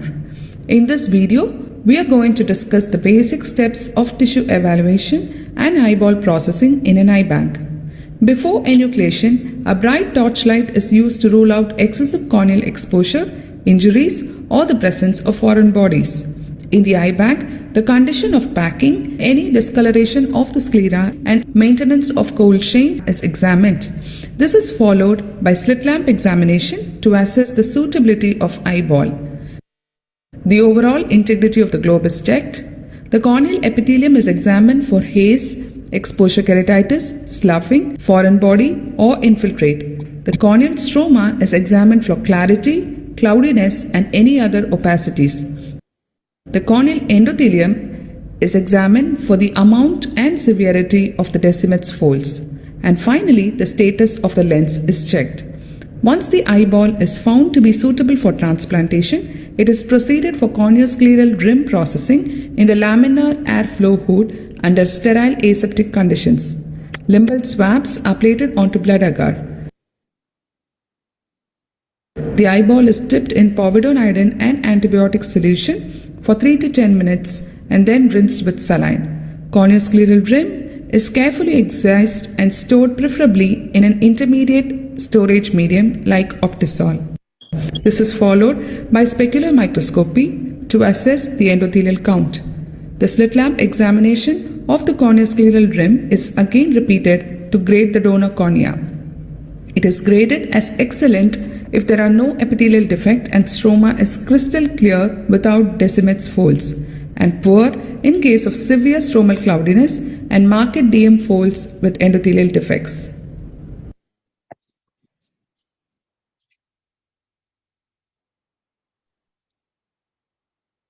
Comments, please. Dr. Lahane, sir, please. Lahane, sir. Yes. Just I have heard the case, and it was very beautifully presented for the preservation of the cornea, and I really appreciate and congratulate. Thank you. Thank you, sir. Yeah, excellent educative video. That's the only comment. Very good. Yeah. I think which eye bank you are associated with?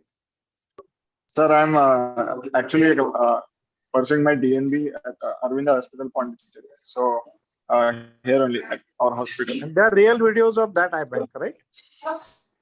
Yes, sir. Okay, fantastic video and very nicely edited. All those pictures were formulated in a very nice manner and very nice educated video, useful for each and everyone. Yes. Sir, actually we were going for enucleation and all these things, but we never saw that behind the how eye bank works. I think what you should do, this should be spread to each and every eye bank. You should forward these videos to everywhere so that it can be utilized to all those who are going for enucleation and maintaining the eyeballs in the lab also and doing keratoblastomy. Beautiful, amazing videos, and I think it in such a short time we are learning so much, and all these youngsters have put in so much of effort to put these videos in with right kind of pearls and with such amazing video editing. I think kudos to each and every of them. And thank you so much, Aditi, for conducting the second session so well. We have come to the end of the second session. Dr. Aditi, can you put the list of all the... Yes, I've just put the list of the participants of the second session in the chat box for everyone. Please check once before polling, just to revise who has presented what. Wonderful. So friends, as our respected judges are actually giving the marks in their own system, we have all of you to please vote and give the Viewer's Choice Award to this amazing presenters. And the list has been put in for your reference so that you remember who has presented what. Can I ask Mr. Sunil to please start the poll? This is going to be conducted for only 1 minute. So each and everyone, please vote for your favorite presenter. Thank you. Over to you, Mr. Sunil.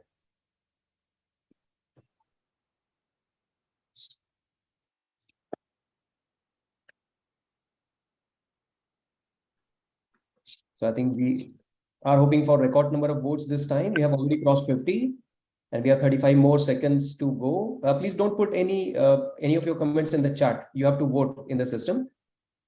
Whatever is put in the chat will not be counted. So we are reaching to 80 now. We have half time left, 30 seconds.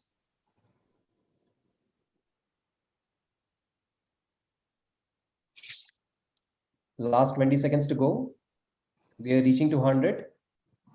Request to everybody to make sure that please vote for your young presenters and they need your encouragement. We are already tabulating the results from the judges. Last 4 seconds to go. And we have casted 119 votes. Thank you, Mr. Sunil. 120 votes. Thank you. Thank you, Mr. Sunil. Now here we close the voting poll. I think both the sessions have been truly amazing, and we have really learned a lot of pearls, both surgical as well as in non-surgical. And here we come to the last session, which is a very short session of innovations. So now we have this last session of innovations, which are the best 4 presenters which have been selected. And believe you me that these are really very nice pearls and innovations that we are going to actually learn. And to actually have the first presentation, we have Dr. Neeraj Israni from Bombay. He is going to present, and Dr. Marathe sir and Dr. Bide sir is going to be the jury members for this. Over to you, Neeraj. Very good evening. I hope everybody can hear me. I think after a wonderful session of surgery and clinical, some out-of-the-box thinking is needed. So I have 2 presentations. I would like to start with my first presentation as I've been told the order. So my first presentation I will be sharing. Is my screen visible? I will start my video. Just let me know if the audio is coming. Yes. Video is on. Spec drape, a novel disposable speculum with eye drape. Post-operative endophthalmitis is the most dreaded complication for a cataract surgeon. Eyelid infections leading to contaminated surgical fields are the most common reasons for this. Improper draping, as seen here, is one of the leading causes for this. Hence, to put emphasis on proper eye draping, we need to first get rid of the conventional ways of eye draping. The steel speculum, on the other hand, is proven to cause eyelid tissue damage and lead to pain, ptosis, and difficult to put in deep set eyes. Thus, we had a research question so as to come up with a speculum and a drape combined to make it easier, faster, and patient friendly.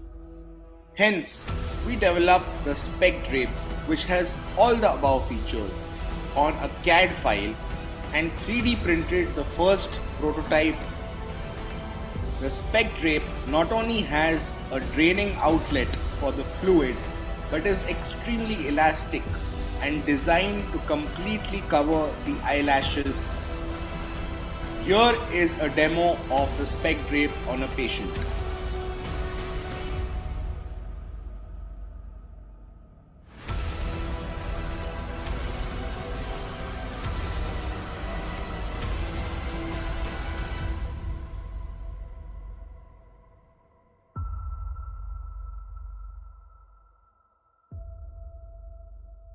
So the advantages are that it not only covers completely your eyelashes, it's a less time consuming process, and it is less cumbersome for the patient also. Now the thing is that this is a 3D printed prototype.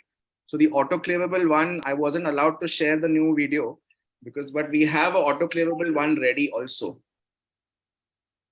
I think it is a wonderful innovation. Have you thought about patent of this? Sir, we have actually in MOS final October MOS, we will be presenting this in one of the hackathons which we recently did. So yes, patent is in the charts for this. Just a little bit of tweaking, if I was allowed to share the new design, would have been even better. But MOS is where I will showcase it at a bigger scale, if sir allows me. But you must go for patentship, but otherwise the people they move it, take it forward, and you are left alone.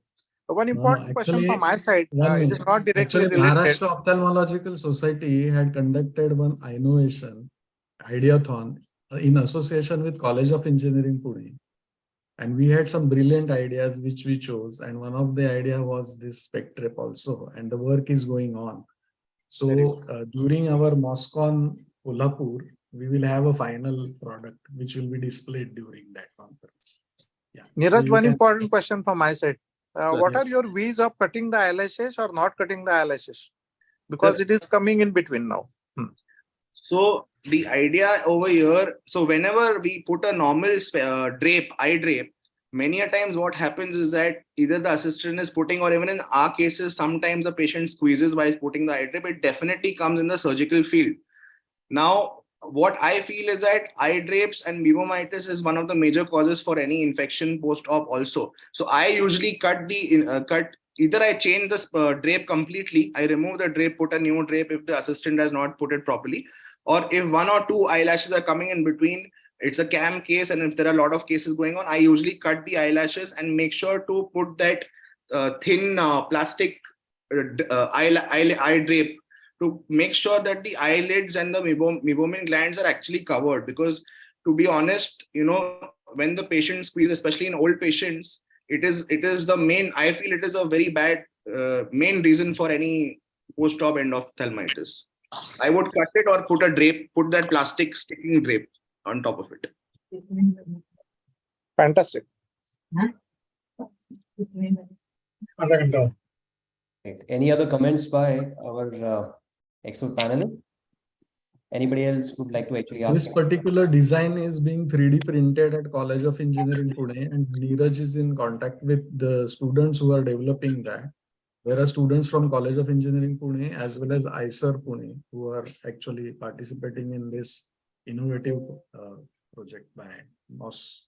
Absolutely, yes, Doctor. As Dr. Bidesar has said, actually this one, and there are many other very exciting things that they have developed. And when we heard their presentations, we were actually awestruck. In 2 days' time, they had really brainstormed a lot and come to a prototype, which is amazing. So excellent presentation, Neeraj.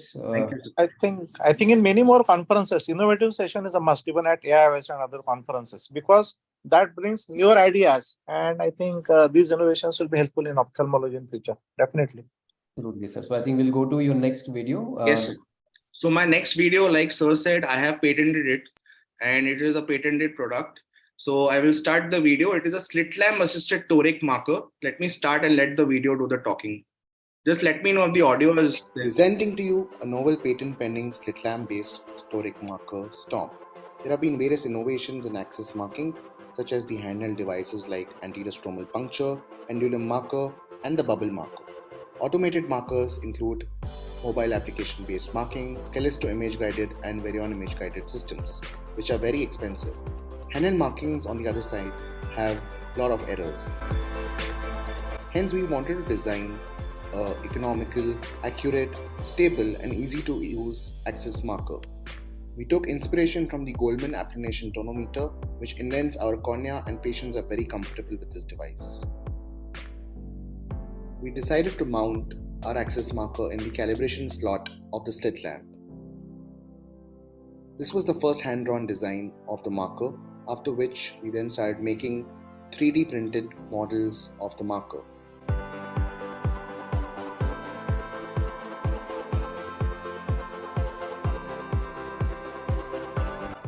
Finally, we settled with an IV stand design with collapsible shaft fixed inside the adapter.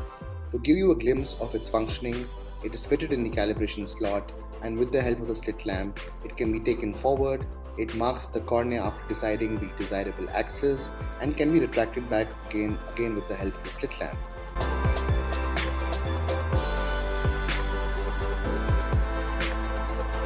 The final prototype includes a toric dial with axis markings and an adjustable shaft.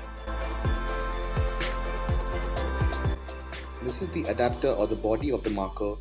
We also have a bullseye levelometer to make sure that the marker is perpendicular and accurate.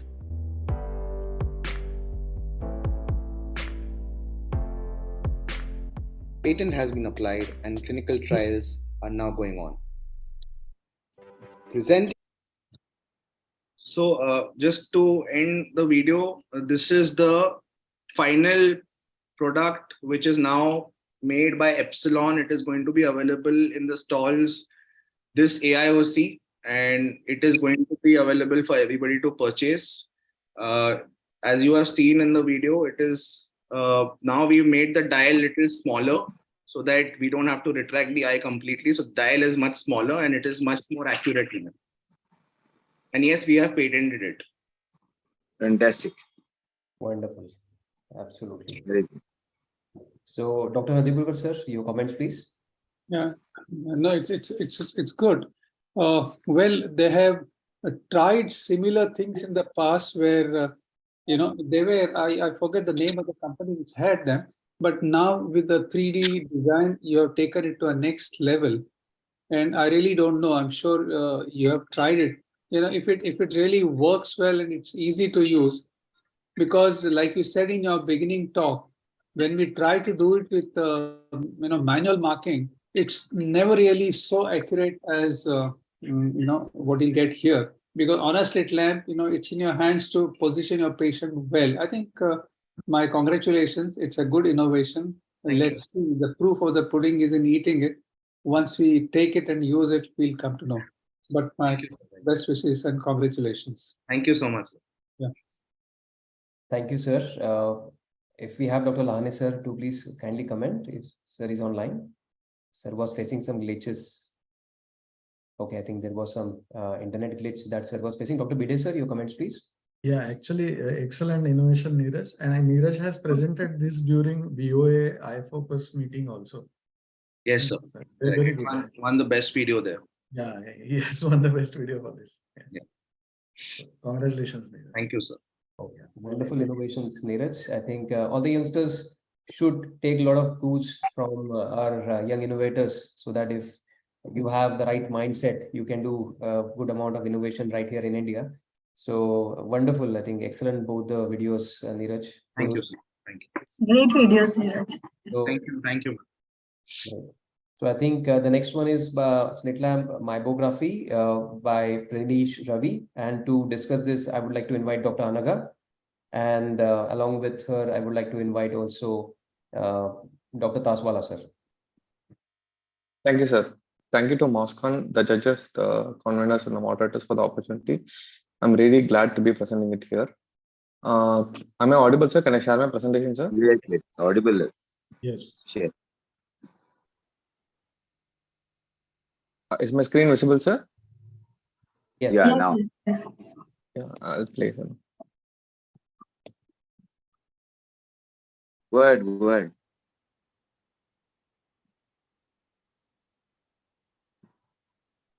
The audio is not coming. We can't hear you. There is no audio, ma'am. Just I just have the. There's no voice, only Then we video. have to talk.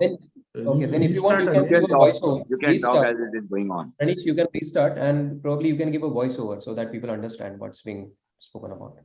Yeah. Okay, sir. My audio is not audible, sir. Doctor, can you just stop for a minute, Dr. Pranish? Yes. Okay, sir. Sorry, sir. Now Sorry. click on the share screen once. Bottom, there is something on share sound. Just check that box.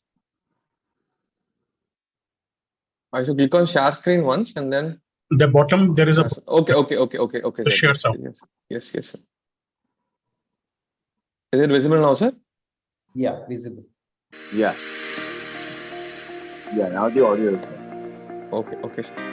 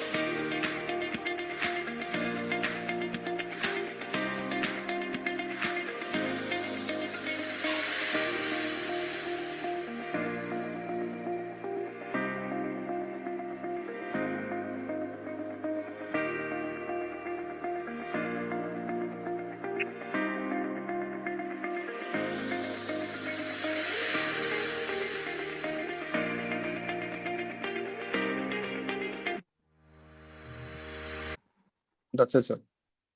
very good video was, and a nice concept that you have come up with. Thank you very much. Really glad to hear it from you, sir. Thank you very much, sir. Thank you, sir. Yeah, excellent, Dr. Pranish. Thank you, ma'am. Thank you very much. How many cases have you studied in this? And comparatively, If you I'm not. check I use it every day, sir. The one advantage I found with the adjustable air filter is you can directly visualize the meibomian gland, sir. There's a small variation in the hue, but you'll be able to appreciate it directly. So I don't have to send the patient to get the meibography done. By just while examining the slit lamp only, I just apply the filter and see how the meibomian architecture is, and then I will decide what is the percentage of gland loss and if how dilated and tortuous they are, and then decide upon whether to go for a lippy view or a lippy flow. Because I am What about the printout? Yes.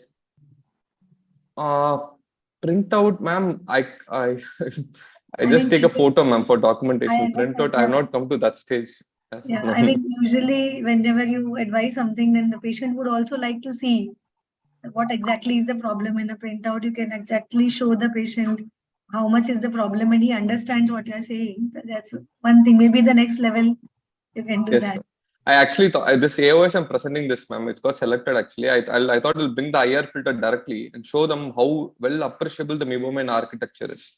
You can exactly be able to, in bare eyes, you can see, sir. So you do not send the patient to a lippy view, get the photo, get the whole thing done and come back. But the only thing is, it's just a subtle variation, but you can definitely see the meibomian glands. I had a small problem with the camera, sir. It's not able to capture the contrast that accurately, but in bare eyes, definitely you can see, sir. it is fantastic. I think with the permission of the author, Vardhaman, this small video actually can save a lot of cost also, and it's quick to do it. Fantastic. So I think we can make it viral within the MOS members. Fantastic. Really like it. Thank you. So kind of you, sir. So Very, kind. very Thank you very much, sir. Thank you very much. Thank you, ma'am. Thank you. Pranesh, I think it was wonderful video. Nothing to Thank deduct from your credit. Just very small, humble suggestion. The video was with music voiceover, and you are not doing any commentary. So either you do the commentary, voiceover, or inbuilt, if at all, it is to be not only music but voiceover in commentary format. That is just a humble suggestion. Definitely, sir. I'll take the suggestion. Thank you very much, sir. Thank you. If you have the voiceover, it put it across in a better way. And music actually is a little disturbing. If you have this directly over voiceover, na? But you have put across the point anyway. It was fantastic. Thank you very much, sir. So kind of. Thank you. Manish, excellent innovation. I think that is the beauty, that small tips create such a big impact. Thank you for sharing your tip with all of us. Thank you. And thank you, sir. Thank you very much, sir. Thank you so much, Dr. Anaga and Dr. Taswala, sir, for your kind comments. Thank you. And here we come to the last video of this entire session, and that is by Dr. Shivraj Tagare. And we would like to invite Dr. Haldipurkar, sir, and Dr. Bide, sir, for the kind comments for this last video, please. Good evening, everyone. I would like to thank you for giving me the opportunity to present. So my video is basically a compilation of 5 videos in our ophthalmic practice, ranging from OPD to wet lab to operation theaters. Small innovations which we have found to create a good impact in our daily ophthalmic practice. So I'll now share my video.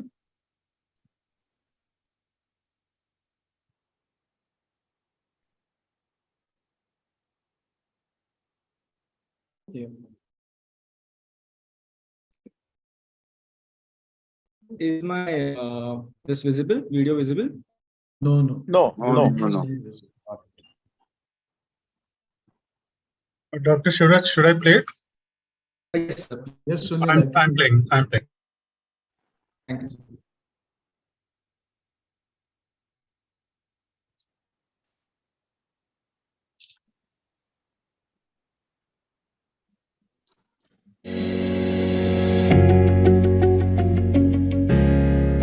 Five-cent airway for patients to breathe easily during surgery. The lanyard that is thrown away after each conference can be reused in this manner. The one end of the lanyard is tied to the microscope and the other end is clipped onto the drape during surgery. It also has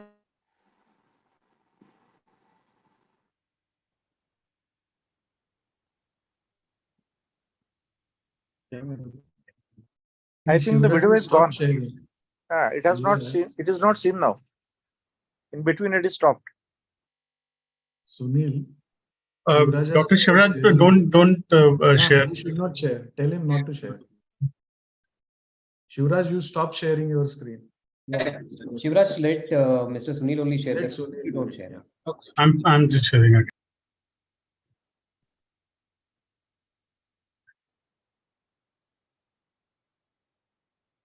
by the OT personnel at frequent intervals. Spring action apparatus for fixation. Start from the beginning. No? Dr. Shivraj, don't share. You are again sharing. Not sharing, sir. Okay. Need to call him up and tell otherwise. Dr. Shivraj, can you hear me? Yes, sir. I'm not sharing, sir. I'm not sharing. Okay. You're not clicking on any button, no? Anywhere. I mean, Shivraj? Yes. Yeah. Take it. I think, Mr. Sunil, you can see what is it. Okay. Spring action apparatus for fixation of eyeball is a robust, simple and economical device to solve the problem of achieving a formed and firm eyeball which is stably fixed in a holding device in surgical wet lab training. The spring action syringe generates vacuum and enables reliable fixation of human and animal cadaveric eye on the iron cylinder. The rise in intraocular pressure due to vacuum fixation can be varied as per need or nature of surgery. Magnifier screen. Magnifier screen is a simple tool that can be used to read fine prints of automated printouts and match IOL labels before cataract surgery without using presbyopic glasses by surgeons, thus making the time out before a surgery more convenient for the surgeon. Microscope simulator or simulator box. To avoid the confusion for patients to focus on the light during phaco and flax and help them focus, we have devised two simulators mimicking the light source of operating microscope and flax laser, which are shown before surgery to help the patients to know what they see and what they must focus.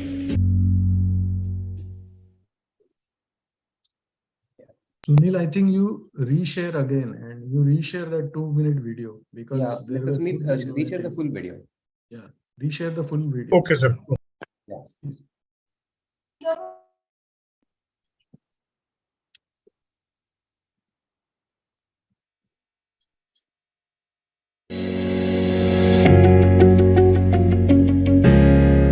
Five-cent airway for patients to breathe easily during surgery. The lanyard that is thrown away after each conference can be reused in this manner. The one end of the lanyard is tied to the microscope and the other end is clipped onto the drape during surgery. It also has a sliding note to adjust the drape height. OT trolley sanitizer dispenser. It is portable and foot pedal controlled. It helps in hand sanitization by the OT personnel at frequent intervals. Spring action apparatus for fixation of eyeball is a robust, simple and economical device to solve the problem of achieving a formed and firm eyeball which is stably fixed in a holding device in surgical wet lab training. The spring action syringe generates vacuum and enables reliable fixation of human and animal cadaveric eye on the iron cylinder. The rise in intraocular pressure due to vacuum fixation can be varied as per need or nature of surgery. Magnifier screen. Magnifier screen is a simple tool that can be used to read fine prints of automated printouts and match IOL labels before cataract surgery without using presbyopic glasses by surgeons, thus making the time out before a surgery more convenient for the surgeon. Microscope simulator or simulator box. To avoid the confusion for patients to focus on the light during phaco and flax and help them focus, we have devised two simulators mimicking the light source of operating microscope and flax laser, which are shown before surgery to help the patients to know what they see and what they must focus. Wonderful. Yeah. Dr. Bede, sir? Very nice video, actually. All 5 innovations were practical, very simple, very good video, Dr. Pregani. Thank you. Great innovations, Dr. Shivraj. Thank you. Dr. Hardipurkar, sir, please, sir, for your comments. No more words. It's excellent, very practical. Congratulations. Thank you, sir. I think it is very nice video. Congratulations, Dr. Shivraj Tagari. I think all the videos were fantastic, all these 3 sessions, but I enjoyed the most is innovative session, because innovations are always give you joy and some thinking process is going on in youngsters, and that is useful for the next generation. And definitely that will take our ophthalmology forward, way forward. So innovative session must be given preference to each and every conference by scientific committee people. And about how Vardhaman has been doing a wonderful job under the chairman presidency of our Dr. Santosh Bede, Dr. Aditi, Dr. Anaga, each and everyone. I must congratulate all of you. Thank you, sir. Thank you, sir. Fantastic, Vardhaman. This concept was very good, and I think during prime time we should have innovation in the main Moscon. Sure, At least sir. half an hour, 11 to 1, 11 to 2, pre-lunch time. I think if you can keep it, it'll be very good. Such small We are little going to things have make it a in hell of Hall a lot A. of difference. Yeah. Sorry? Hall A. We are going to have it in Hall A. We have already decided. Very good, very good. Fantastic. Yes. Shall we keep it up? All the best. Fantastic first section today. Sir, I Saturday think we was are still, sir, we are more than still 400 we are people still were to there conclude, throughout. sir. We are still to conclude, sir. Yeah, yeah. So thank you so Vardhaman. much, jury, for all your amazing comments. And now here we come to the end of the third round. And as the jury is actually Vardhaman, I must mention one thing. Yeah. Dr. Hadipurkar is from his own place. Other juries are from their own place. The president is in America, and I am in Gujarat. Yes. But both of us were there from start to end, and we were assessing in perfect manner the best possible way what we could. Thank you, So sir. thank you so much. Thank you, sir. Thank you for being there. We need to have audience poll for the innovation session. Sir, Mr. Sunil, can we have the audience poll? And Aditi, can you please, have you shared the list, Aditi? I think probably this everybody should be knowing because we have 3 contestants. So I think amazing. I think all 3 of them are actually being supported. I've shared somebody. We have 4 videos, Aditi. We have 4 videos, but 3 contestants. We actually have 3 contestants, so it's okay. No problem. All right, so friends, we have 30 seconds more to go. We have crossed 100 votes already. I think this session is being voted more than the other sessions. As I see, we have already crossed 120, more than the previous session. I think everybody has enjoyed the innovation session a lot. I think all the sessions were amazing, and all the youngsters had put in really amazing amount of efforts to showcase their best skills. We are at 130 votes almost, and we are just 3 seconds to go. We'll be closing the voting now in 1 second. Yes, thank you. Thank you, Mr. Sunil. Vardhaman, yeah. Just a few words and concluding before you wind up. A big thank you to you, Aditi, and the whole of the scientific committee and the organizing committee under Dr. Santosh Bede. Fantastic job you have done. It is a fantastic concept, the way it has been organized and the way you have structured it also. It is so nice. You don't waste time, you focus on it, and you come out with excellent tips, all than this. So best of luck for the rest of the midterm conference. And thanks for allowing me to be the part of the panels. Thank you, sir. All the best. Thank you, sir. Aditi, can you please tabulate the results in the jury group, please? We Yeah. have Sure. Yeah. We have the audience poll, which is also ready. So yeah. Till she is tabulating the results. Yeah. We can do release of Blink quickly because we have Dr. Lahane sir also and Dr. Hadipurkar sir also here. Yes, sir. Yes. One thing which we want to say is that Blink is an electronic version. So we have incorporated certain links and you can revisit those links and revisit all the past webinars which we have done at Maharashtra Ophthalmological Society. Even 5-minute videos also we have incorporated. Short ophthalmic pearls also we have incorporated. So Sunil, can you just, Dr. Lahane sir is there? I think sir was facing some technical. Lahane sir and Hadipurkar sir have left. Both have. You can call them in case but you want them. Yeah, somebody can call. I'll call them with. Yeah. Dr. Anaga, can you please call? Yes. So I think till the time sir is joining, Dr. Unim, would you like to say something about the Blink issue? Yeah. She's here, no? Yeah, Manasa.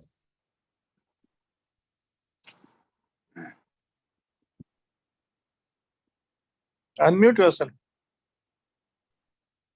You can call Vaishali Une also. Yeah. She's there. Please unmute and say a few words about the second issue of Blink. I thought I had unmuted myself. So at the outset, I take immense pleasure in presenting this issue. the credit totally goes to President Dr. Santosh Bide sir, because of his support, constant moral support, and we have been able to come up with this issue. There are wide variety of articles, like Santosh Bide sir has already said. We have all the links of whatever activities, academic activities we have taken. Not only that, we have continued our theme of having the like life beyond ophthalmology theme, like having paintings. Again, President Bide sir has contributed with his photography of different birds, and about the content. We have poems, again, very well contributed by Dr. Anatha, and we have had Malik ma'am's poem also, a new entrant. And the most important is the financial advice by Dr. Agrawal. I'm sure everybody is going to like it a lot. And the total credit goes to Dr. Santosh Bide sir. I've just been, my part is really very less in bringing out this issue. So one more thing I is hope that you quiz all. also. Quiz by Dr. Yes, Sumit. of course. Yes, thanks for reminding me, sir. I'm really grateful for Dr. Sumit Lahane, who has been gracious enough to share the quiz questions, and really it's so interesting to see that also. So all in all, we have wide variety of things in our Blink issue of March and April. So I hope you all like it, and again, I would like to give the credit to President Dr. Santosh Bide sir. Yeah, thank you, ma'am. Thank you so much. Dr. Anatha, could you speak with Dr. Lahane sir and Dr. Ardipurkar sir? Yeah, They both are not answering the call. Okay, I think might be they are busy, but I think so. Dr. Bide sir, at your hands, we can please go ahead. No, we can. We have all past presidents also. Dr. Marathi is there, Dr. Kasopla is there, and all of us are there. So, yeah. Sunil, if you can share that on the this thing. Sunil. Yes. You can just scroll down and click one of the links so that you can scroll down. Yeah. In fact, we had 2 contests also, photography contest. The theme was. So the photography contest, this was the painting contest in And this is the glaucoma. painting contest, yeah. It was on, the theme was March. Eyes are the windows to the soul. These were by by the general public, and the youngest contestant was a 6-year-old girl. So amazing. We had a lot of entries, and it was really very nice. It was to increase glaucoma awareness basically in the society.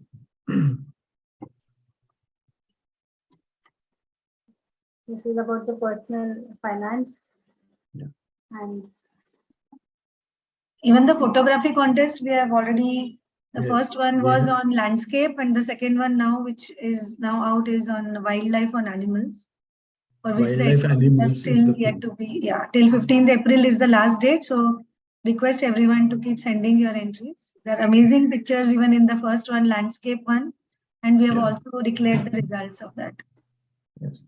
on 4th and 5th March, we had the research methodology workshop and also the hackathon. Simultaneously, 2 activities were taken, one in Mumbai and another one in Pune. So those who missed, we have a detailed information regarding both the activities. These are the beautiful paintings by our very own ophthalmologists.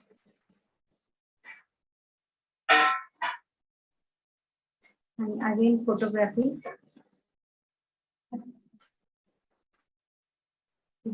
This is a poetry section. My small contribution.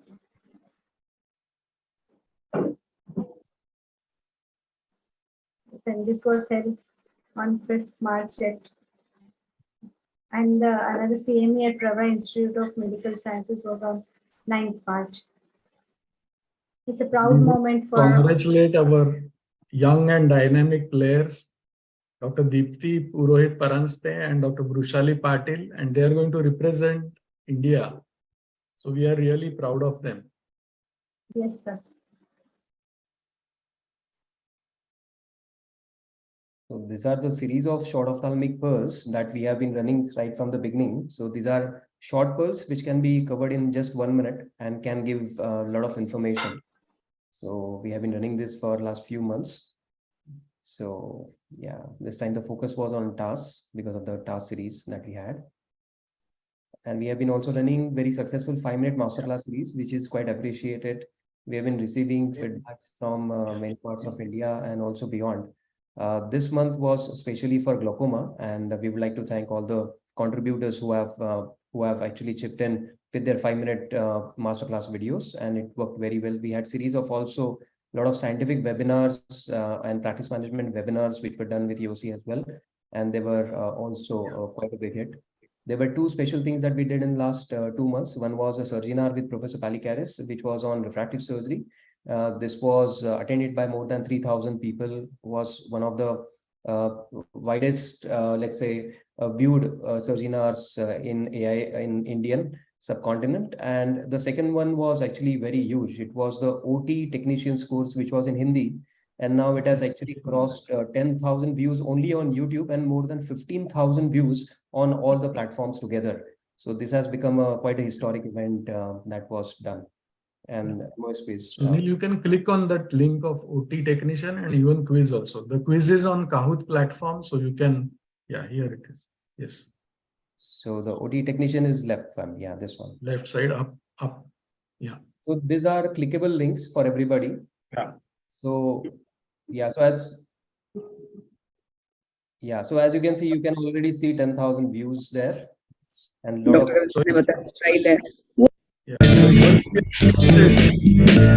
revisit again by looking at Blink, and that's the power of electronic version. Absolutely. Sunil, you can go back and you can just click on the quiz so that.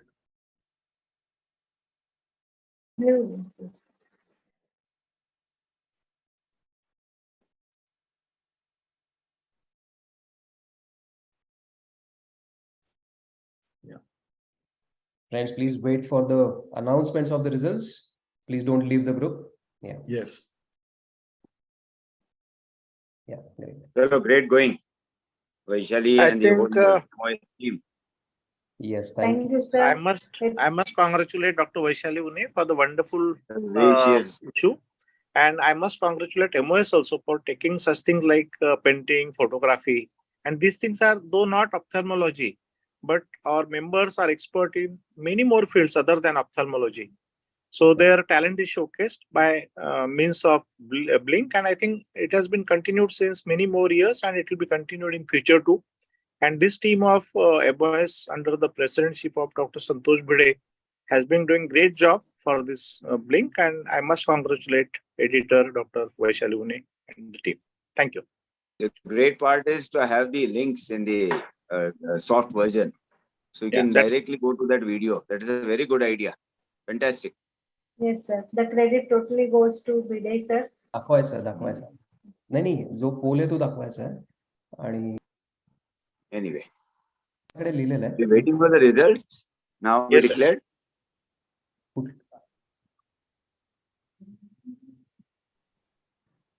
It's almost 5 hours complete. Everybody is stuck to it. 299 still. Good. So friends, now at the end, we will come to the most exciting part of the day. And all the best to all the contestants who have showcased their videos. We had 19 participants and 22 videos which were showcased in 3 rounds. First round was of surgical pearls. Second one was of non-surgical pearls. And the third one was of innovations. So to declare the first winners of the rounds, I would like to request Dr. Bhide sir to declare the first round of winners for the first surgical round. Yeah, so the winners for session 1, surgical session, will go from number 3. Yeah. Number 3 is Dr. Deepanshu. The runner-up is Dr. Aarti Heda. And winner is Dr. Adit Gupta. Yeah, so I think many congratulations to, I think all 6 of them deserve to be winner. In fact, all the 11 presentations were really amazing. And it was very tough for the judges, I'm sure. It was really tough to decide who is the winner. That And let's see if we have results of Mr. Sunil, can we have the results of the poll? So friends, as we know, the viewers poll was also done. And we have to see the results of the first poll, please. Yeah, Mr. Sunil ji. The digital results, and then I'll be sharing the Excel compiled ones. Yeah, you can show first the digital results and then the Excel compiled ones. These are the digital results. Yeah. I'm just sharing the compiled ones. Yes, please.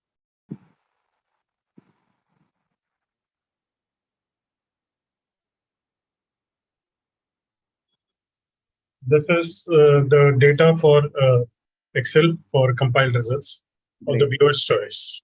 Thank you, Mr. Sunil. I think this was amazing to have a technical voting. This is actually being done at very few places. No. Because of that, Sunil, keep sharing, no? Because we can announce the result. Yeah. Mr. Sunil, can you please? Winner is, as we can see, winner is Dr. Aarti. The runner-up is Adit Gupta, and third is Dr. Sheetal Divte. Perfect. So I think kudos to all the winners, both by the both jury winners as well as the viewers winners. So congratulations to Congratulations. Thank you so much, sir. Thank you so much for the wonderful. Congratulations to everybody, all the participants. Congratulations to all who have participated and the winners. Absolutely. There was so much of learning. The competition was one part of it, but there was so much of learning and motivation from all the seniors.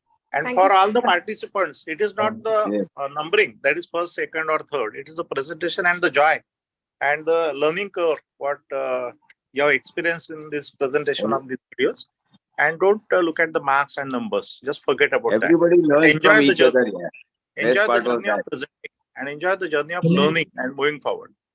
One has to enjoy the process of Yeah. making videos, presenting, Yes. and then winning also. Or not And winning. participating.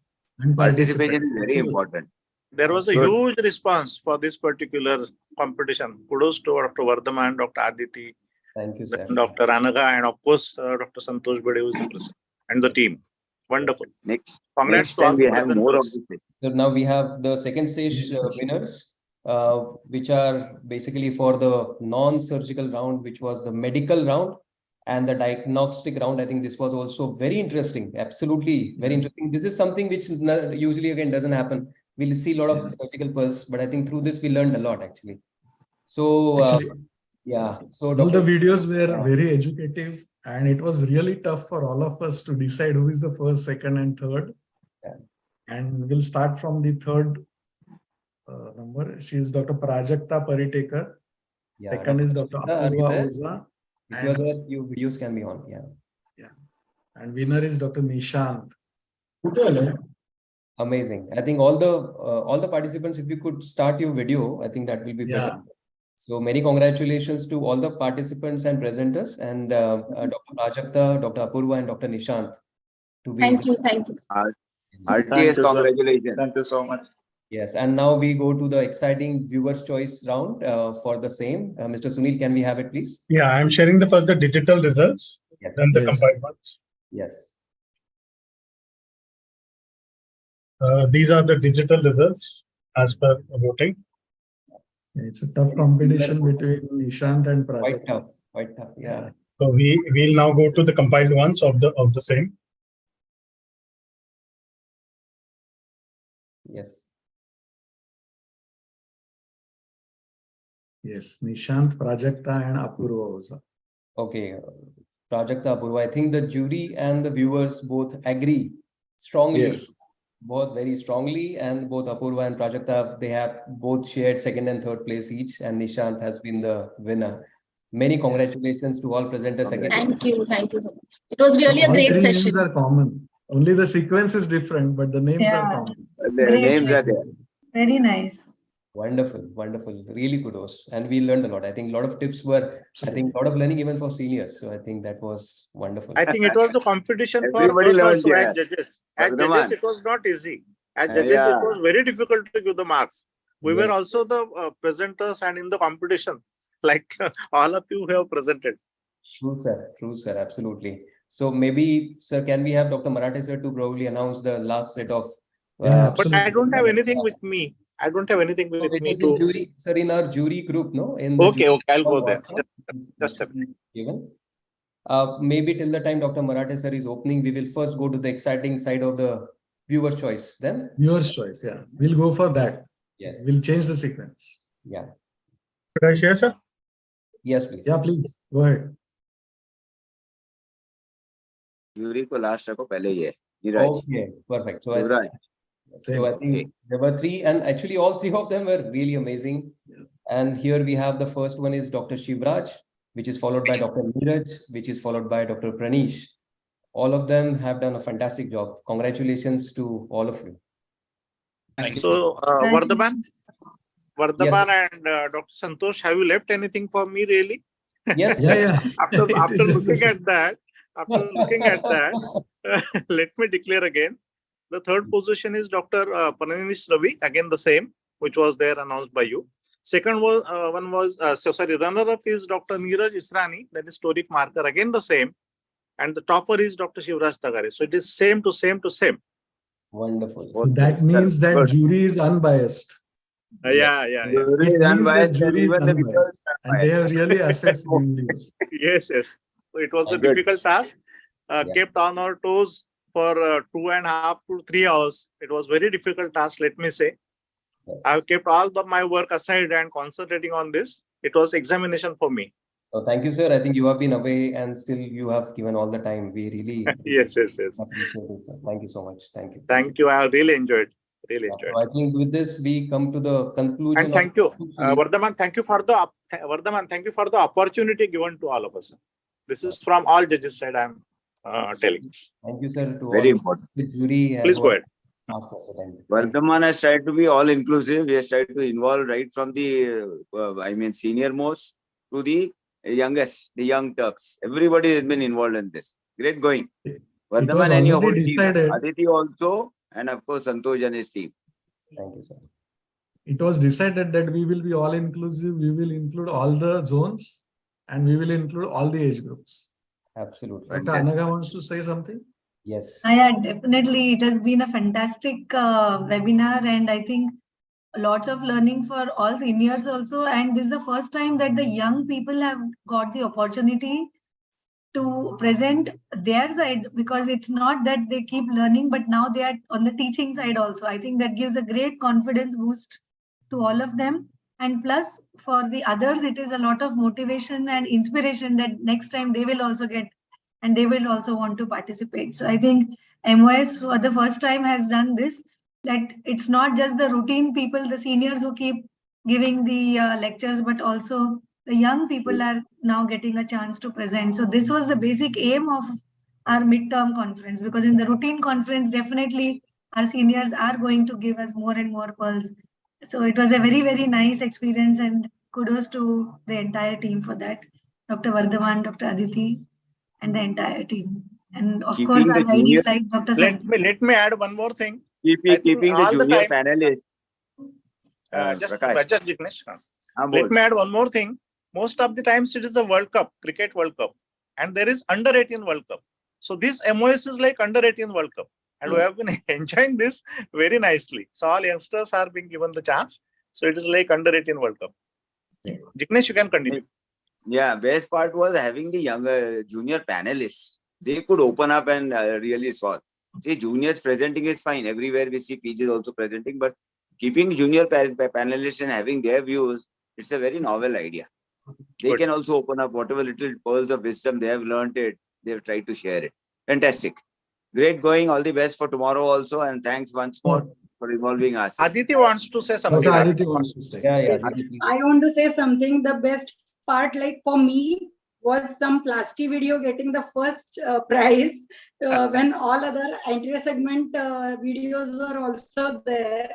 So I feel it's like having one hall and having all subspecialties. It's like having all subspecialties in hall A. Everybody's attending. So I feel cataract is surely important, but we are surely evolving much beyond only cataract and giving equal opportunities for all subspecialties also. That I felt to be slightly special about this midterm. All the subspecialties are having equal time and importance. So that is something special as an oculoplasty surgeon. Thanks for that.